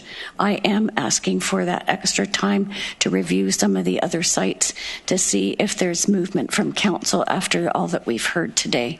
And I thank you for that. Thank you. I see no other. Oops, I do. Jeremy. Thank you, Madam Chair. I guess I'm looking for a little bit of clarity, because what I'm not sensing is any consensus other than there's urgency to this issue and we have to move forward. So the suggestion is that from our Cambridge colleagues that 150 Main come off the table. And I guess I'm wondering whether or not if these recommendations are separated, because I've also heard the sentiment that other locations, including ones in Kitchener, might also be suggested. So I guess I'm looking for clarity from staff. Depending on how we dispose of these recommendations, what would next steps look like? And do we have the flexibility to look at other sites other than the ones that staff have recommended as part of this report? I'll take a crack at that. So I think, depending on what direction we get from council today, I think if you approve all the recommendations, then we would embark on the proposed consultations related to the 4 sites, 1 in Cambridge and 3 in Kitchener. I think we have been and probably continue to be open to considering other locations. I would suggest that could happen in parallel with us undertaking the consultations that are proposed. Either, other sites might be suggested by Cambridge Council, Cambridge staff, or other sites that might come up through the consultation process. And then I think we would take them through the same evaluation. I think we were really kind of clear and open and transparent with what those criteria were. If sites are re-suggested that we evaluated previously, we'd probably take a quick look at them, but I think there were good reasons why they weren't brought forward. So anyway, I think the 2 things can proceed in parallel, that we carry on with the consultation on the 4 sites, and if either through that process or other processes, other sites are identified, we would do a quick evaluation of that, and we would try to find some opportunity to bring that back to council and get any further direction about further consultation. So hopefully that helps. And if I can, an additional question, and I recognize that politicians are always said don't ask or don't answer hypothetical questions at your peril. But what happens if 150 is on the table and we do the consultation, knowing that Cambridge Council has already expressed the desire to keep that intact, the interim control bylaw, and indeed might extend it? What does that do to the whole piece of consultation around 150 Main? Because it is within that control bylaw area. Yeah, I think. Staff have acknowledged all along that, we're well aware that it's within the control bylaw area, but there's a whole bunch of conflicting constraints that we're trying to balance. And so I think we would acknowledge that in the consultation, seek the input. Part of what we're trying to do with the consultation is, identify concerns. We know what some of them are, but also identify mitigation.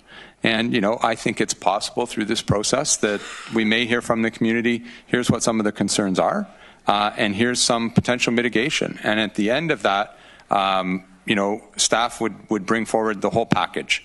Here's the pros and cons, costs, benefits, and potential mitigation around any potential site, including 150 Main. And if that was good enough for regional council to pursue an application, that's a decision council would have to make. And maybe we get to a point where there is a package that's acceptable to Cambridge City Council as well. I think we won't know that unless we carry on with the process and try to take the next steps. And again, this may be somewhat hypothetical, but I guess I would ask if 150 Main was taken off the table, and maybe this is a question more for Councillor McGarry, how would that process proceed? Because we now have no site that we're doing public consultation on, so where would that leave that piece of process? I think, I think public health staff, would want to continue to move the process forward with the remaining viable sites. If council decides that there are certain sites that are not viable, then obviously we would respect that. But we'd also want to continue to move forward with what would still be viable to keep the process moving forward. That would be staff's request or recommendation. Is it to the same question?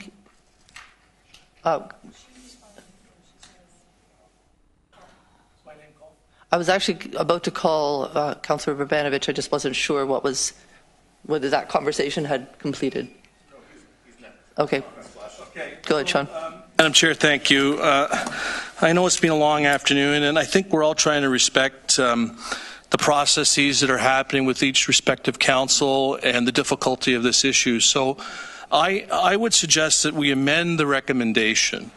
We leave the sites that are listed within the body of the recommendation, just add that, and further, that public health staff remain open to further discussion and input from local area councils with respect to final site selection.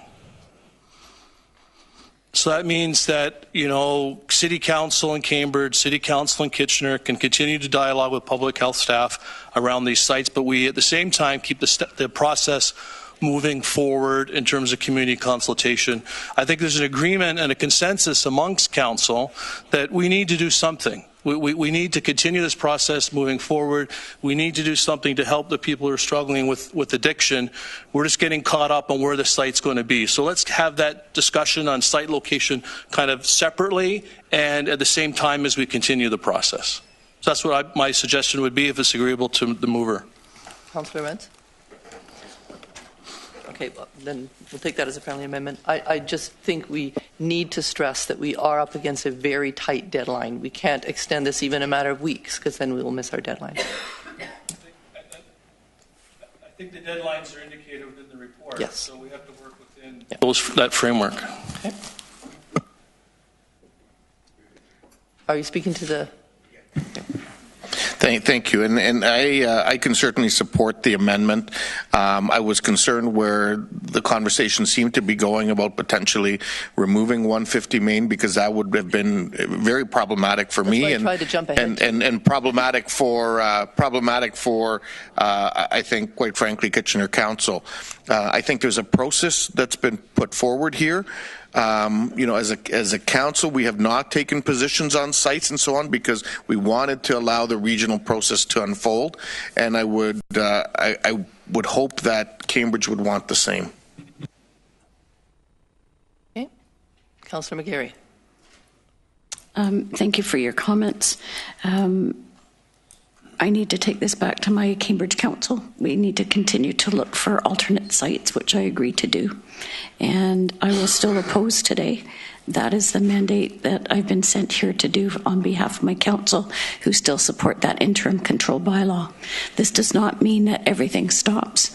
We continue to move forward on all the initiatives that we are already undertaking, and allow me some time to work with my council on what we've heard today. Thank you. And Councillor Harris? Yes, thank you, Chair. I would agree with Councillor Strickland's amendment to the original recommendation. I think it's important to just reiterate the fact that we're launching a consultation process here. That's what we're agreeing to today.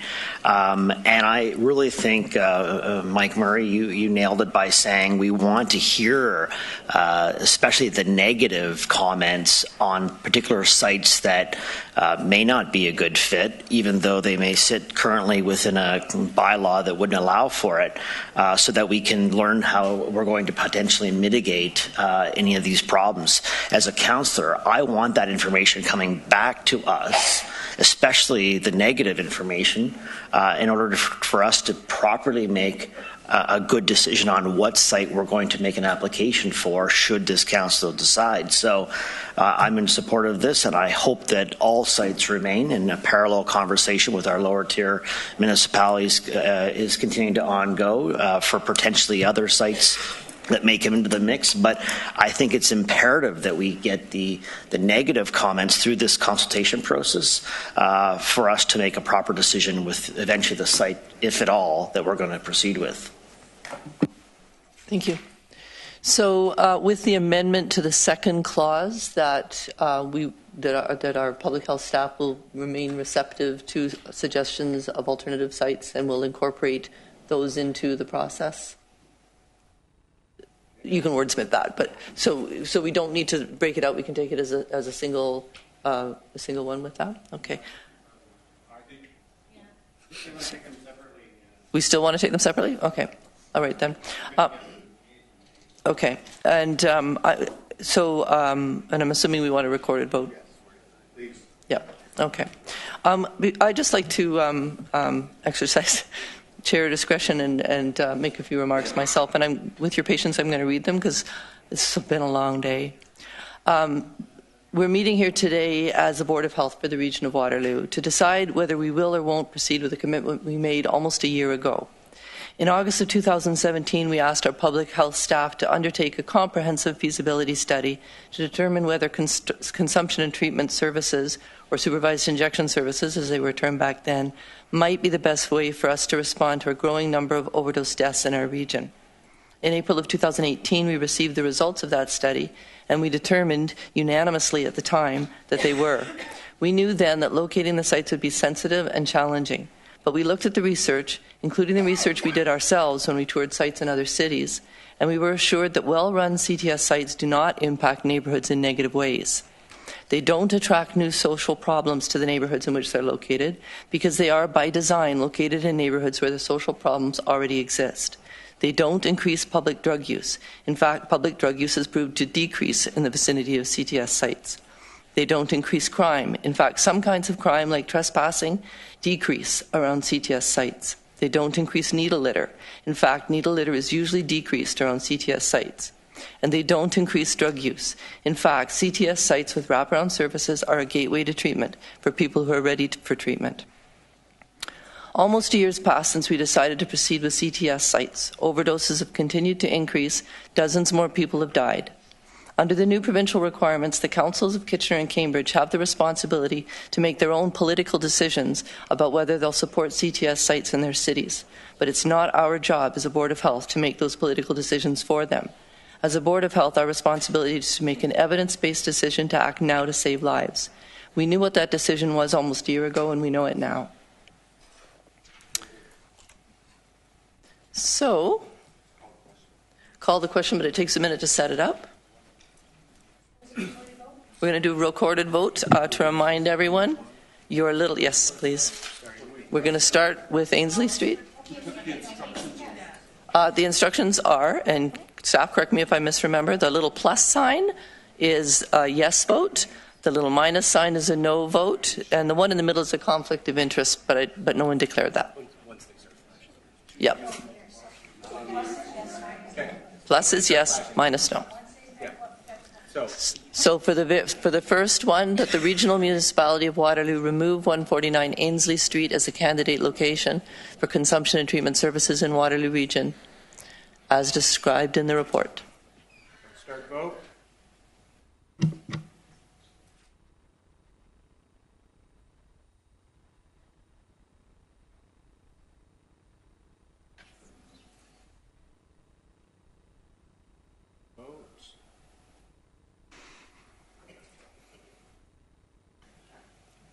It was easy.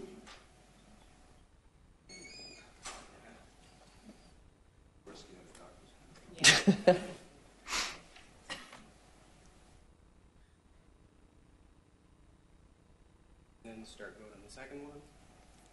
Everyone remembers the second one? Moving forward with the amendment that we discussed.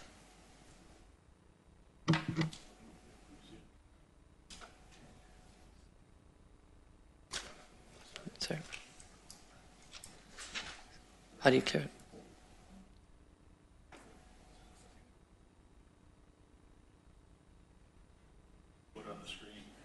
We have to write it first.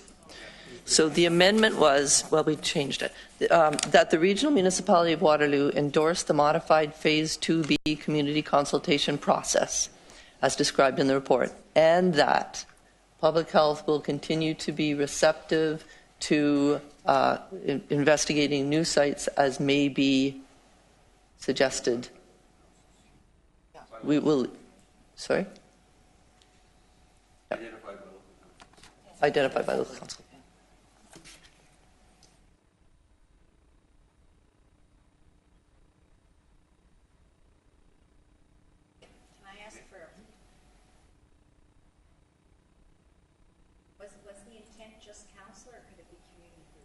And I guess I'm really just looking for clarification. That's a pretty specific. I think the community. I would say community groups is understood because it's a community consultation.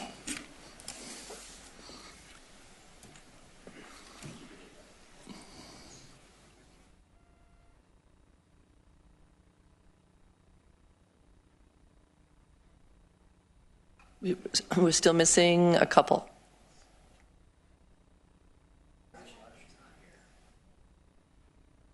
Armstrong? Now you are. All right. And vote.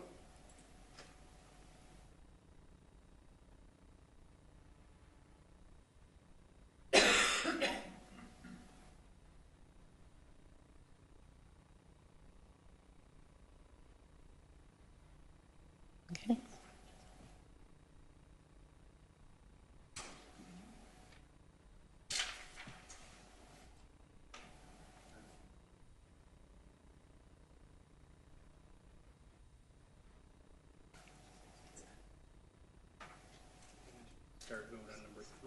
Start vote on number 3. That the Regional Municipality of Waterloo submit a letter of intent to apply for consumption and treatment services to the Ministry of Health and Long-Term Care, as described in the report. All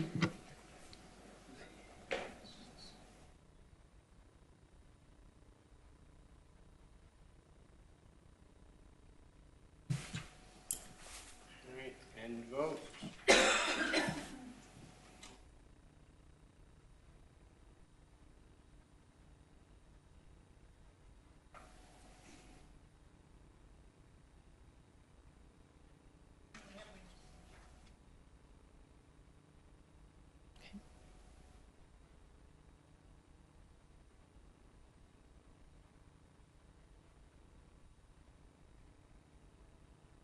Okay.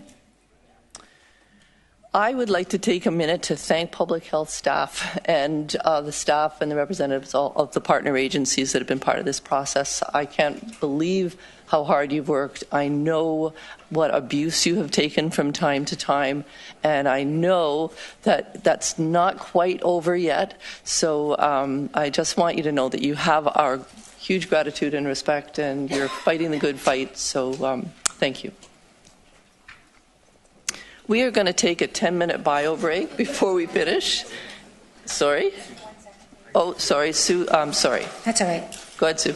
I didn't catch all of what you were saying in your statement, but it was coming from you as a councillor, right? You, not as the chair, because we as a committee did not see it ahead of time or approve it. So no, that was what I would have said as a councillor. So it's a personal, as a councillor. Okay. So not as chair. So it's understood that as an individual. Thank you. Yes, please. Okay. I don't even know if I can find my way to the bathroom now.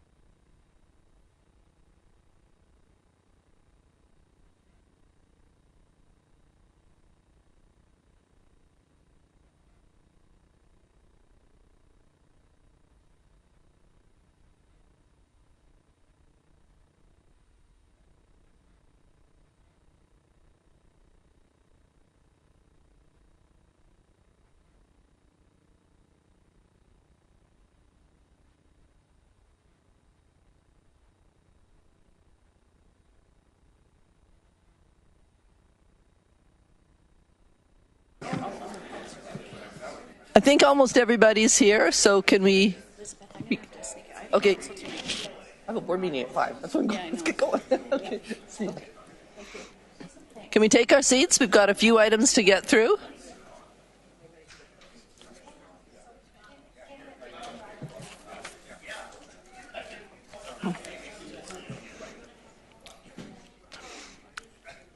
I don't have the authority that Jeff used to have. No, he didn't. Oh, I have a gavel. There you go.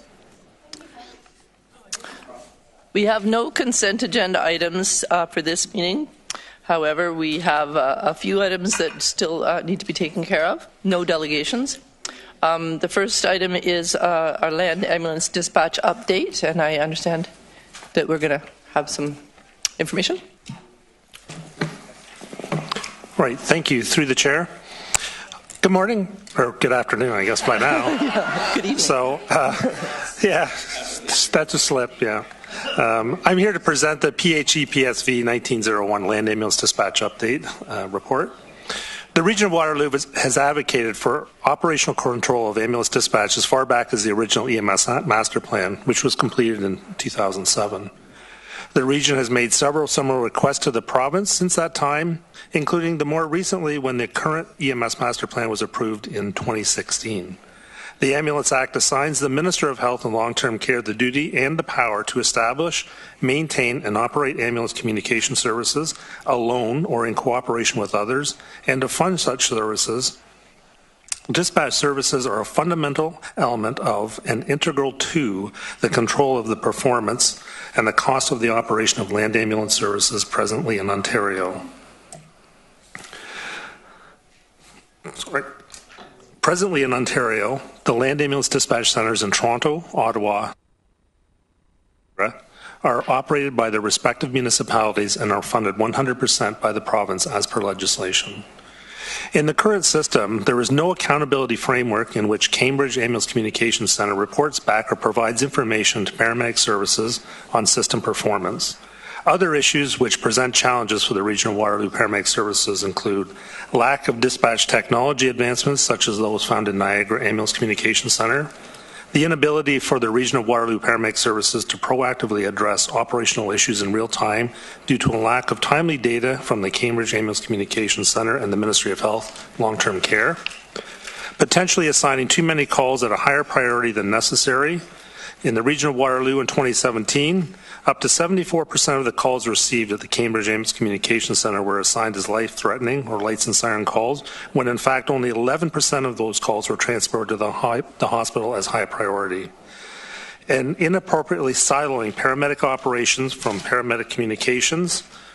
For all those reasons noted in this report, staff recommend that the Regional Municipality of Waterloo reiterate to the region's request to the Province of Ontario for the region to assume operational control of the local ambulance dispatch functions.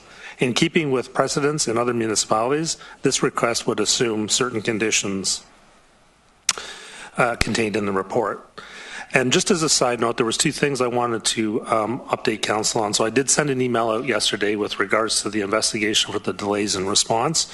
And everyone had seen, or hopefully has seen, that one of those two calls was cleared. There actually was no delay in response. We still are investigating the other one. The other one was an update I received as I was sitting here today in the fact that the Annie Alley information has now been restored in Hamilton for the Cambridge 911 lines that are terminating in Hamilton as of 1:55 this afternoon. That's good. Thank you. Good news. We have a couple of questions or comments. Councillor Galloway. Well, thank you, Madam Chair. I'd be very pleased to move this recommendation.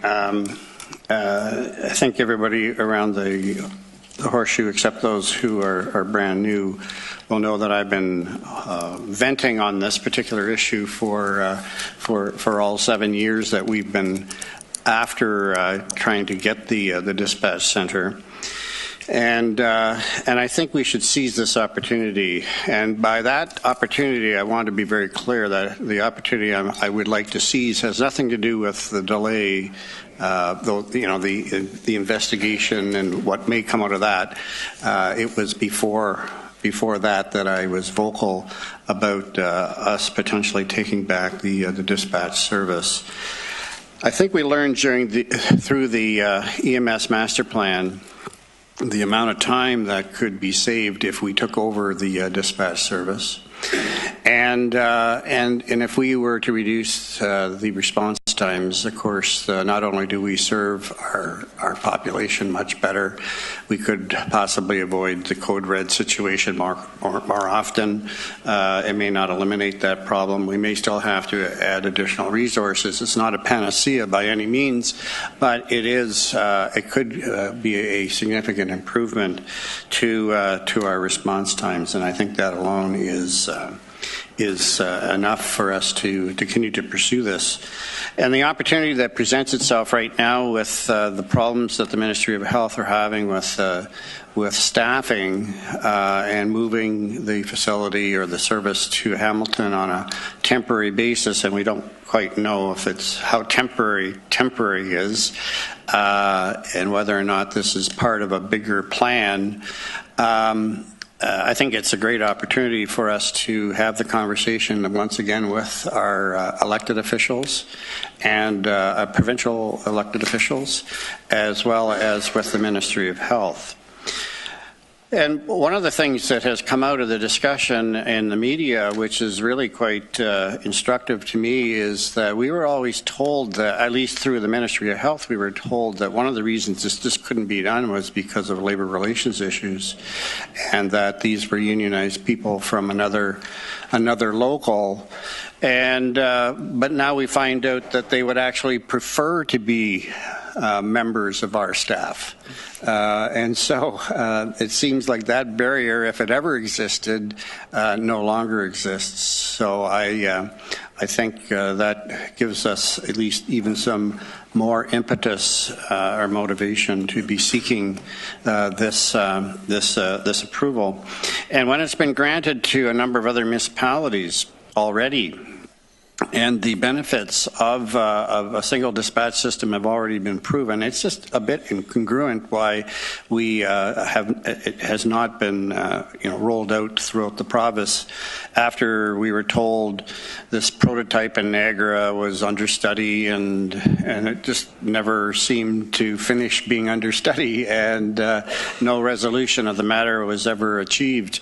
So I think we really do need to seize this opportunity, again, completely void of any of the issues that we may or may not have occurred over the last couple of weeks, but just the fact that they're having a problem, the fact that the staff would prefer to be working for us. And I would remind Council that collectively all our municipalities are working towards a single dispatch system for 911, and in the plans for the old courthouse, the property that we purchased down Frederick Street, the preliminary plans that we have is for a completely new communication center that would house the 911 communication center. It would move from headquarters, and of course could be fitted out to. And we're not in the design phase yet, and there's lots of time to have it fitted out to a standard that would be able to handle the EMS as well. And I know there are other issues, particularly cross-border dispatching, but these problems must be getting resolved in these other jurisdictions. I mean, they must have cross-border issues in Niagara, they must have them in London, they probably have them in Timmins and elsewhere as well. So they've obviously been worked out. I don't know for sure what the solutions there are, but we would still have to have mutual aid with our neighboring municipalities, I would suspect. But that's a detail that can be worked out. So I certainly support the recommendation, Madam Chair, and I'd like to move it. Thank you. That's seconded by Councillor Harris.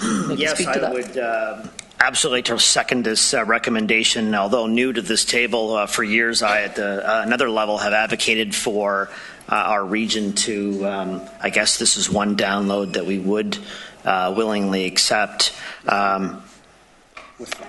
Right. Well, the Act spells out, they know it's in the Act, it spells out the conditions of payment. So, you know what, back when we had the incident at the airport with, I believe, Tiffany Hanna, and the working group was struck, you know what, led by Larry Graville. And I guess my quick question would be, is that working group still ongoing? Is it still meet on a regular basis, or?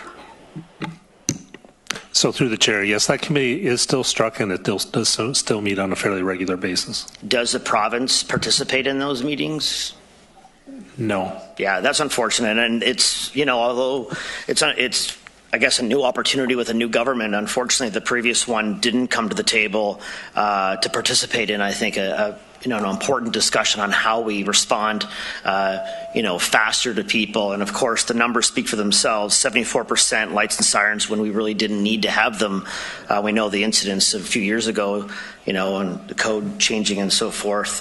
We could have avoided a lot of those things, but it's about getting to people faster and collaborating with police, potentially fire, and of course with the acquisition of the building down the street, potentially, you know, incorporating the EMS component into our facility. Now is the time to absolutely get aggressive with the province, you know, in discussions on potentially bringing new technology like Niagara has, and Toronto and Ottawa already have, to actually, you know what, respond to people when they're in the crisis, frankly, faster, better. We know that, you know, we've got offloading issues at hospitals and all sorts of different things. And, you know, this is something that they should absolutely have a concrete look at. And I hope our region staff work, you know, collaboratively with the new officials at Queen's Park, and hopefully we can get them convinced to come to the table. And again, I support this recommendation wholeheartedly, and I hope that we can get this done. Thank you. Councillor Verbanovich. Thanks. I too am very supportive of this motion.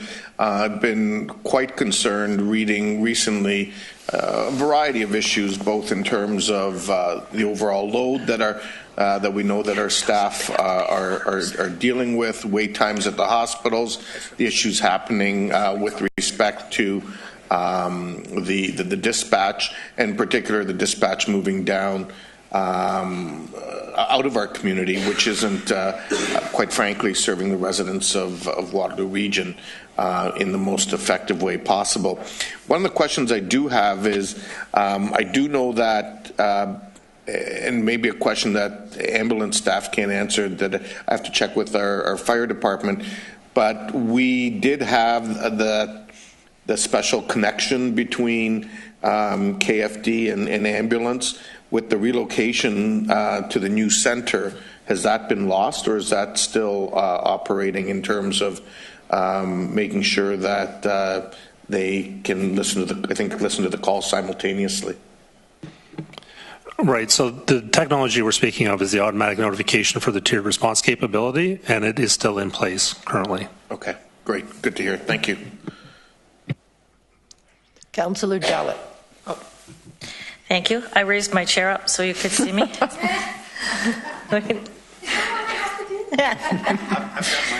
Mine was right at the bottom, so it makes sense now. Councillor McGarry and myself were at Trinity Church serving Christmas lunch with a whole bunch of folks, and a gentleman collapsed, and the off-duty police officer at the time called 911, and it, of course, went to the Hamilton Dispatch. And we waited outside of the 1800 church, which you'd think would be on a GPS, wouldn't you? Right? And so we waited, and then we found out from the dispatch that they couldn't find it on GPS, and so the off-duty officer had to actually give them directions on how to get to the church. I think that's quite problematic in emergency situations.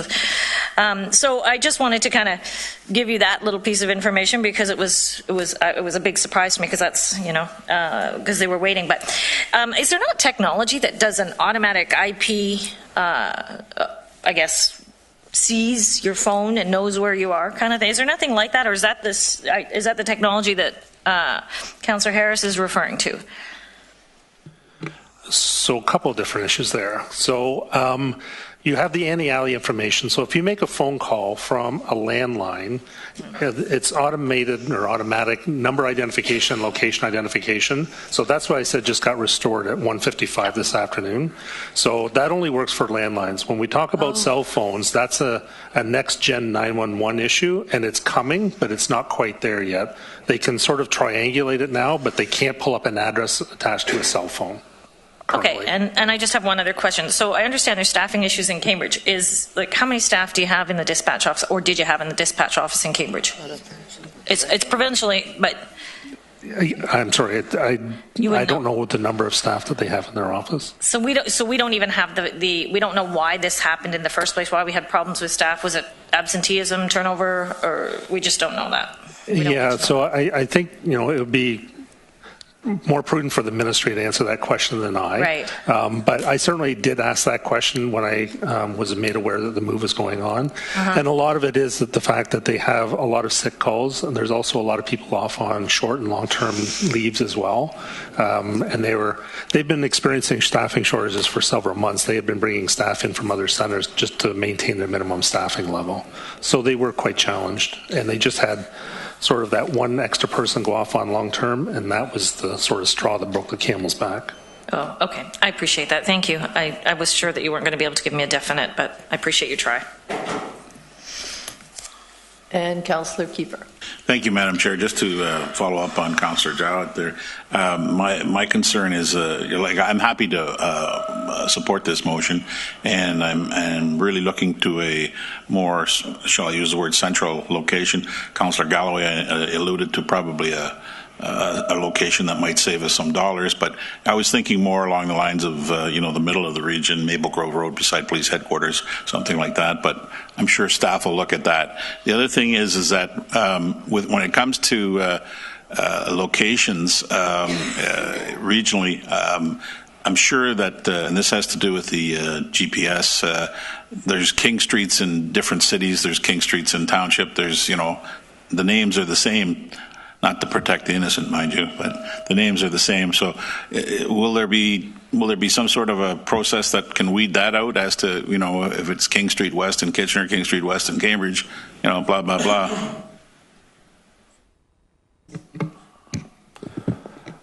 So again, it's been a couple of years since I've been in the dispatch center, so I'll try to answer your question because I'm sure technologies have changed a little bit. Yeah. But the CAD, so the computer-aided dispatch system that they use actually has a mapping application within the CAD system itself. And typically what happens when someone calls 911, if it's an Annie Alley drop, so it drops 123 Main Street, that's where you're calling from if it's from a landline. And it actually, what they call geo-validates in the CAD system, and it assigns a code and pinpoints it on a map. The issue is if you don't have Annie Alley, or if you have a cell phone, until you actually type the address in with the correct municipality, then you can geo-validate it. So there's some extra steps that have to be used in order to do that. It doesn't work the same as your GPS in the car. It's a lot different application than that. So they have to build up that database, and within that database, they have certain things like common places or places that are called by a certain name that they're known by one thing, but it's really called something else. They can build that, what they call an alias database in that, and it geo-validates it as well. Well, it sounds good. It sounds like they're on top of it. It's quick story here. Back in the days when Cambridge was forced into amalgamation, and of course they had similar names of different streets, and somebody was trying to get to somewhere on an emergency basis and couldn't because they had the wrong street. But the people phoned in and complained to City Council at the time and said, well, the pizza guy got there on time. Anyways, thank you. Can you beat that, Councillor Erb? Well, you haven't had to sit around regional council and hear Councillor Galloway waxing about the merits of this. I think for everybody in the community it makes sense. And so I hope we are able to seize the opportunity and make it happen. And this provincial government has proven itself to make some decisions that other provincial governments weren't prepared to make. And so I hope we can work with them and make it happen, because it's just, I think, one small piece of some of the complications that are in the healthcare system right now that could help streamline it. Councillor Harris. Brief. Stephen, we talked about the new technology, but I think there's two components to it. The technology used in Niagara not only deals with how a call is dispatched, but it has a lot to do with the allocation of ambulances in terms of more of a predictive model. How would you compare the Niagara dispatching technology that they have to the old technology, and potentially, that alleviating some of the pressures we are experiencing now in our region, and I guess impacting more or less even the rural parts that have to, or often, get Perth to come in to cover off, in terms of the physical ambulance requirement. Is there much benefit to the new technology from a more predictive model, I guess it's going to? So that's a very complex question, but I'll try to be brief on it. So some of the technologies that they have in Niagara make it very efficient to run an ambulance dispatch center. The first one was that they utilize AMPDS or MPDS, the triage tool, and that goes to the point that I made in my opening comment about the 74% of the calls that are being dispatched at a high priority. In my experience when I was in Niagara, we were dispatching about 57% of our calls, and we were hoping to drop that. And they were running probably about 80% before MPDS was put in place. And what that does is it gives you an ability to withhold your resources to send it to the most life-threatening calls. So that's one piece. There's some other pieces of technology that they introduced in Niagara as well, such as the E911 alert, where as soon as they pick up the phone and an address is given, it actually looks at the system and it looks who's working, it looks at who's available, and it sends that unit a page to say we're on 911. So I haven't even decided what the call is, but the closest crew to that call is actually sent towards that call. No lights inside or anything like that. It's just start to move towards that call, and it decreases your response time, because really and truly that's where you decrease the time that you spend traveling to those calls, if you can get ahead of it. There are some other predictive modeling pieces that they use in Niagara called Marvelous, but again, when I was there, it wasn't specific enough, and we didn't know how reliable it was, because it used to predict where calls were going to happen based on historical calls. So while we watched it, we didn't actually dispatch according to that. Now they may now, but I'm not aware of that. So, but when you're looking at the technology in the current centers versus Niagara, I'll say two different centuries, right? Councillor McGarry. Thank you very much for the report, and anything that we can do to further the response time is what we should be doing. Seconds count, as you well know, as myself as a former critical care nurse knows. I spent my fair share of time in the back of an ambulance, and the odd time coming back from a transfer out of a patient, we would be called to another address en route home again. So I could see from a first-hand perspective how it was when you were an out-of-community car, how important it was to really rely on the dispatch to get you to the right address. So for instance, a Region of Waterloo ambulance would be in Hamilton, we'd be called to another address, and they would have to rely on that dispatcher to get us there, because those paramedics may not know the addresses. So for me, it's vitally important that we move forward with whatever we can do to streamline the services and provide better response times. If this gets passed today and this gets taken up, how long do you envision it would be till we can actually provide better service and potentially sort of change and get this technology out there, trained and up and running in our community? So again, a very complex question. So the time to transfer the ambulance dispatch over to the municipality would be in terms of probably a year or two. It wouldn't be months for that. In terms of the technology, the ministry has approved the MPDS to be installed across the province. They are, I'll say, quite behind in the implementation of MPDS, and we're on the time frame, but they're already a year behind, and they haven't even started the implementation at the first dispatch center. So to get that technology would be a while, but in the interim, you would be negotiating how that's going to happen, the funding arrangement, the technology pieces, the contract, all that kind of stuff. So it wouldn't be a short-term goal. It would be more of a long-term goal. So I'm thinking 1 to 2 years, but that's an estimate.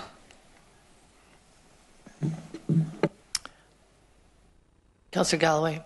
Madam Chair, thank you. I did forget in my comments that would ask Chair Redmond to include this matter on the agenda that she is having with the area MPPs.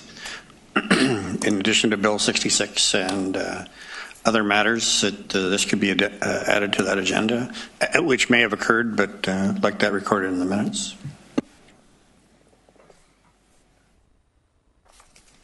All right, seeing no other comments, we have a mover and a seconder. All in favor? Seems to be unanimous. Thank you. We have a community services item, and I would just like to say that Lynn Perry has been sitting here for hours. Hi, Lynn. Waiting for this, and I think that Mr. Bartholomew Saunders will introduce it. Thank you, Madam Chair, through you.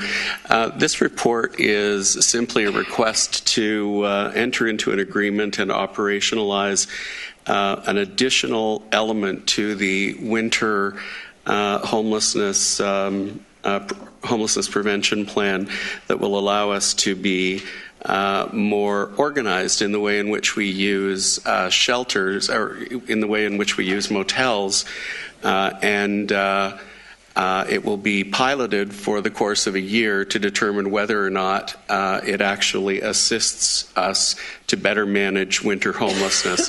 Deb Schlichter is here, and she'll be happy to answer any questions that you have.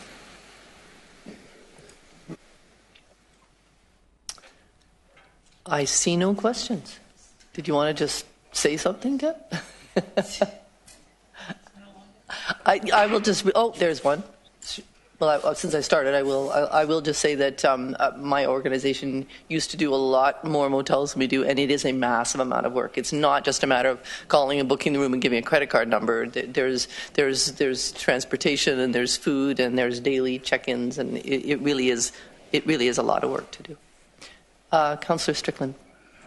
Thank you, Madam Chair. I just want to make sure that we're dealing with 4.1, correct? Yes.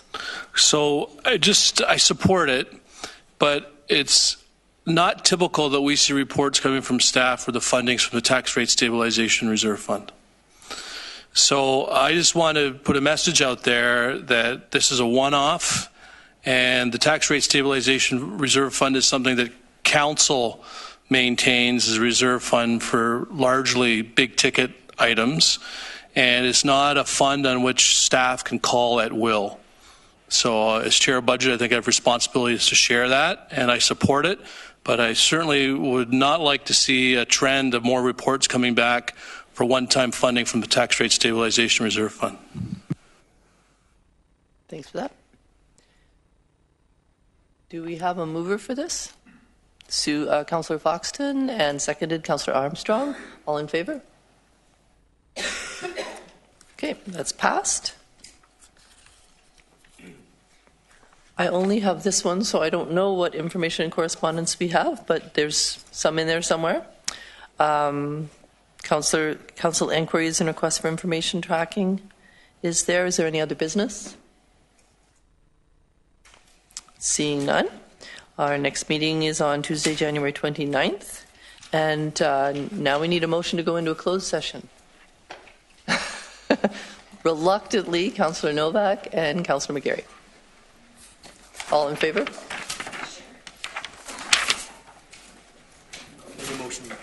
Oh, and apparently we also need a motion to adjourn. That would be Councillor Kiefer and Councillor McGarry. I keep trying to turn this off.